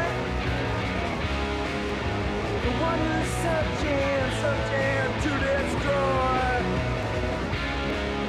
And honey, I'm the world's forgotten boy, the one who's searching to destroy. Forgotten boy, forgotten boy, forgotten boy, said I, yeah, forgotten boy, said I.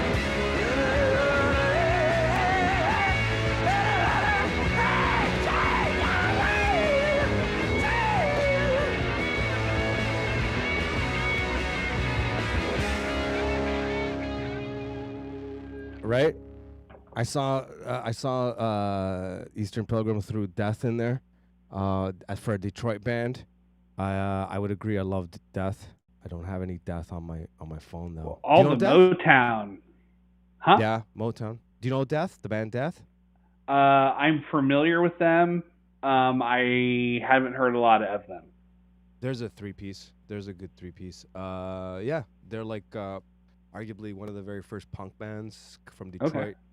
Three black dudes who, at a time when like three black dudes are not going to be making punk, were making punk before punk. Okay, was punk. yeah. Now they're more familiar.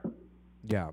Yeah. Like they're forgotten in history, and then they bubbled up when people went back into old catalogs and discovered Death. Great documentary about Death too out there. I couldn't think of a trivia thing, but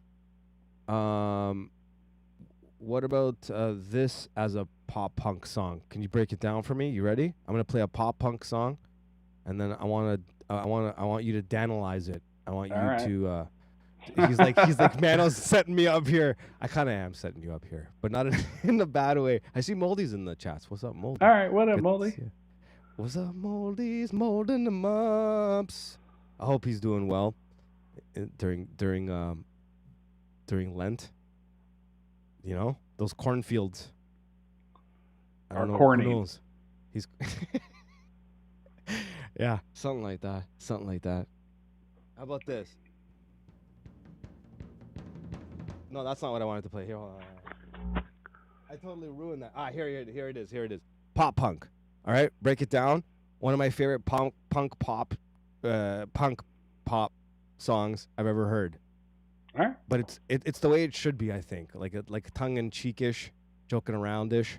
Is this that Greek band that sings about fat ladies? Ah, you got it. You got it.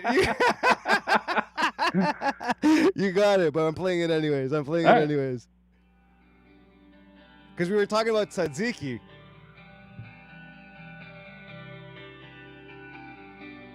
I'm gonna one day actually make a translation video for this, so you guys can see how funny it is. Και θες να φας κάτι απλό, κάτι ζεστό που είναι και φτηνό. Φτιάχνεται γρήγορα σε ένα λεπτό. Μα τι φτηνό να βρεις την εποχή μας μέσα στην κρίση με το ευρώ. Και όμως είναι σχετικά οικονομικό. Είναι και πάρα πολύ γνωστό στους ξένους. Τι είναι για πες. Σουβλάκι με πίτα, τzatziki, πατάτα, κρεμμύδι, ντομάτα. Τzatziki, πατάτα, κρεμμύδι, ντομάτα. Τzatziki, πατάτα, κρεμμύδι, ντομάτα. Τzatziki, πατάτα, κρεμμύδι, ντομάτα. Oh, you gotta love a song about souvlaki and pita.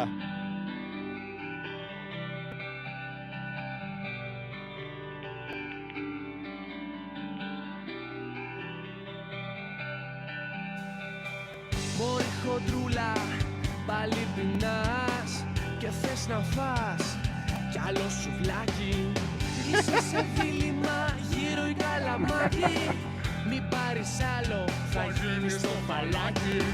Μα εγώ σε νιώθω, είναι πράγμα φοβερό να αντισταθείς στον πειρασμό. Γιατί είναι κάτι ξεχωριστό, είναι πολύτιμο σαν το νερό. Σ' αρέσει, σ' αρέσει, σ' αρέσει. It's so stupid. It's so stupid.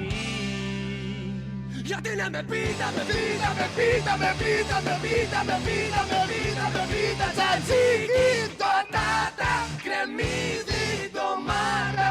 Τzatziki, πατάτα, κρεμμύδι, ντομάτα. Τzatziki, πατάτα, κρεμμύδι, ντομάτα. Τzatziki, πατάτα, κρεμμύδι, ντομάτα. Γιατί να με πίτα, με πίτα, με πίτα, με πίτα, με πίτα, με πίτα, με πίτα, με πίτα. Τzatziki, πατάτα, κρεμμύδι, ντομάτα.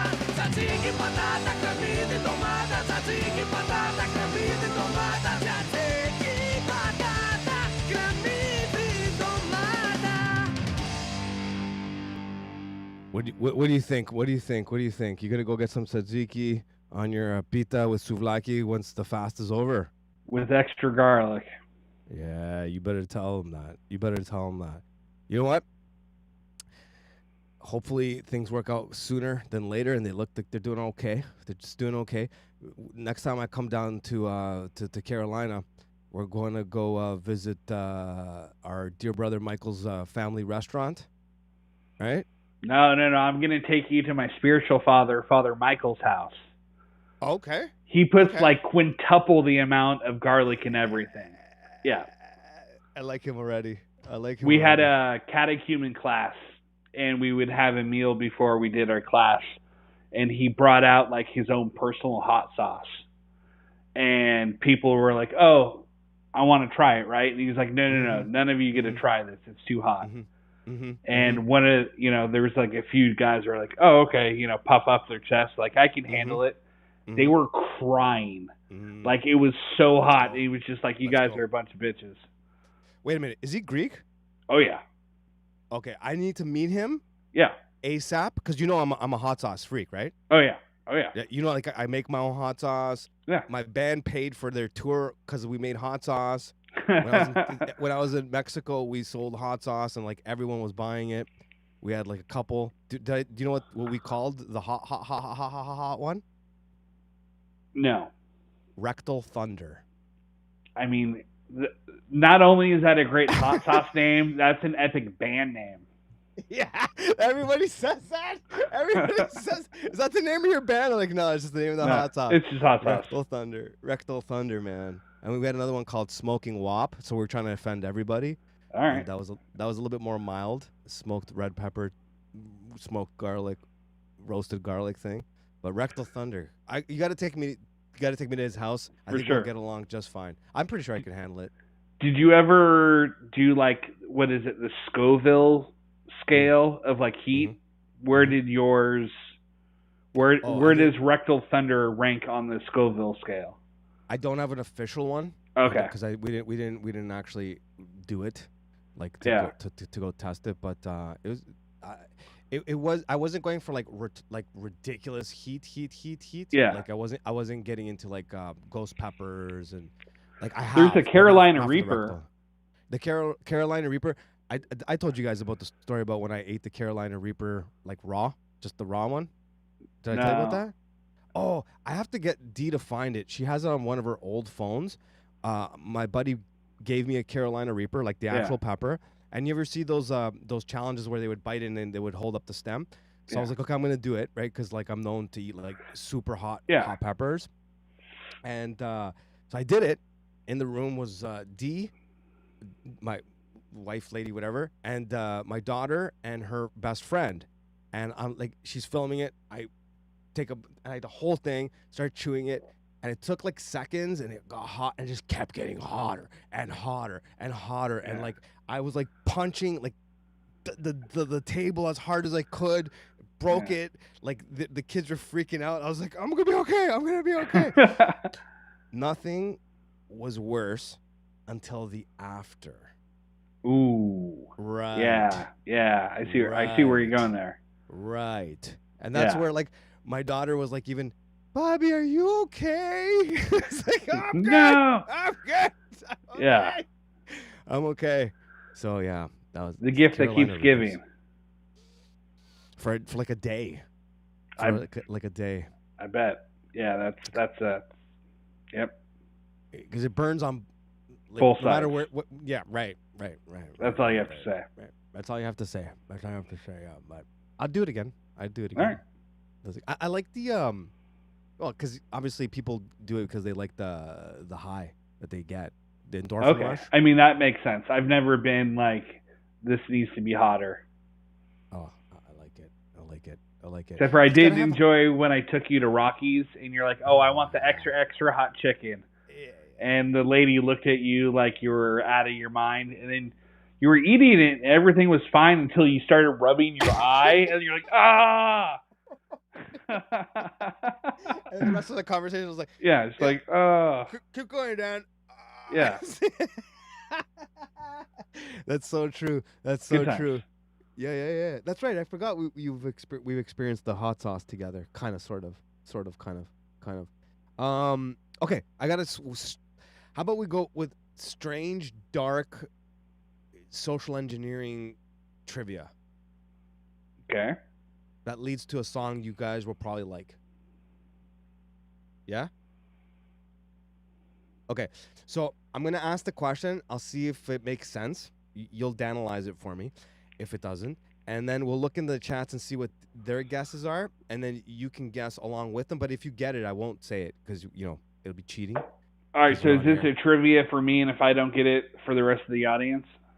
It's a trivia for everyone. I'll just see who gets it. So you can guess too, and I won't tell you until I play the track and all that stuff. I don't know what's going on in the chats because I can't see exactly, but there's some stuff flying up in there. That usually means something's going on. 1 second, what Germ said. What did Germ say?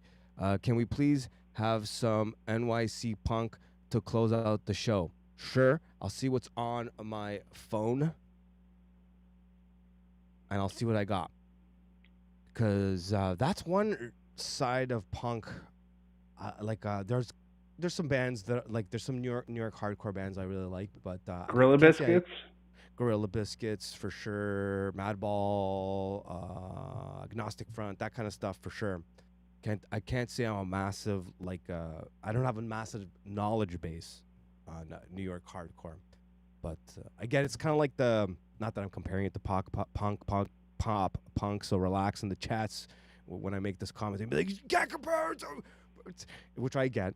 But it's like in the same thing where like there's like bands that people will bring up, and I'm like, oh yeah, I should get more into their stuff. So I'll see what I got on my playlist downloaded. Sick of It All. I might have some Sick of It All too. Okay, I'll see what I got. Sick of It All. 1 second. Germ said. Okay, they already said that. So we'll see what we got. Sick of It All. Yeah. Peace out. See ya, Jaden. Take it easy. Is Brody still here? I think I saw his comments flying around here and there. Anyways, okay. So here's the dark-ish, could be funny too. Social engineering kind of question. All right. Are you familiar with Maurice Strachan, the Canadian politician guy who was part of a lot of the Tavistock stuff, but he was like he was pushing for the UN and all that stuff. In the late 1980, they had an actual meeting here in Toronto, of course, and they were talking about like certain things that they wanted to do to mess up society, and one was introduce people to gangster rap, to do all the stuff that we know. We're all educated in all this stuff now, so I don't have to fill in the blanks too much. And have gangster rap do what it does to our society and all that stuff. And they were social engineered to kind of promote this type of living and that lifestyle. You're familiar with that kind of stuff, or what I'm just kind of describing? Yeah? Okay. So here's the trivia question. 1980 is when that happened, when that was discussed, that they wanted to move forward with this, along with other initiatives that we can clearly see with feminism and race stuff and all that stuff, right? It was clearly engineered. Now, one of the first bands, and some of the people behind this band, it'll start to make sense as I keep going, were the beginnings of kickstarting that agenda. Now, I will tie in a few terms and words, and maybe it'll click in. So the agenda is they wanted to promote hip-hop at first and kind of gradually get it to the point of gangster rap so that it makes its way into society and does what it's supposed to do and glorify guns and drugs and the prison system and the whole crack epidemic kind of leads to all this stuff, so it leads to this. But there has to be a beginning where you softly introduce these concepts. Kenny G. Very close, actually. Okay. You're not too far. Actually, you're not too far. And they wanted to cross boundaries with them. So, Tiny Hat peoples get involved with this kind of situation, right? And the producer helped kick these things off. And one kickstart was this band and this album. That's a really weird way of asking a question, I know. Okay. The only thing that comes to mind is Aerosmith and Run DMC. Possibly. Chats, you're welcome to drop the name of the band, the person behind it, or any of that stuff, or a combination of both. And you'll get your answer if you are correct in just 1 second. And I just lost it. I just had it here. You're kidding me now. No, you're kidding me. I just had it in front of me. What was the guy's name? Maurice Strum? Maurice Strachan. Was he the guy whose daughter was the bassist in the band Hole and played for the Smashing Pumpkins? If it is, I didn't know that. Okay. If it is, I didn't know that. There was like some big political socialist that was a Canadian around that time. And his daughter ended up being the bassist in Hole and played for the Smashing Pumpkins. I'll check that out. I think it may be the same guy. Sounds interesting. Sounds like something would happen. Let's see. We have Blondie. We have Rick Rubin. Your guess was what, Daniel? Run DMC Aerosmith, which is kind of Run Rick DMC Rubin. Aerosmith. Kind of Rick Rubin. So Anthrax, Public Enemy. Actually, that's very Rick Rubin. Yeah. Okay, those are the guesses we got so far. So Blondie, Rick Rubin, Blondie again, Rick Rubin, Anthrax, Public Enemy, and you said Aerosmith. Public Enemy, Aerosmith. Public Enemy, yeah, that kind of thing. Okay, let's see. It was this album.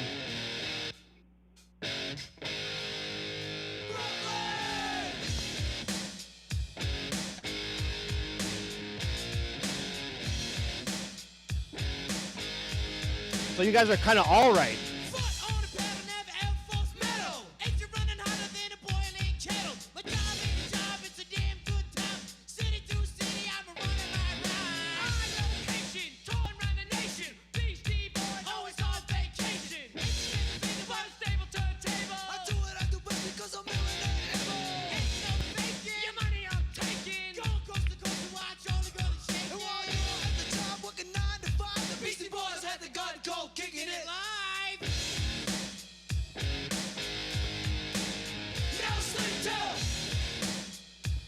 It doesn't have the same staying power though.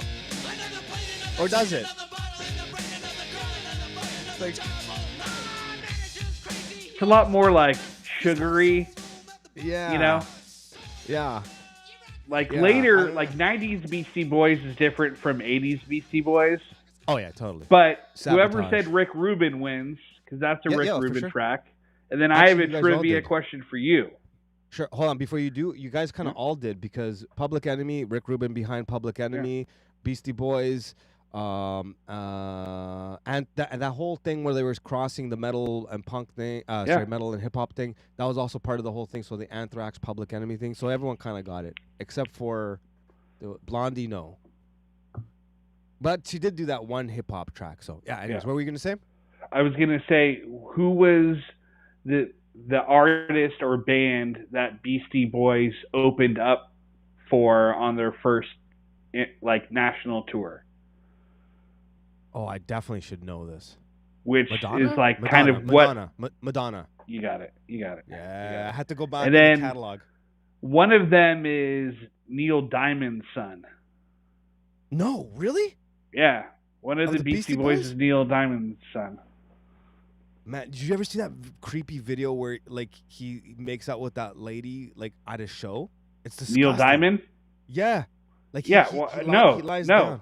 Fuck Neil Diamond. No offense, but fuck Neil Diamond. I never listened to his stuff. It's like when people are big into Tom Jones, I'm like, yeah, you can go fuck yourself. I don't want to hear that. Wait a minute.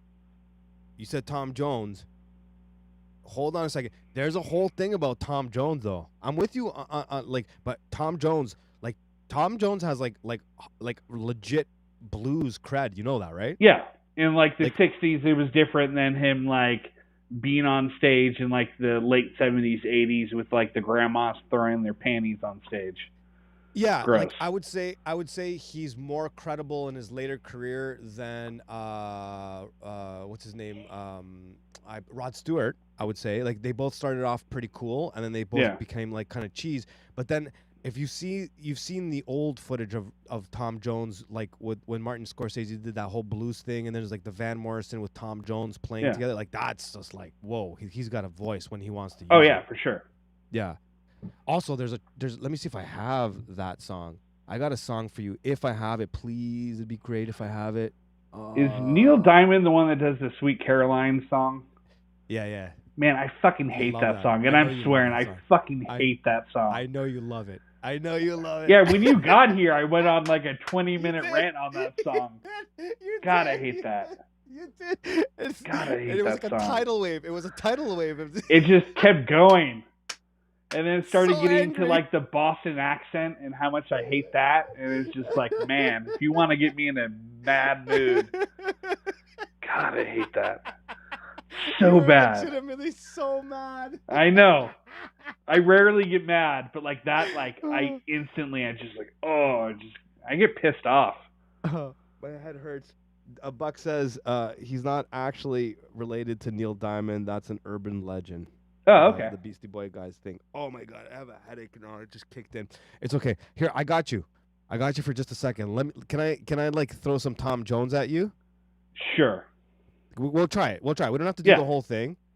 As long as it's not Sweet Caroline, we're all good. No, it's not Sweet Caroline. Do you know the Jim Jarmusch movie Coffee and Cigarettes? Yeah. Yeah. So then there was like there's certain music. I like the concept of musicals. I just don't like how musicals have been done. But then there's one or two musicals that are done right, and one is Romance and Cigarettes, and John Turturro is the one who directed it. Okay. And it's like got like oh wow, I can't believe my memory on like movie stuff and acting stuff. I used to be such a junkie. I used to be so good at like calling what's his name again? Christopher Walken. Is it like there's like the whole cast is stacked? The Sopranos dude, he plays it, and it's like it's so cool. It's like a dark musical, and the scene when this song gets played is so good, and it was one of the times I was like, okay, so I do like some Tom Jones that isn't just straight up blues, because Tom Jones straight up blues I love, right? And then I was like, okay, but the other stuff I didn't like, right? But this track, dude, this track, check it. It's so good. I'll take it out if you don't like it though. It starts off cheesy, but listen to the story. I saw the light on the night that I passed by her window. I saw the flickering shadows of love on her blind. She was my woman.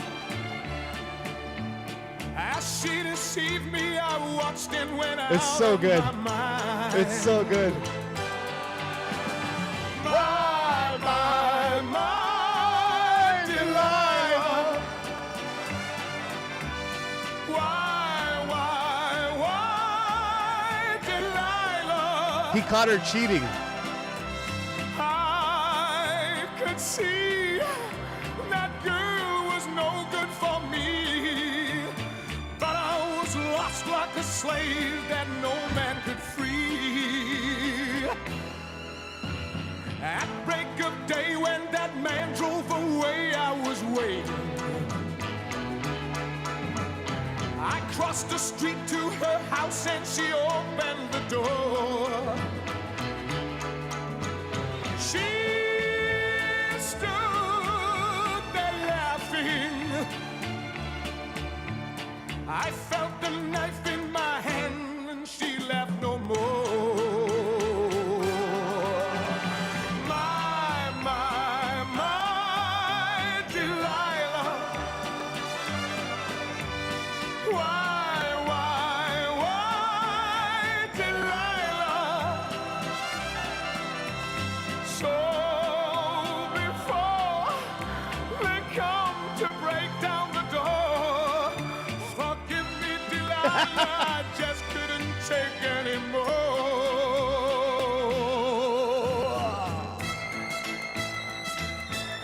It's building. It's building.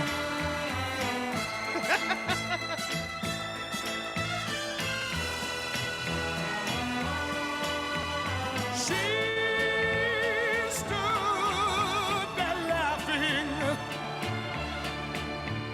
I felt the knife in my hand and she laughed no more. My Delilah. Why, Delilah?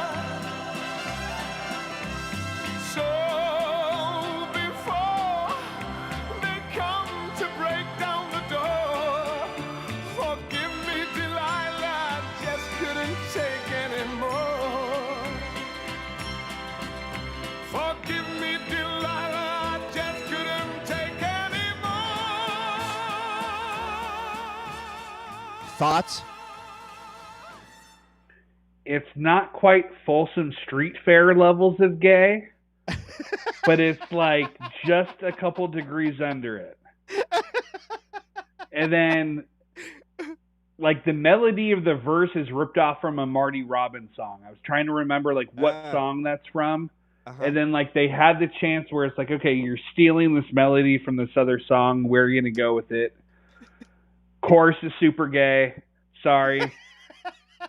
Love the fact that there's, anytime there's, like, backup horns in something, like, that's usually, like, a major plus.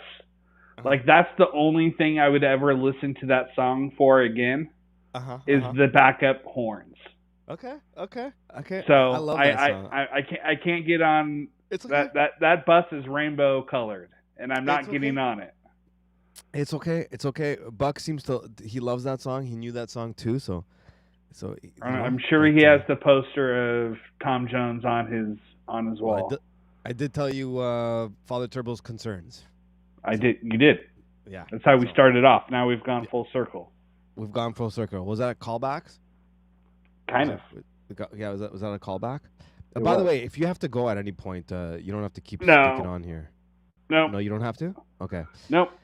I'm trying to because I took that. I will say though, the fact that we've streamed and we've not played the Smiths, Huey Lewis in the News, or At the Drive-In is surprising for a Dan and Mano stream. Actually, At the Drive-In, I did had queued up, and I was gonna ask people's opinions on at the Drive-In. I was gonna do that. So I mean, should we do that? What do you think? We could. Did you ever get into the Refused? Oh, they had that New that Noise song answer. Yeah, they had that prophetic title. Was it the Sound of Punk to Come? Right, that album. They had that album. I respect the Refused because, like, of that sort of thing, but I didn't really get into them. Can't say I dislike them.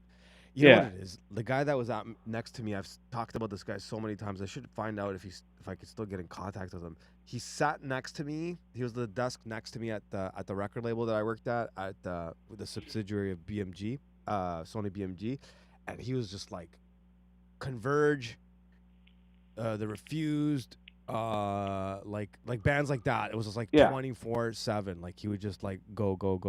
So at that time I was kind of like, right. So he would just sit there and like he would do double kick drums with his hands the whole time, and I was just like, oh my god. But maybe I should check out the Refused again. Go revisit them. Maybe I should get you to send me some bands I should revisit, see what I think of them. So you said the Smiths. Yeah, go ahead. Huey Lewis in the News. Yeah, and At the Drive-In. At the Drive-In. Those seem like if we were hanging out, we'd be listening to them. Okay. I want to ask the chat a question. See if they can answer real quick. How many of you guys are familiar with At the Drive-In? And just like, are you familiar with At the Drive-In, or do you like At the Drive-In, or you've never heard of At the Drive-In? Let me know, guys. While we do that, apparently this is a funny stream. People have been laughing a lot. All right, that's good. I'm not sure. She goes, hopefully laughing with us and not at us. It might be a bit of both. Fair. I'm good with that. Fair enough. Says he if knows you are going to play an At the Drive-In track, if you have Relationship of Command, that album downloaded. I don't have albums. Okay, you probably just have One Arm Scissor. I do. Let me see what else I have. I have like. If you have Cosmonaut. I don't think I do. Hold on. Let me see. You want to give a little bit of an introduction to At the Drive-In? Sure. Any, like info bits. Texas post-hardcore band that came around in the late 90s. They were deemed to be by their third album, studio album, Broke. They were deemed to be like the next Nirvana, or like the poster child of like the new kind of post-hardcore scene. They broke up. The band, half of the band formed the band Mars Volta, and the other half formed Sparta. and both of those bands are tremendous in their own right. But for a kid my age who grew up in like the grunge era without going too much back into time, At the Drive-In was like a revelation in terms of hardcore for that generation, if that makes sense. It does. And they're also like I don't even know if you because like post-hardcore is like such a loaded term. Like, you know what I mean? You can go from Fugazi to like whatever, right? Yeah. But I think like At the Drive-In was like, you mentioned the Refused. They were kind of like setting up where punk was gonna go in the like that post-punk, thing in the early 2000s. I think they were like first at doing that, and they were like, I don't know if you mentioned it because I was looking for the band. I think you might have. They're kind of like proggy too. Like they have a lot of proggy. Oh, for sure. Well, that's kind of where the band broke up. Is that like Omar and Caesar, I think the lead singer and guitarist, wanted to do the proggy thing, which is Mars Volta is just like prog to a T.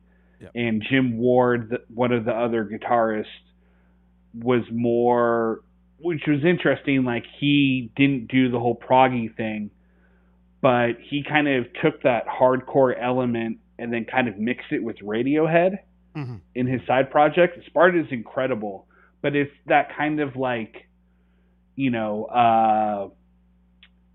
ambient melodic verse, hardcore chorus, where it's just like soft, hard, that did it really, really well. And Sparta is definitely an underrated band for sure.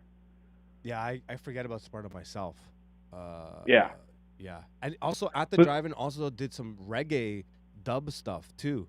Like they did some stuff where they started mixing reggae dub. Like what I liked about At the Drive-In, wasn't a massive fan, but not again, it's just like one of those bands that I just didn't really go deep in their catalog, but anytime I hear tracks from them I really like.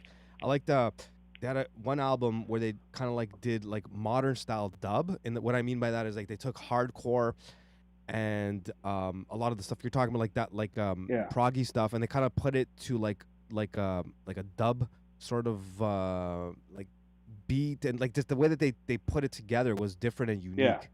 So for sure, they were definitely unique. The album Relationship at the Command was kind of like their stab at pop cultural relevance, and they definitely were. They've always been experimental. That album less so, but there was something very alluring about their live. They're one of the bands where you see them live and you get them, right? They're not necessarily a studio band. True. But without having context of bands in the 80s and going through that, being my age, seeing them live was the most chaotic thing I've ever seen in my life. And it was just how they that cliche where it's you can't turn your head away from a car wreck. Yeah. This is 1,000 car wrecks happening at the same time where it's just you don't even know what to look at. It's just all chaos, and it was amazing. That's true. That's a good way of putting it. Okay, so I got 2 tracks downloaded. You can pick One Armed Scissors or Mannequin Republic. Ooh. One Armed Scissor. All right, let's do it. All right, guys, let us know what you think of At the Drive-In.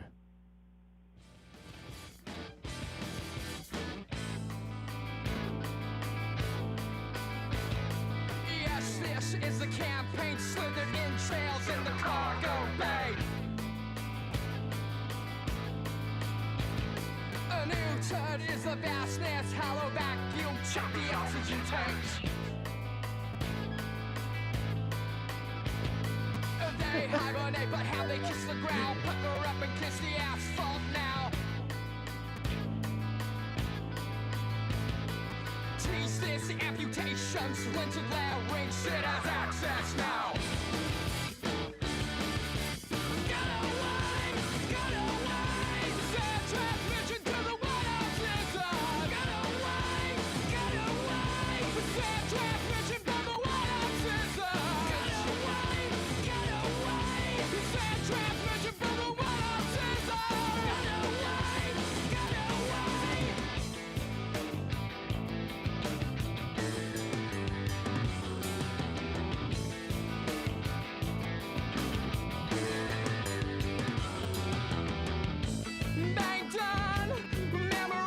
I love that part.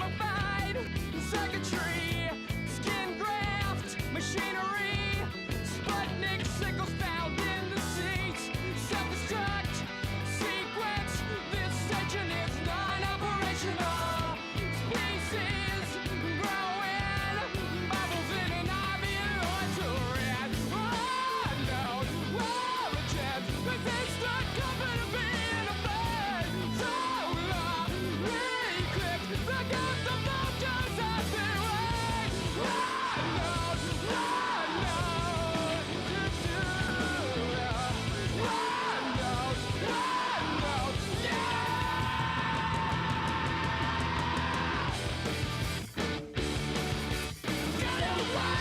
Get away! Send transmission from the one-off sensor. Get away! Send transmission from the one-off sensor. Get away! Send transmission from the one-off sensor. Get away!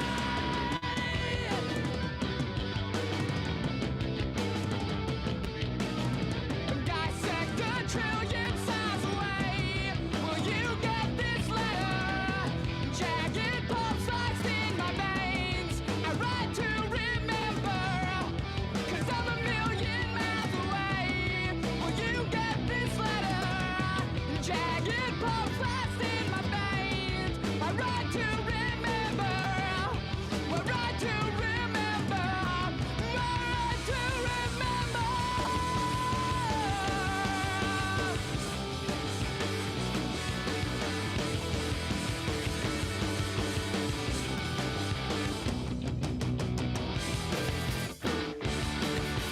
Get away! Send transmission from the one-off sensor. Get away! Send transmission from the one-off sensor. Get away! Send transmission from the one-off sensor. Get away! Get away!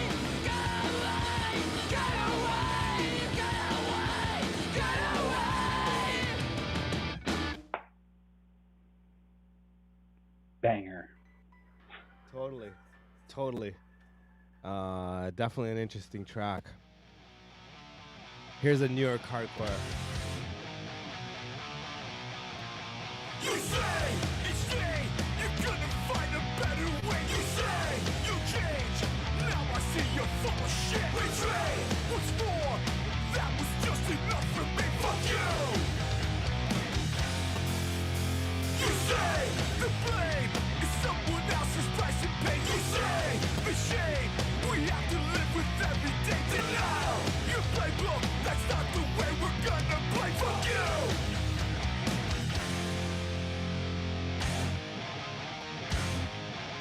I'm not gonna waste my time. I'm not gonna waste my time. I'm not gonna waste my time wasting on you.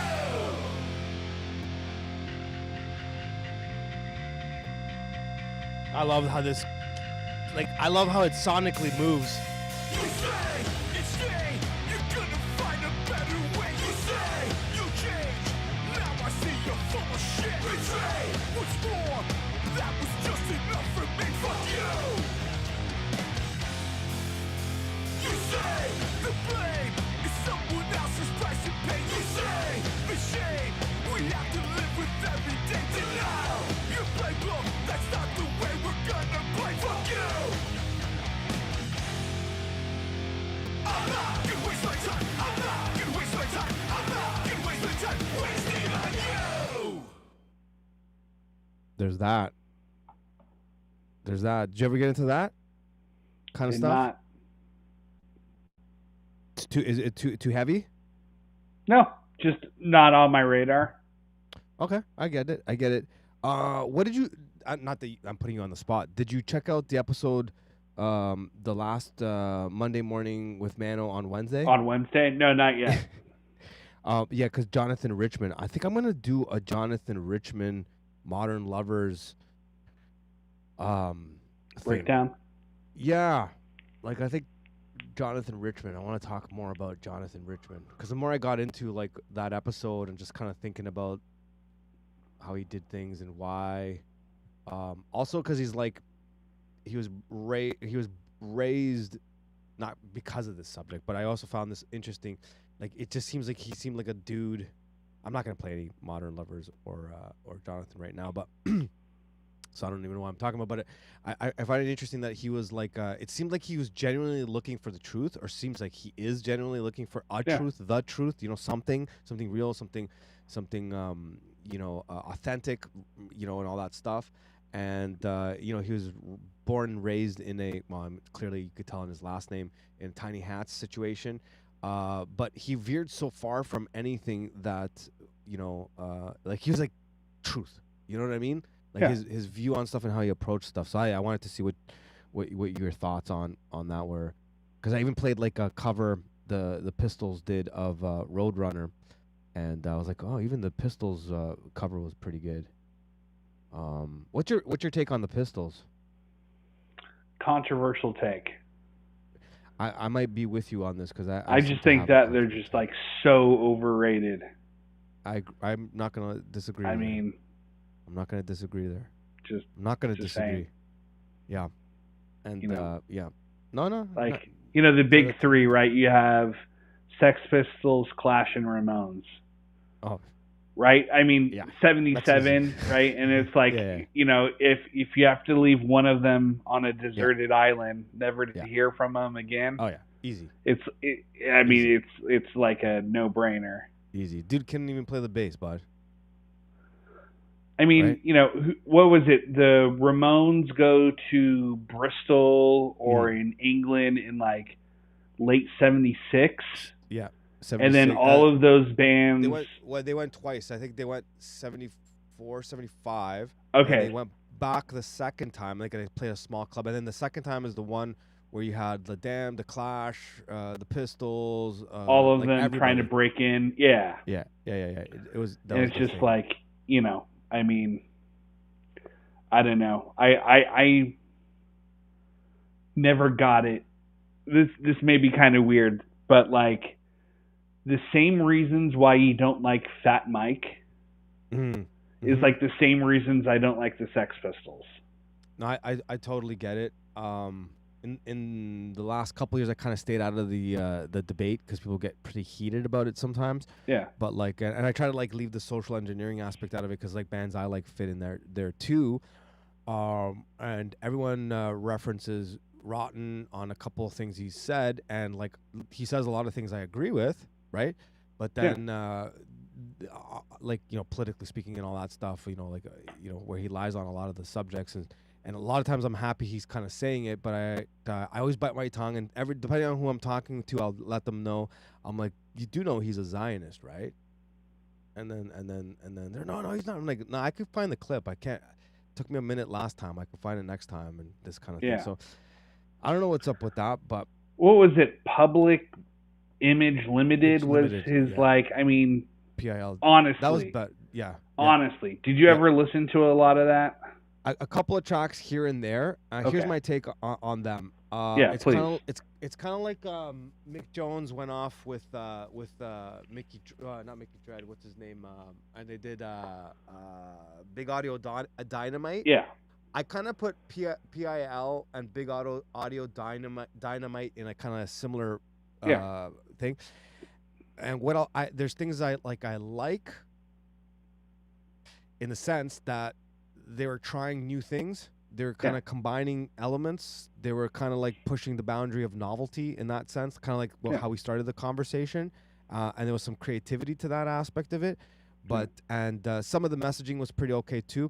But like I didn't really get massively into either of the two bands. Yeah. And I'm sharing that with you, like, if I was sitting at a table and like, because I know like Father Turbo likes them, and a bunch of other people, and I won't disagree with them. I won't be like, no, it's garbage.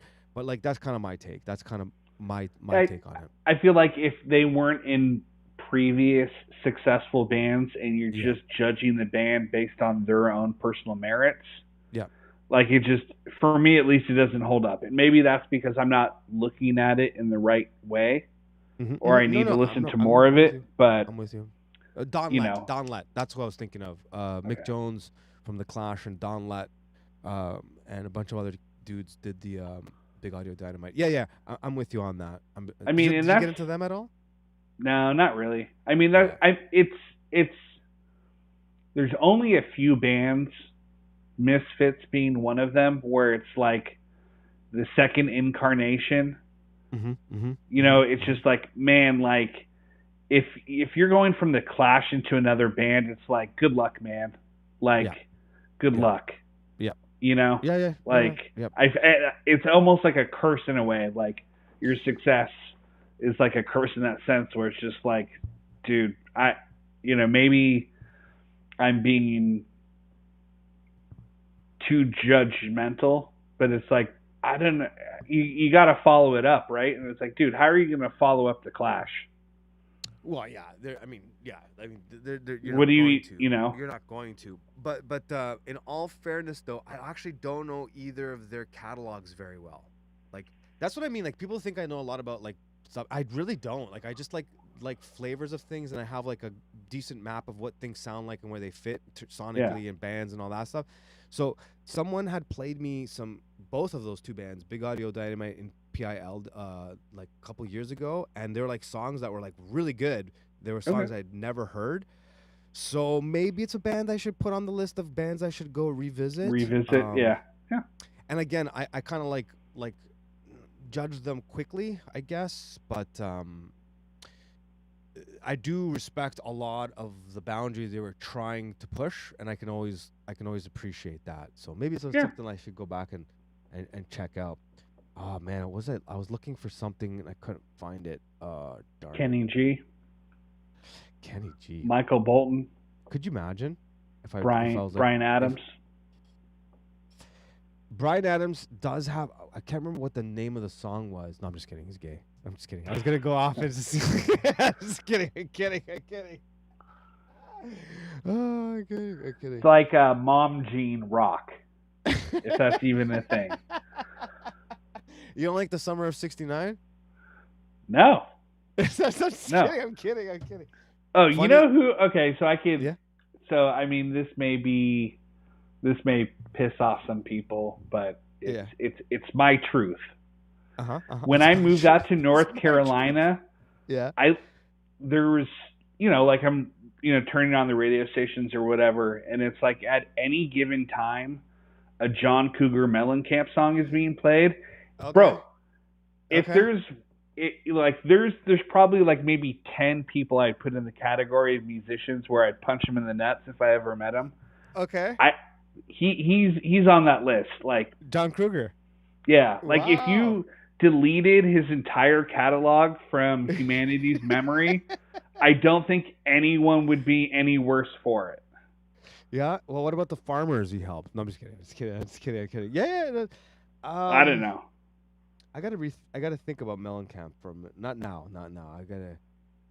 I'm not like 100% Mellencamp fan or anything. Don't get me wrong. Someone out there is gonna be like, "Well, he has this one good song." I'm like, "Sure, okay, whatever. I'll give that to you." But it's just.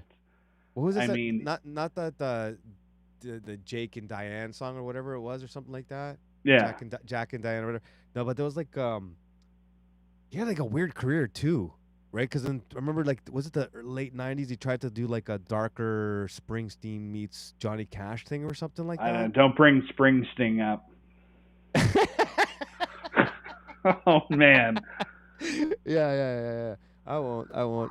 But you told me that he does have. What was that album that I need to listen to?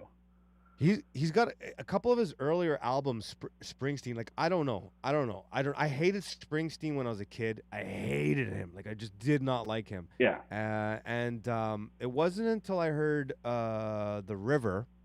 Okay. And I was like, I don't know if it's because I lived that song, or what. And then I went back. I'm willing to accept at one time he was a decent musician. But I was born in '82, so by the time my brain turned on, it was post Born in the USA, like '80s Springsteen, and it was like that was whatever that character you're playing, because obviously the musician's different from the character they play on TV or whatever. It's like that character on TV that you're playing is gayer than the Folsom Street Fair. And then it went levels of gayness beyond that after he like turned into that character he's been playing for like 10, 20 years, where he's like super woke and like, I'm just like, you're this. I don't get it. It's just like you're playing this like blue collar, like I'm every man. I tune my own, guitar and fix my cars and fucking have a tractor and all this shit. And it's like, dude, you couldn't be further from that person. And totally. I'm sorry, like maybe it's just like it's my West Coast bias, right? Yeah. Being born in California, it's like the East Street Band. It's like, go fuck yourselves. No. Like, you guys are one of the most overrated bunch of musicians ever. And like that one guy's on The Sopranos that always wears like the pirate bandana thing. Yeah. Stevie's garage. He had a radio show. I don't know if he still does it. It was sick. Look, because I even mentioned it when Buck was asking me on his show about bands, whatever, and I brought up Bruce, and I could see it. Yeah. I kind of brought it up to see the reaction too, and he didn't really say anything. I did. Let me just be clear on him. I don't like the E Street Band. They're gay as like just super gay, super gay. It was revisiting a couple of songs, a couple of albums that like I know I have certain biases when I go into things like sonically, whatever. But if you put some of those things aside, like Nebraska is a good album. Okay. Right down to the band, covering Atlantic City and stuff like that. Yeah. So it's like the songwriting is there, but I have a feeling personally, and I'm just guessing, and maybe I'm just like okay, let me just also be clear. I didn't like look back at the whole Springsteen stuff like The River and all that stuff until like well into the 2000s, probably like mid 2000s, whatever. Okay. So I'm just saying all this to like clear my conscience, and everyone's gonna laugh at me, whatever, that kind of thing. Yeah. Like if you go back and you like the early couple of albums, it's like he was writing stuff before the Tiny Hat people got him, and then before they brought him to the island, right? And before they had something over him. I mean, that makes sense. That's why I was saying like I'm willing to grant that at some point he was like an artist with integrity. I just think from my immaturity growing up in like the 90s, that was just like if you brought up Springsteen in my group of friends, you would have been kicked out, right? Oh, me too. And me too. And I'm just saying that immaturity has still stuck with me. So I'm sure totally. If I were to give it a fair shot, some of the music would be somewhat redeemable. Yeah, like I've said many times on this show, like there's a lot of bands that I brought that bias and that disdain for, and then I'm kind of like just trying to revisit some stuff and kind of look back on it, that kind of thing. So I get it, and okay, I got a question for you after this. Sure. I want your thoughts on the Stones, Rolling Stones. I know. Are we yay or are we nay? If I may put aside the demonic aspect of things. Okay. If I may put aside the Tavistock Institute influence on the situation. Okay. If I may do that, which you'd have to do with a lot of bands, right? Yeah, for sure. If I had to, like, I'm not gonna lie, like the lot of the stuff they did 72 Down, it had some grit, it had some balls. Yeah. And like it had something I liked about it, like quite a bit. Exile on Main Street. Yeah, it's a great album. Whatever, this and that. I liked some of the. I liked what they're doing. Yeah, for sure. Okay, for sure. And Tom Waits and what's his name? Keith Richards are buds, and I could see why. Yeah. But they're heavily dark. The Tavistock is like they're drenched in it. Occultists, yes, I see Tatiana's thing, but there's a lot of bands that fall in there. Yeah. Well, just purely like, take away the Tavistock and all that kind of stuff. Yeah. Just from like a musician's point of view. Yeah. Like the music they made, like regardless of like. I liked it. Okay. I liked it. That's what I'm getting at. I liked it. Did you grow up? is that something that you grew up where your parents would play them? Oh, my parents, no. My parents, Okay. no. They wouldn't listen to stuff like that. No. No, it was the whole like Stones versus Beatles argument. I kind of like got into that a bit. There was a show all the old people in the chats will remember. Maybe you do too. It was called Tour of Duty. It was right after Platoon was dropped. And then that Painted Black was the intro to the show. So it was like a TV show version of Platoon. It was called Tour of Duty.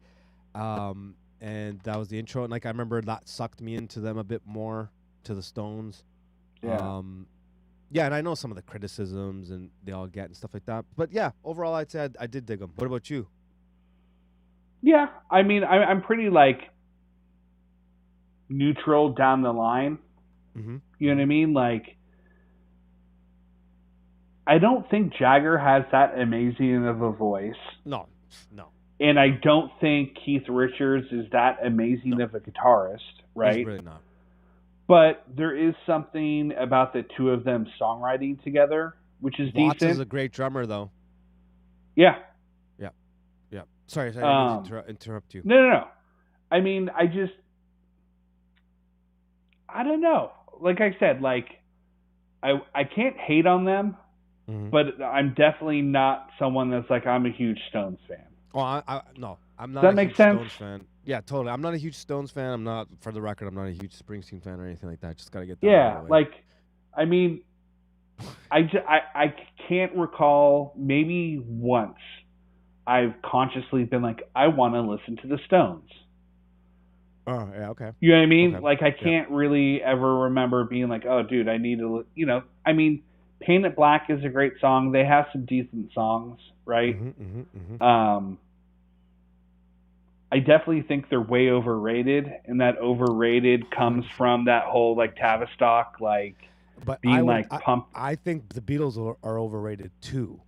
For sure. Not more than, like, I think the Beatles are overrated. Like there are some songs in Snap Up. Like, I think a lot of those bands are overrated. Like, I think some bands are underrated for the and like someone would say, well, you think they're underrated? The band I'm going to give as an example, like I think they're. Let me get this one out.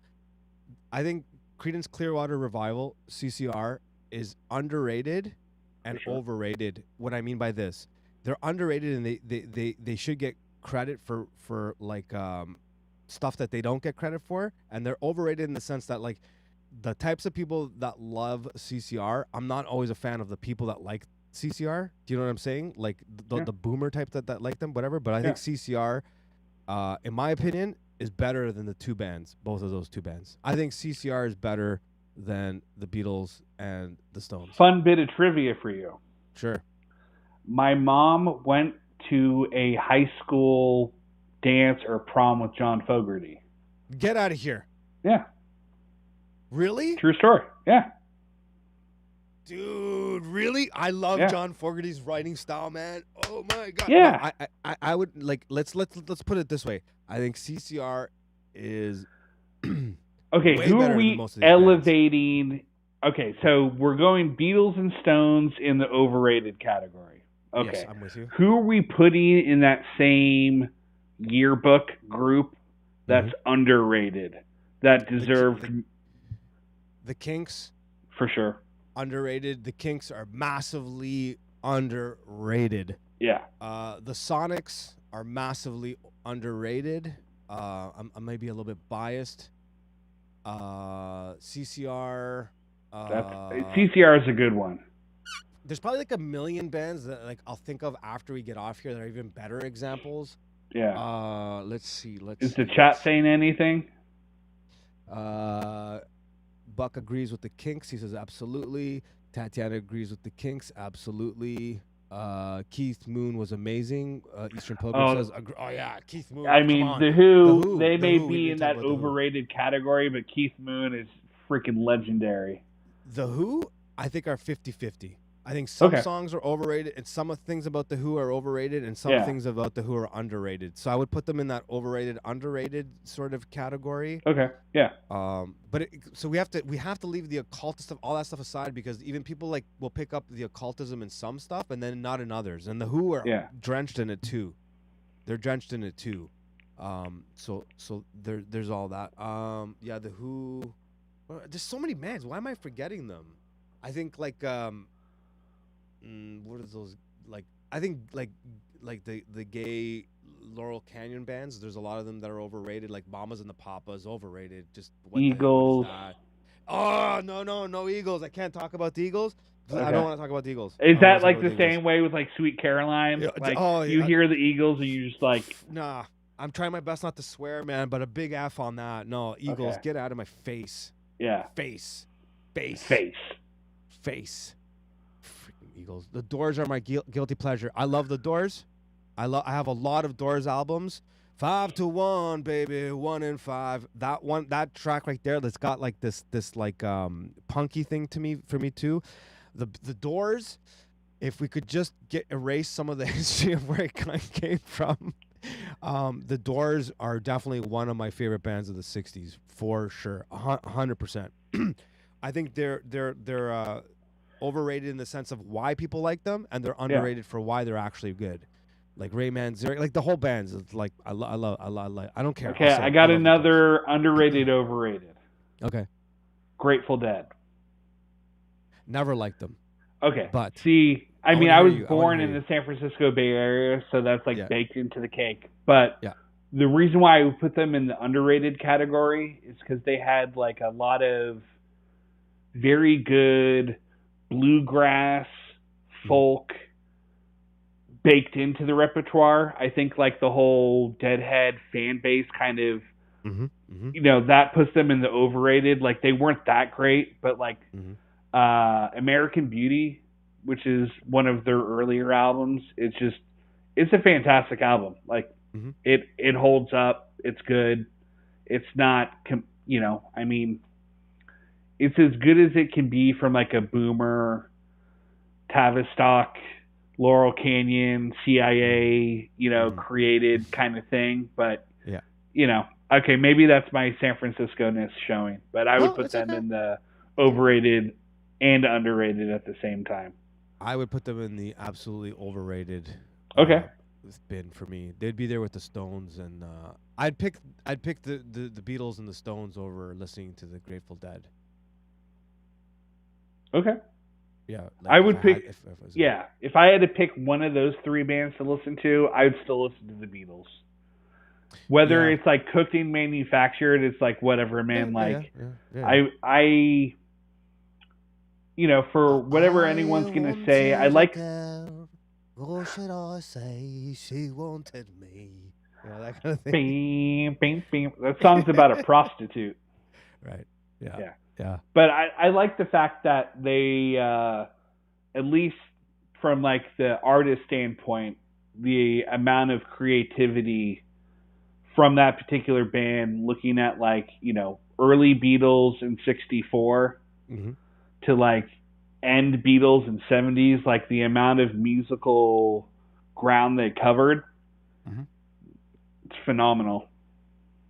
Yeah. My Guitar Gently Weeps. I mean, banger.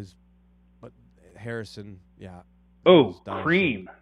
Underrated. Totally underrated. Absolutely. I mean, 100%. Ginger Baker. Ginger Baker. Sorry, I had to go there. Yeah, I mean, I've always been and will always be just a huge Eric Clapton fan. You are. Like, you know. Okay, so you've talked about this before. You're not huge on the prog stuff, which is why you're not a big Pink Floyd fan. But if you are going to listen to Floyd, you prefer their earlier stuff rather than their later stuff. Because of Syd Barrett. Their first album, Syd Barrett was on there, and I think Syd Barrett... what was that? Pipers of the something Dream or Dawn or something like that? Something like that. That. I have it somewhere. I don't have any Floyd. I have that, though. Piper at the something Dawn. Yeah. If he hadn't gone, if they didn't pump him full of LSD and all that other stuff, I really wanted to see what Sid Barrett what would have happened. Yeah. Yeah, because like there, I don't know, something about Barrett. Yardbirds, that's an interesting throw in there. Yeah. Well, I mean, you got Jimmy Page, Jeff Beck, and Eric Clapton. I mean, that's like. Do you know what Jeff Beck? In my older years, I didn't realize how sick Jeff Beck was. He is in the underrated category. Totally for underrated. Sure. Jeff Beck, I didn't realize the phenomenal. technicality and like some weird thing he does, like them. Oh yeah, them. Yeah, Oh. for sure. Throw it through. Yeah, but this, come on, them's definitely underrated. Yeah. Them's definitely underrated. Jeff Beck, yeah. There's like, I didn't realize how sick he was. Yeah, phenomenal. Later, yeah. Like he's like, boom. It's just crazy. He's got like that weird, like, he's a finger picker. He's not a pick player. Yeah. And like his like technique, like, you know how they say like the technique, tone is in your hand? Mm-hmm, like for people that don't understand guitarists and tone is in the hand, it's like just watch his right hand the entire time he's playing the guitar and how he's picking, and then you'll understand. Mm-hmm. Yeah. Because like I'm seeing like them and those things popping in there. I'm like a sucker for garage rock in the 90s. Yeah. I kind of always was. So like those kinds of bands, I think are completely underrated. Like there's a huge monster list of like them, Sonics, bands like that, 13th Floor, Elevator, and things like that that completely get overlooked. But like, sorry, to go back to Jeff Beck, because I'm trying to do the chat thing and talk to that. The way he plays and the way he uses tone. So yeah, it's like the finger picking and all of that. But he also does like some weird things with his left hand. So it's not just like bends and stuff like that, and hammer-ons and all that. He does like these weird things where he he just does some crazy stuff. He'll like triple or quadruple bend, like so that it melts into like a weird chord thing. Because you get a lot of guys will bend or like do the wobble or whatever. They have like technical terms. I don't know what they are. But he'll like do it with all four fingers and then with the finger picking thing. And it's just like, what is going on? What is going on? A lot of those guys are like trying to play like the blues guys that inspired them. Yeah, not Beck. Jeff Beck is, it's the difference we keep talking about with the imitation versus inspiration. He's his own freaking beast. Totally. Because, like, okay, I'm sorry, I'm going to say that, but it's not a heavy comment. It's, like, on the lighter end. I was not ever a Clapton fan, like, at all. Like, I didn't like him. And I used to always say he was super overrated. Yeah. I've grown to appreciate him more nowadays, but I'm not a huge Clapton fan. Like I'm not a huge Clapton fan, but I get it. Like I get it. He's not one of those people I would like be like, oh, how do you like Clapton? You know, like that kind of thing. Yeah. I dislike Page. I'm not a Page fan. I don't like Page. I would pick Clapton over Page any day. Any day. I would say Jimmy Page would be in the overrated basket. For sure. Yeah, he's like one of like the most brown guitar players. Not racial brown. Don't go there. But brown as like. When you watch him live, like he's just fucking up all the notes. Maybe that's the drugs, maybe that's the Crowley influence, what have you, but it's just like, I don't know. Well, they were the greatest cover band of all time. So it's true.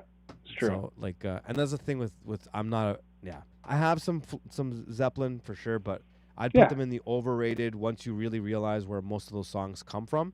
Then I would just put them in there with the Beatles, the Stones. I'd put them in that band. So like most boomer rock is in the overrated category. I like a lot. Like there's boomer rock that I've mentioned that I do like, but it depends if you're like talking about the straight up like classic rock, golden oldies. I don't know what they call it now. Whatever. Like if you're listening to an album like that, I think a lot of those things are cheese. Like super cheese. Like, okay, I got a band that's maybe a lot of Americans don't know. Like, they were big in the U.S. for a minute. The Guess Who. American Woman?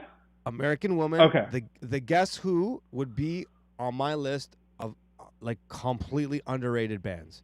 Not like later on, Bachman went and did Bachman Turn Overdrive. I wasn't a fan of that. The BTO crap, whatever. Yeah. But the Guess Who, straight up, totally underrated. Yeah, They're I'm sick. just not I'm not familiar enough to be You know able what? I should to. play some. Not now, because I don't Yeah. have it. I'm gonna pull out some of my Guess Who, and I'm not gonna be doing a repping Canada thing. But like Burton Cummings, the lead singer, he's crazy awesome. Small Faces, yeah, the Faces, the Animals, because I'm seeing him in there. Yeah. And then like the Animals for me, I didn't know one put the Animals in, but that's another band. I think the band, the Animals, are underrated. I love the underrated. Sorry, I love the Animals, but I would say Canada is like. So like Burton Cummings, the lead singer of the Guess Who, would be Canada's version of what's his name from the Animals. Why am I blanking out? Eric Burton. Eric Burton, yeah, Eric Burton. He's like Canada's version of it of them, and like the Guess Who totally underrated. Is this going to be the first SOS 24-hour stream? It totally could be, because there's parts of me where I want to end it, and then you keep asking me really good questions, and then I get excited about it, and I'm just like, okay, like one more, and then I'm just we keep going, and then the chat guys, everyone's like tossing like comments in there. There's not many people watching, but the ones that are like totally engaged. So I'm leaving it to you. Well, like I said, I am free all night. So wow, really? Okay. We'll Yeah. go a little bit more, because I can feel my eyes burning, and I gotta make sure I wake up and do this thing with Manny. I always music of I don't know who they're talking about now in the chats, but I think we all agree that Zeppelin's gay on some level. Yeah, I mean, I think if I had to give them a trophy, it would be like the biggest disappointment.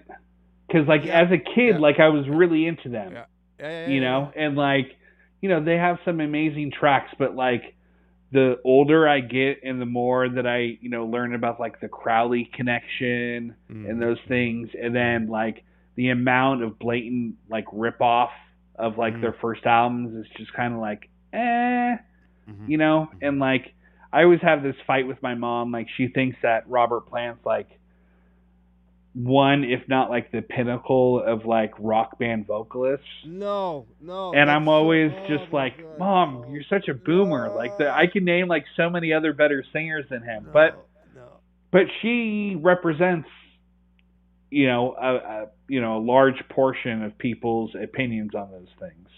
Yeah, that's true. That's true. Oh, there's a band that just popped up in there that I definitely want to talk about. Who's that?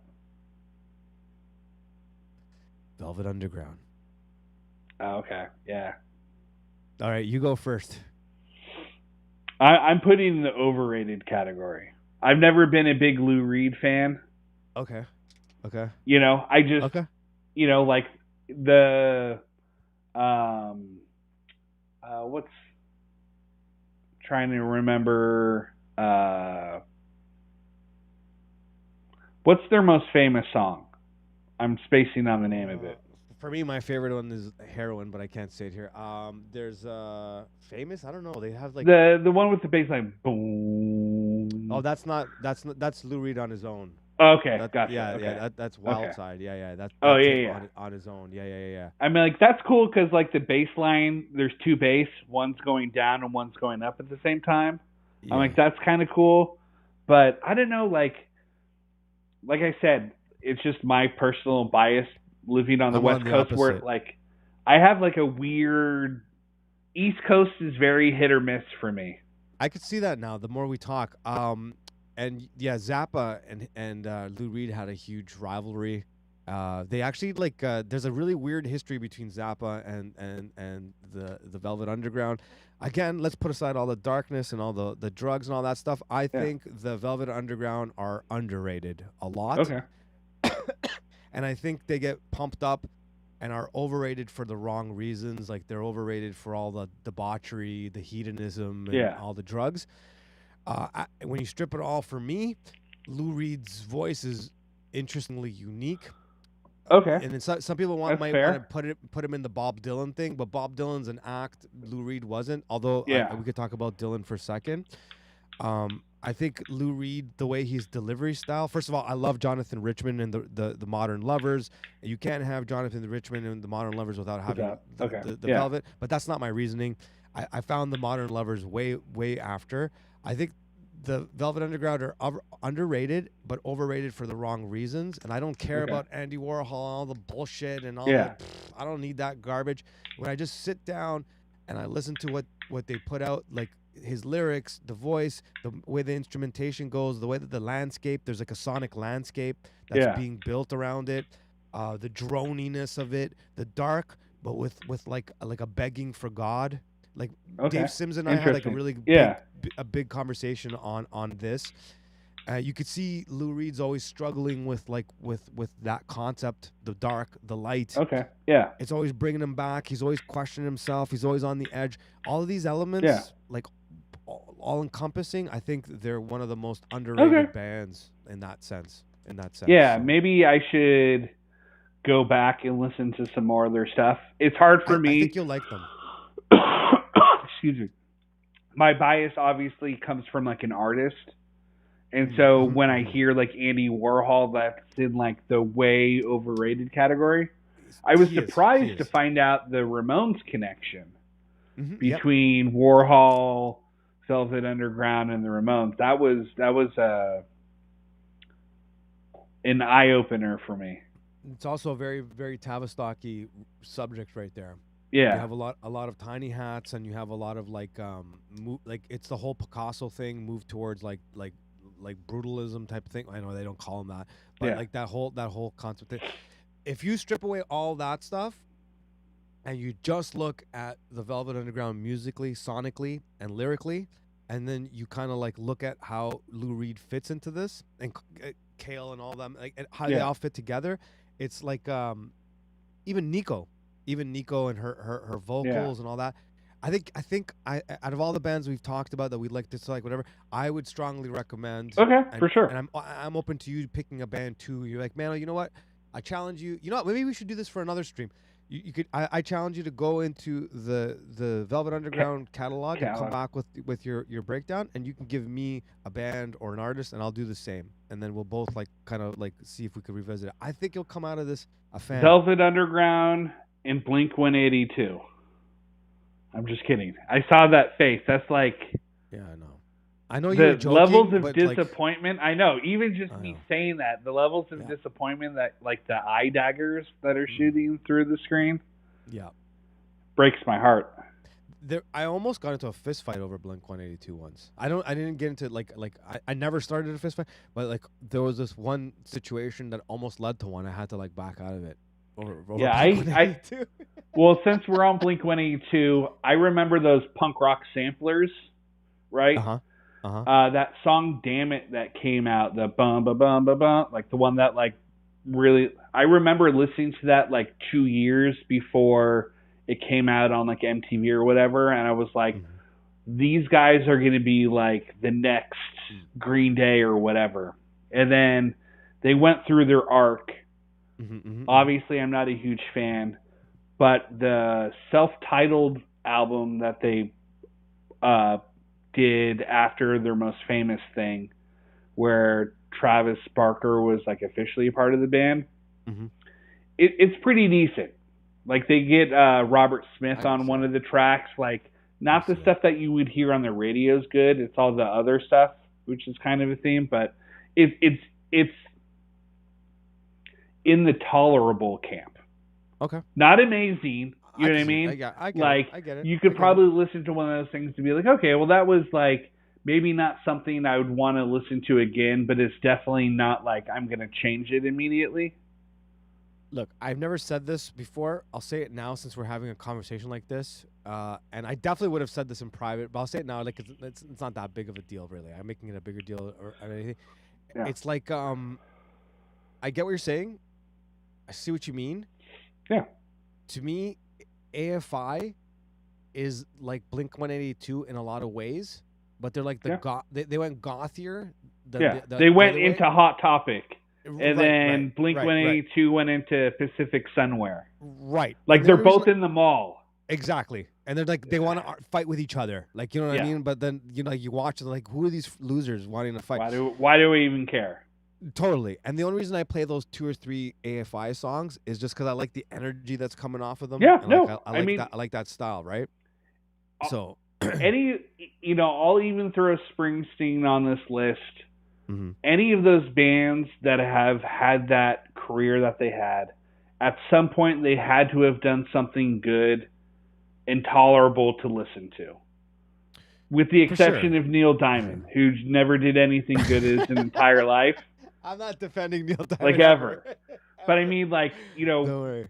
like Green Day Dookie, as much as everyone wants to shit Oh, on yeah. Green No, Day, no, go no, ahead, no, shit no, on no, all no. of them, don't care. No, But I think Dookie, we all agree. that was my on that. jam back in the day, and that Dude, still holds I up. think all Like, punks. I think like all like the like unless they're like snobby punks. I think most Yeah. punks would say like their early stuff and like where they Yeah, could no, have gone, Dookie where was could have Green freaking Day could have great. gone. Oh, totally. but one of those bands that are from the same time that broke it bigger than all of them, the Offspring. Like, I never got into Offspring, I got into and like the Smash. more that they made, the less I liked them. But like, Yeah. it's hard for me to be like, okay, well, that album was really good and they were onto something. I don't know. You know I what missed it was? the You train know what on it is that. for me? Like it wasn't that I loved it, whatever. Like they had some catchy tracks. Like they Yeah. had that energy. Also, take yourself back to that time. Like you wouldn't hear something like that being played on Much Music MTV and the radio That's a at good all. point. Like zero. Yeah. Like not at all. You Yeah. would never hear that. So for me, it wasn't like I liked the Offspring. That's not what I'm saying. Don't get me wrong here. Yeah. Again, like to go back to my previous comment, I don't know as much about music as people think you do. I just kind of know like the flavor of things, like meaning like the Yeah. maps and the temperature, like of like the climate that you're going Yeah. into. So like for me, when I heard Smash, and like they started popping off Offspring, it reminded me of watching like skate TV. Like in the 80s. Do you remember the skate TV and like all those, Yeah. those things? Like Thrasher you grew- videos or, Right. yeah, for sure. You guys grew up West Coast. Like most of you guys grew up West Coast. Yeah. Like or even like West Coast influence, right? Like you, Father Yeah. Turbo, Father sure. John, Buck, and Yeah. everybody else, right? So I grew up in Toronto, which was like a weird place to grow up at that time because we weren't East Coast like West Coast because we were in Yeah. Canada. We had this like weird thing going on. Like it was hard to explain. So for me, watching skate TV, it was kind of like, oh, Pump Up the Volume. Remember the movie Pump Up the Yeah. Volume and he's skating and all that stuff and suicidal tendencies and all that stuff. Yeah. For me, it was like the Much Music or MTV for like that kind of punk. I would watch Yeah. skate TV, and a lot of that Yeah. sound was on Smash for me. So when I heard Smash Okay. start hitting it, I'm like, oh, cool. This is gonna open up the door for all those Yeah. skater punk bands that I would watch on skate TV. Yeah. They're gonna start going big because like I kind of wanted For sure. suicidal tendencies to go that way, but they didn't. They went, they didn't. Yeah. They didn't, like not to go pop, but I mean like to Yeah. kind of break that door open, and they never did. So to me, Smash was like kind of like Nevermind in the sense that like this album's gonna change the trajectory of things. That's kind of more how I saw. And I also like that they were on Epitaph. Yeah. And I was like, okay, this label is gonna start getting funny and things are gonna happen. It was more that. Well, I mean, I will take Offspring Smash to get Bad Religion and, like you said, all the other Epitaph bands. It's like, cool, like, even if I'm not into your music, I can appreciate what you did for all the other music that came after you, or, that I enjoy more than that. So, hats off to them, Buck threw one in there. I just because I'm not looking at all the chats, everybody, so I'm not picking and choosing. Every once in a while, I glance over. Hold on, I see some Bob Dylan stuff. I want to read this one, and then I'll read Buck's too. Whenever I catch a name, I like. Oh yeah, I like Lou Reed and Bowie better than Dylan. Dylan was a good songwriter, but couldn't get into him. That's what Tatiana says. Yeah. I don't disagree with that statement. I have a. I mean, really he strange, has a handful of good songs, right? Like, I have a strange relationship with Bob yeah. Dylan. So, But yeah. he's like the only artist when other people play his music, it's better. yeah, there's a few. Of You know what I those. mean? Like There's a all few of along those. the Yeah, Watchtower, yeah. it's just Yeah, like, yeah. Bob, Bob You know Dylan's what all right. you know what I breaks my definitely put heart? him in the overrated category for sure. I have a mixed thing with Bob. I smash him as much as like here's my thing with him. You know what I would put Dylan in? I would put him in a.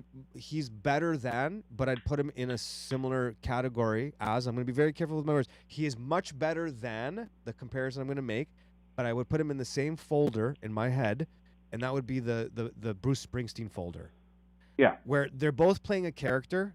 That's Yeah. not Bob Dylan, dude. Like he's Zimmerman, whatever the frick he is. Yeah, and he's Robert Zimmerman. He's trying to be Woody Guthrie. Okay, that's what Yeah. that is. It's like me pretending to be Woody Guthrie. That is 100%. But what I like about Dylan is legitimately he's a talented songwriter and lyric writer. Yeah. It just so happens he's writing songs and lyrics for the wrong side. Okay, I mean that's You know what I fair. mean? So it goes back to all of the conversations we've had about art, imitation versus inspiration. Like that's like something I've like every year of my life that comes up as big conversations. Imitation over inspiration. I'm obsessed with that subject all the time. And these are examples of their one. Not only are they imitating, they're cosplay. Bob Dylan is cosplay Woody Guthrie, but he's not curing the disease, and the cure to the disease of imitating is being authentic, being raw, and being real with yourself.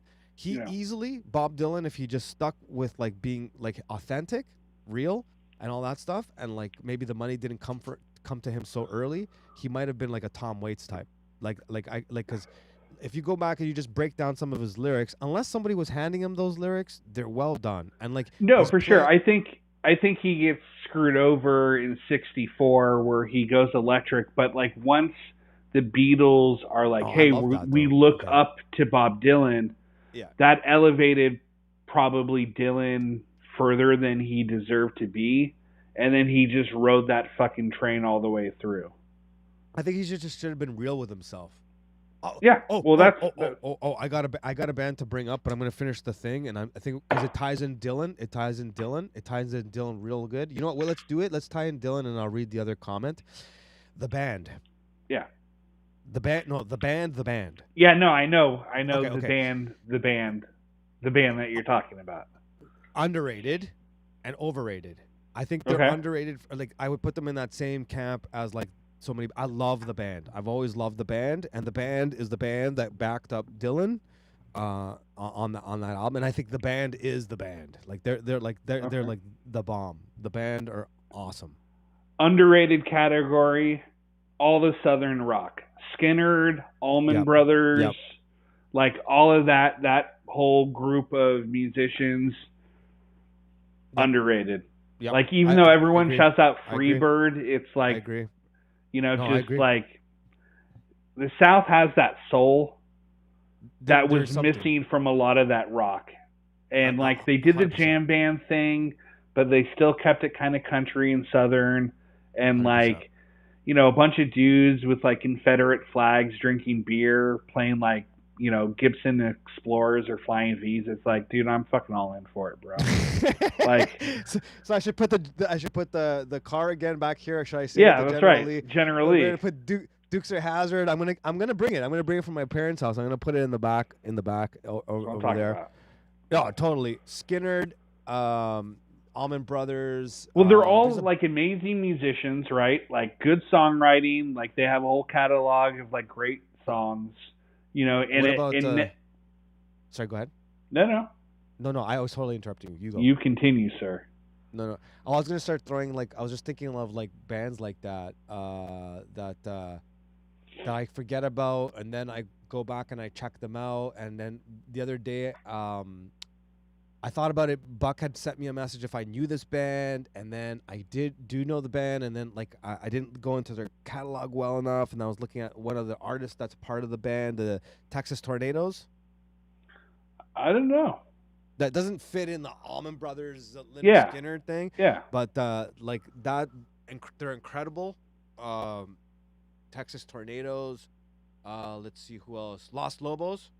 Yeah. Los Lobos. Who else? I'm trying to think there's a whole bunch. I know I'm at crossing because now it's not just like that southern rock sound. I'm kind of like moving it around to other places. What else was I gonna say? There was someone made a I think Buck said this is a controversial one. You ready for this controversial one? All right. So Buck says, okay, under or over Nirvana? You go first. They're definitely in the both category for me. Like, obviously, like, during the 90s, post Cobain's death, it's like the most overrated thing. Like, the amount of times I would hear the Nirvana Unplugged, like, just fucking ridiculous, right? But for the 3 albums they had, looking back on it, like, they're quote unquote grunge, but like, they're super punk. Oh yeah, like Bleach. Yeah. You know, and then they have a weird thing where it's like, you know, they have the punk element, the grunge element, and then they have like what I would call like the alternative cred from like the Pixies and like, you know, Pixies underrated. Pixies massively underrated. For sure. And I will say there's something about a band where it's like anyone can play the song, but no one can write the song. Like, Nirvana songs are easy to play on the guitar, but to write an easy, catchy song like that is next to impossible. I don't know. I still am a big fan of Nirvana, even though if someone's like they're way overrated, I'd be like, yeah, of course. Like, you know, the whole system ended up. I think you think that they are the greatest rock and roll band of all time. That's what The Clash, who, right? Okay. Never even heard of them. No, what do you think? I think you think that they're overrated. I do. I think they're overrated. I think they're overrated. But I do. It's kind of like the Smash thing, the Smash album for me. Like, I would put Nirvana, like, which I did. I used that as an example. I was just more intrigued to see what it would do to the music scene, like how it would change music, like what doors would it open. I was more interested in that with Nirvana. But when I did hear them at first, I was pretty young. At first, I was like, oh, okay, let's see where this goes. But no, I think Nirvana's overrated. Well, you know, so I'm a little bit younger than you. So, like, when I started listening to MTV, right, like, everything was, like, the end of the cock rock phase.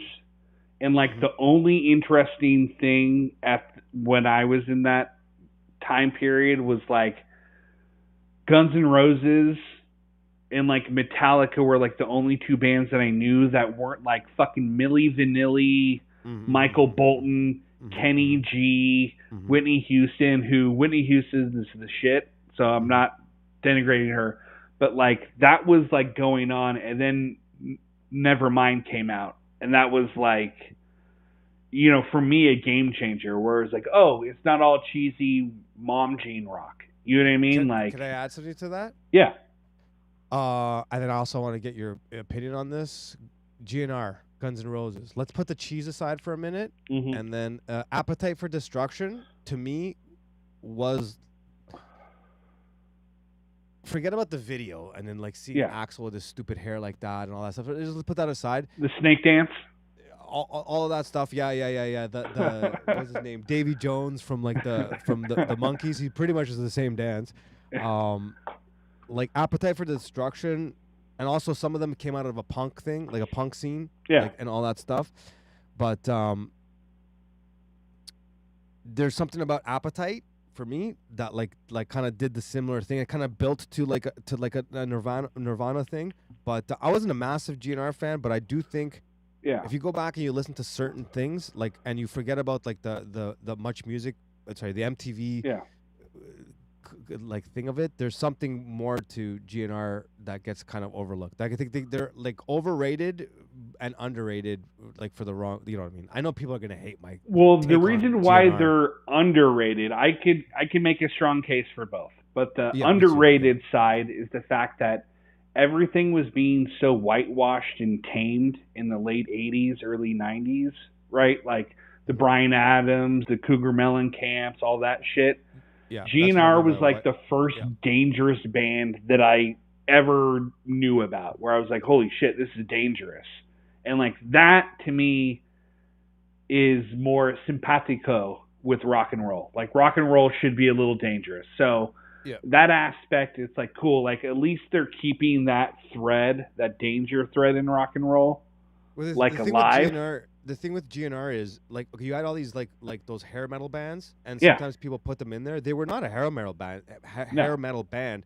They were like hard, like loud rock with some punk elements, and half of the band were in punk bands, like some of them, right? Yeah. And then so you could kind of see that kind of creep in there, and it was like an agitation to all the bullshit that was going on out there, and like even like you see like Patience, like that album, I forgot what it was called. That some good ones on there. Like he had some interesting lyrics in there. If you know what I'm talking about. Yeah. Well, I mean, you know, like they were obviously a product of their time, and they definitely. I mean, looking back on it, I kind of tend to put them in the overrated category just because I lump bands together. And so being that I was born in California, right? Like there's a Northern California versus Southern California rivalry. So it's like I'm going to pick Metallica every single day over Guns N' Roses. From Master of Puppets, Ride the Lightning, and Injustice for All. It's like I will listen to the worst of Metallica before I listen to the best of Guns N' Roses. No. Strong no. Strong no. Strong no. No. GNR, if you like, okay. GNR are the Eagles. No. No way. I know you're saying that to get me upset. There's no way. I know. There's no way. No. GNR. I mean, like seriously, like no. Like if you go check out, like sit down with Use Your Illusions 1 and 2. Oh no, like believe me, I have. Like, lies. It's like it's good. I hate Metallica except for 2 songs. Metallica only has 2 songs I like: Fade to Black and One. Those 2 songs are legitimately great. They're legitimately they got great. so many bangers. But like I said, that's like, you know, so that's Kill 'Em All was good.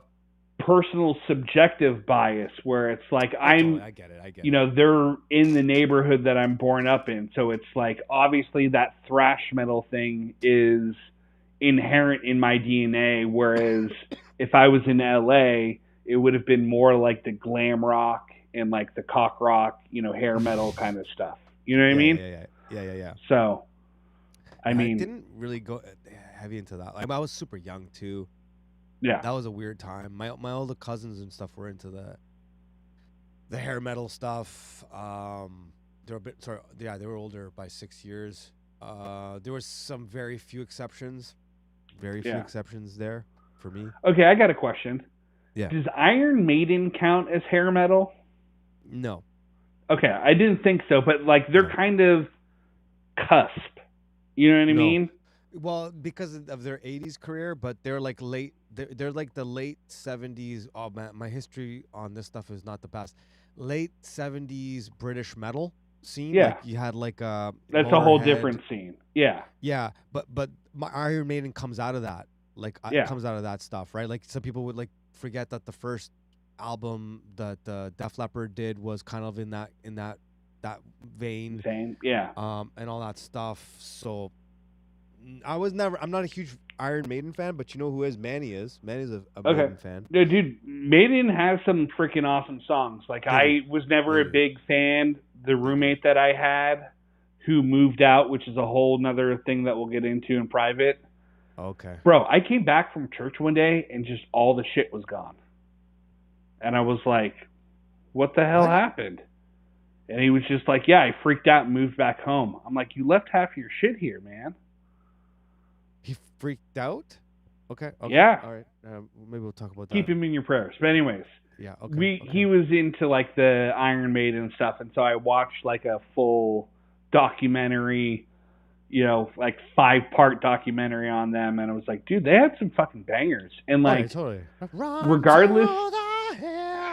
Yeah. But like one of the things that I liked about them more than the music was their personalities. I'm like, dude, I would hang out with these guys. These guys seem like a fun bunch of dudes to hang out with. Yeah. So, anyway, yeah. kudos Iron Maiden. I also don't know enough of their catalogs, to be honest with you. And I wasn't a big metal guy. Never really got too much into the metal stuff. What do we got here? Some comments. Kiss. Hold on. Okay, let's go to some other comments. What I have to talk about Kiss. All right. But you and Mano have a different perspective than me, being 50. Well, what are we talking about? What band? 59. What band are we talking about? The Eagles. The greatest rock and roll band of all time behind Nirvana. You know what? If this project with me Nirvana, and Manny works out, Eagles. If this project with me and Manny's works out with the finance thing, I'm sending Buck money to fly to North Carolina and not let you know. I'm going to give him your address. Ding I dong. have your address. I'm gonna punch you in the dick. Let's see. I think who was Eastern Pilgrim talking about our take? Maybe it was about Guns N' Roses or something like that. Here's a comment. If we compared the boy band aspect, Sex Pistols and Poison, and GNR are the Ramones. I agree with that. I would agree with that. I can see that. I mean, there. Like I said, obviously they had the kind of the degeneracy and debauchery of the height of the end of the LA scene, etc. But from a musician standpoint, they still had integrity. You know what I mean? Where you're okay, regardless if I personally really like them, I can still respect the fact that they did something real that wasn't an imitation. It was an inspiration thing. I'd throw them in that category. Totally. Kiss. Okay, let's talk about Kiss. This was a hard one for me. Kiss. It's a hard one for me. The first band I became a big fan of was Kiss. I still have my Kiss shirts. My sisters commandeered them. I was in grade 4, 5, 6.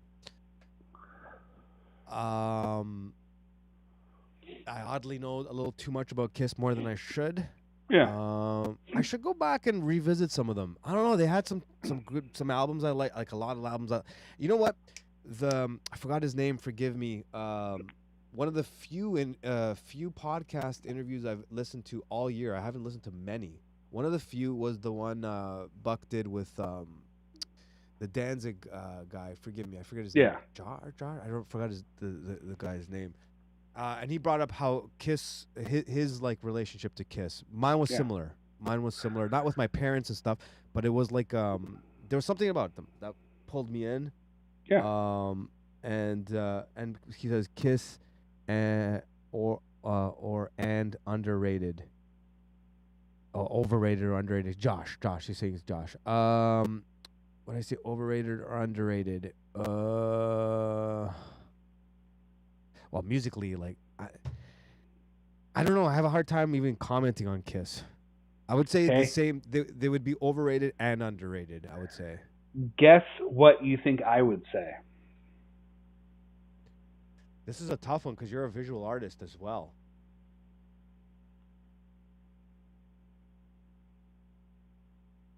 I think you like them. Yeah. So, well, this is the funny thing. I actually don't like them that much. Okay. I don't listen to their music, but every single band that I listen to loves Kiss. So it's in that aspect, it's maybe that was before my time and I just didn't get it, whatever, that's fair, right? But underrated the fact that every band from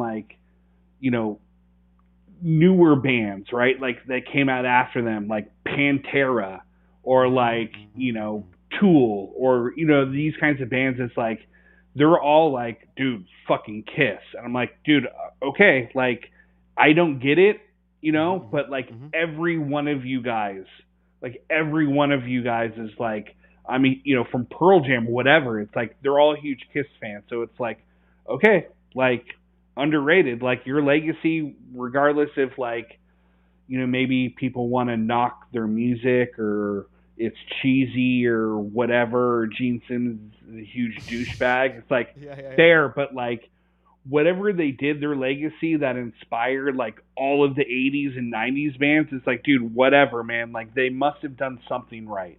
So I'd put them in the underrated category, even though that I personally am not a huge Kiss fan. It's funny because if we were sitting in a room full of a bunch of, it's not going to be women, so I'll say a bunch of dudes talking about Kiss, and I would probably agree with like pretty much everyone, like the people that hate them, the people that love them. The one thing I would say is like their career's long, whatever, and they had a lot of like a revolving door of band members with, but the thing is, they had some hits and interesting. Forget about hits and sales, but they had some good songs all the way through. Even while they did have all these band members flipping and chasing and leaving and all that stuff. So there's that too. Well, from like, you know, they were kind of at least one of the first bands, and I don't blame them for it, but, you know, the whole merchandising where it's you know, your brand, I would say like their brand and what they did branding was better.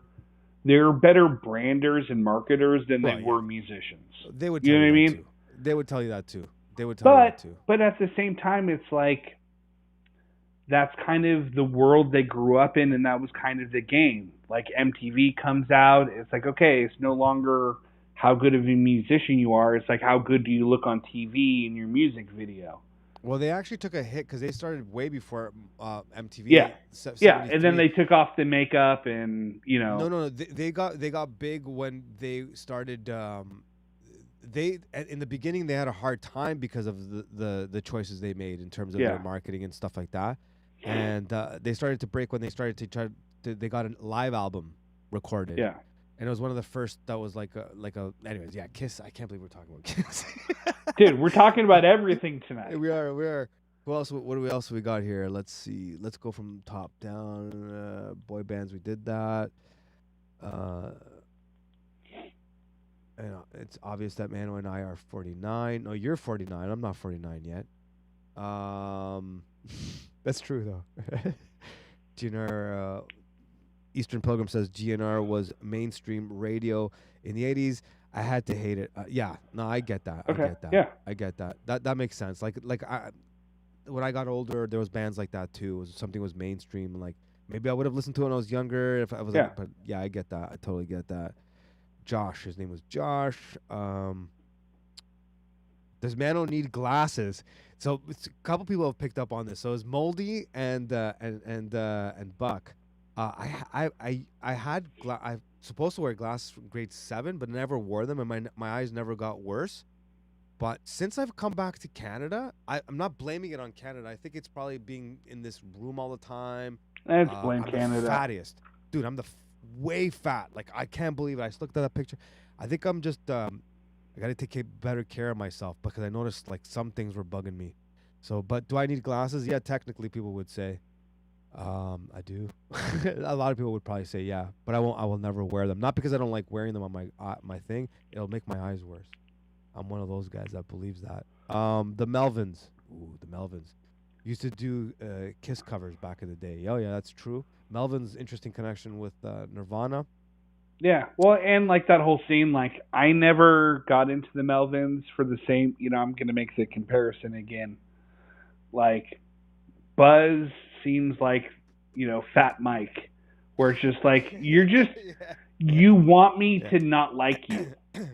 And it's like, okay, if that's like the, you know, like the, what is it, the heel in wrestling or whatever, it's like you're that guy. And it's like he always seems very spiteful that all of his friends were in like major bands and he wasn't. That's true. And like I get like the sense of like envy and loathing that he wasn't that guy. That's true. And it's like, all right, man, you know. That's a good point. I could see that. I don't know enough of their catalog. I don't even know if I can. I don't even know if I know a song title. But anytime I hear them, I know right away it's the Melvins, and I tend to do like some of that, like their sounds and stuff they do. But like, I can't say I'm a big fan. I can't say I love or dislike them. Yeah. Just like not a band I really like delved into. But then again, sometimes someone will play a a thing, or back to your thing about like bands that are influenced by them. A lot of bands that do love the Melvins, I do like their sound. Yeah. The sludgy stuff, I'm not huge on, and a lot of the sludgy guys like the Melvins too. Yeah. So I don't know. I don't really know how to comment on the Melvins. Buzz was kicked to be around. Was a kick to? I think he said means was a kick to be around. Oh right, because Eastern Pilgrim, Seattle. Yeah. Was one of the funniest people I ever met when he was young. Yeah, I can believe I don't that. know much about that. Yeah, I don't know much about the Melvins. I think it's maybe I should go check out some of their. There's a couple of those Seattle bands I didn't spend a lot of time. Screaming Trees, Melvins, Mudhoney. Mudhoney. I know a couple of tracks, stuff like that. But like, yeah, it was weird. Not the music was weird. It was like that time was weird. The way that the Seattle thing just popped up for like all of us that weren't in Seattle, that was a kind of weird thing. Okay, maybe let's do one more or something like that. I gotta go. I could feel my face on fire. Why are you staying up all night? What's going on with you? So I have the secret project that I'm working on that I can do at any time. So it's like on my time. And then the only other thing is my mom is turning 76 tomorrow, and I'm taking her out for lunch. So it's like as long as I wake up before lunch, we're good. Happy birthday, Mom. Okay. Yeah. Okay. Happy birthday, Mom. All right, you got one more? Anything? Let's think. Are we into like the 90s? Oh, I feel like we've gone from boomer rock, and we've kind of gone through the 80s, and we're like into the 90s. We kind of did, yeah. We actually that's a good point. We did have like a little like blip back and forth with punk. Punk seemed to like have gone through all the decades, but everything else kind of went through that timeline. Yeah. Okay, well, I mean, so I'm not sure if anyone that's still up and paying attention cares, but since I'm like a product of the 90s, right? Yeah. Like out of all those bands, grew up listening, poster child for the grunge wave. Like, I will say that this may be a hot take. Out of the 90s, from a kid in the 90s, the best band was the Smashing Pumpkins. People shit over Billy Corgan for having an ego and stuff, and it's like Gish, Siamese Dream, Melancholy and the Infinite Sadness. It's like, go fuck yourself. Those 3 albums are fucking amazing. Yeah. Period. Like, where everyone was doing like the dark heroin grungy shit, this like random band out of Chicago of all places comes out with this like beautifully artistic like band that doesn't sound like anything else, where they have like the Sabbath influence, and they have all these like atmospheric just like, I don't know, like whatever Billy Corgan shit. I'm not like bothered by this comment at all. I totally could see that. I don't know if because it's the way you phrased it. I don't know if I like. Well, out of the 90s, it's like, I mean, I've always been a huge Pearl Jam fan. Will always be a huge Pearl Jam fan. Pearl Jam does like the dad rock. Yeah, we talked. Cool. Yeah. You're cool with that. Soundgarden, good. Alice in Chains, amazing. But like, I want to slit my wrist when I'm listening to Alice in Chains.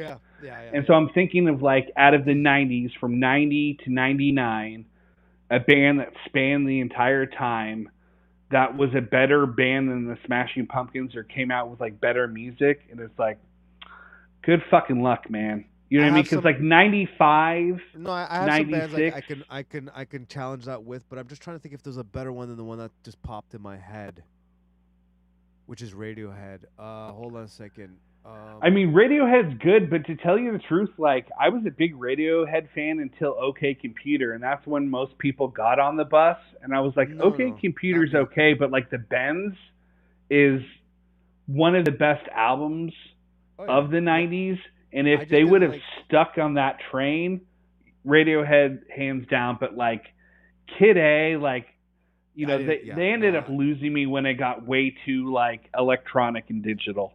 I don't like any of that stuff. But then they came back full circle with like Hail to the Thief and a few other in Rainbows and all those kinds of things that they kind of brought me back. And it's weird because it's like it's not something you would think is like a Mano thing. Yeah. You know what I mean? It doesn't fit there. So I'm not saying that they're like the best of the 90s. Well, they can definitely compete. You know what I mean? Like that's a band where it's like it's still the same lineup. Look, if they went from. Sorry to interrupt you before someone throws it in there. If I had to pick like a band like Radiohead, there's just a couple albums that they're not for me. Like they're not for me. Like the when it gets electronic-y and drony and stuff like that, it's not my thing. But they have a lot of heavy hitters and they're consistent and they chose to take that direction, and then I like that they went back to it because a lot of bands that change direction continue in that one direction and never go, hey, we could still do what we did. Yeah, like back in the day, and I think they did that with Hail to the Thief and in Rainbows and all that kind of stuff. Yeah, but because we're talking, I'm thinking like in terms of the way that you put that question out there, I was kind of like thinking in terms of like the grunge stuff, like the more like top tier stuff. But if I had to like go for real, if I had to say, okay, like what 90s band, I was gonna give you a bunch of albums, and this is all you could listen to for like I don't know, it's a hard one because there's probably a lot of bands I'm forgetting, but Rancid has to be on my list. Yeah, I was gonna say Rancid, but like, I guess when I'm saying like the best, when I say that's like why I didn't bring them up. Yeah. You're gonna be the best band of the '90s. Like, even though I prefer more like underground counterculture kind of music, like if you're gonna say best band of the '90s, it's gonna have to be like a mainstream band. That's like there's no way around that, right? So it's I just threw it in there just for cred for myself.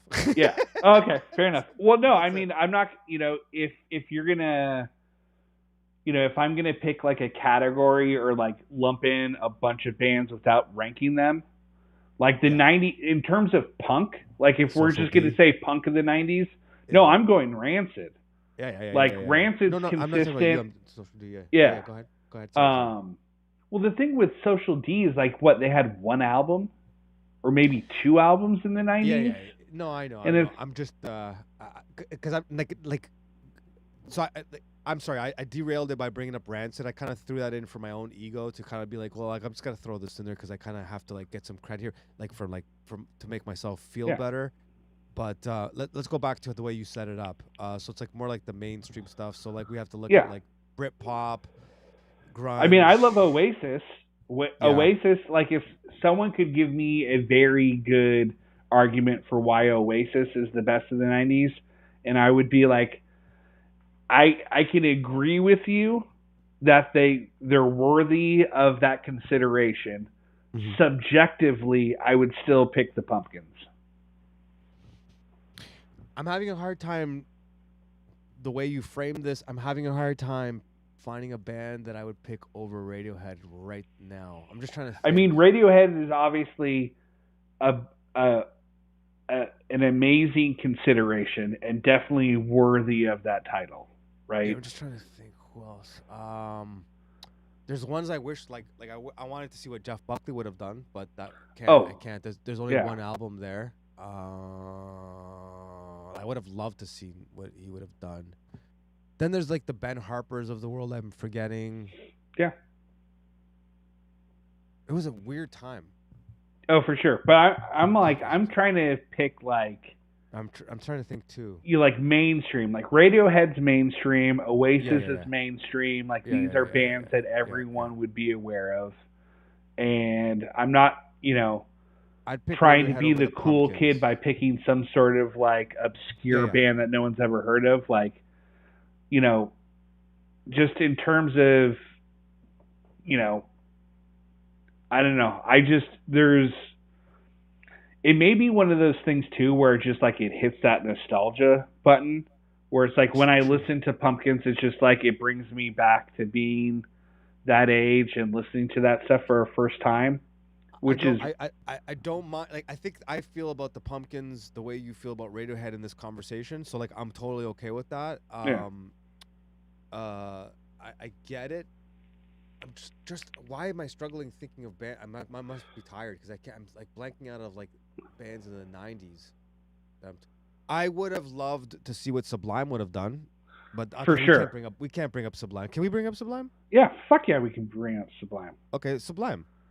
For sure. Yeah. Like I mean, Sublime.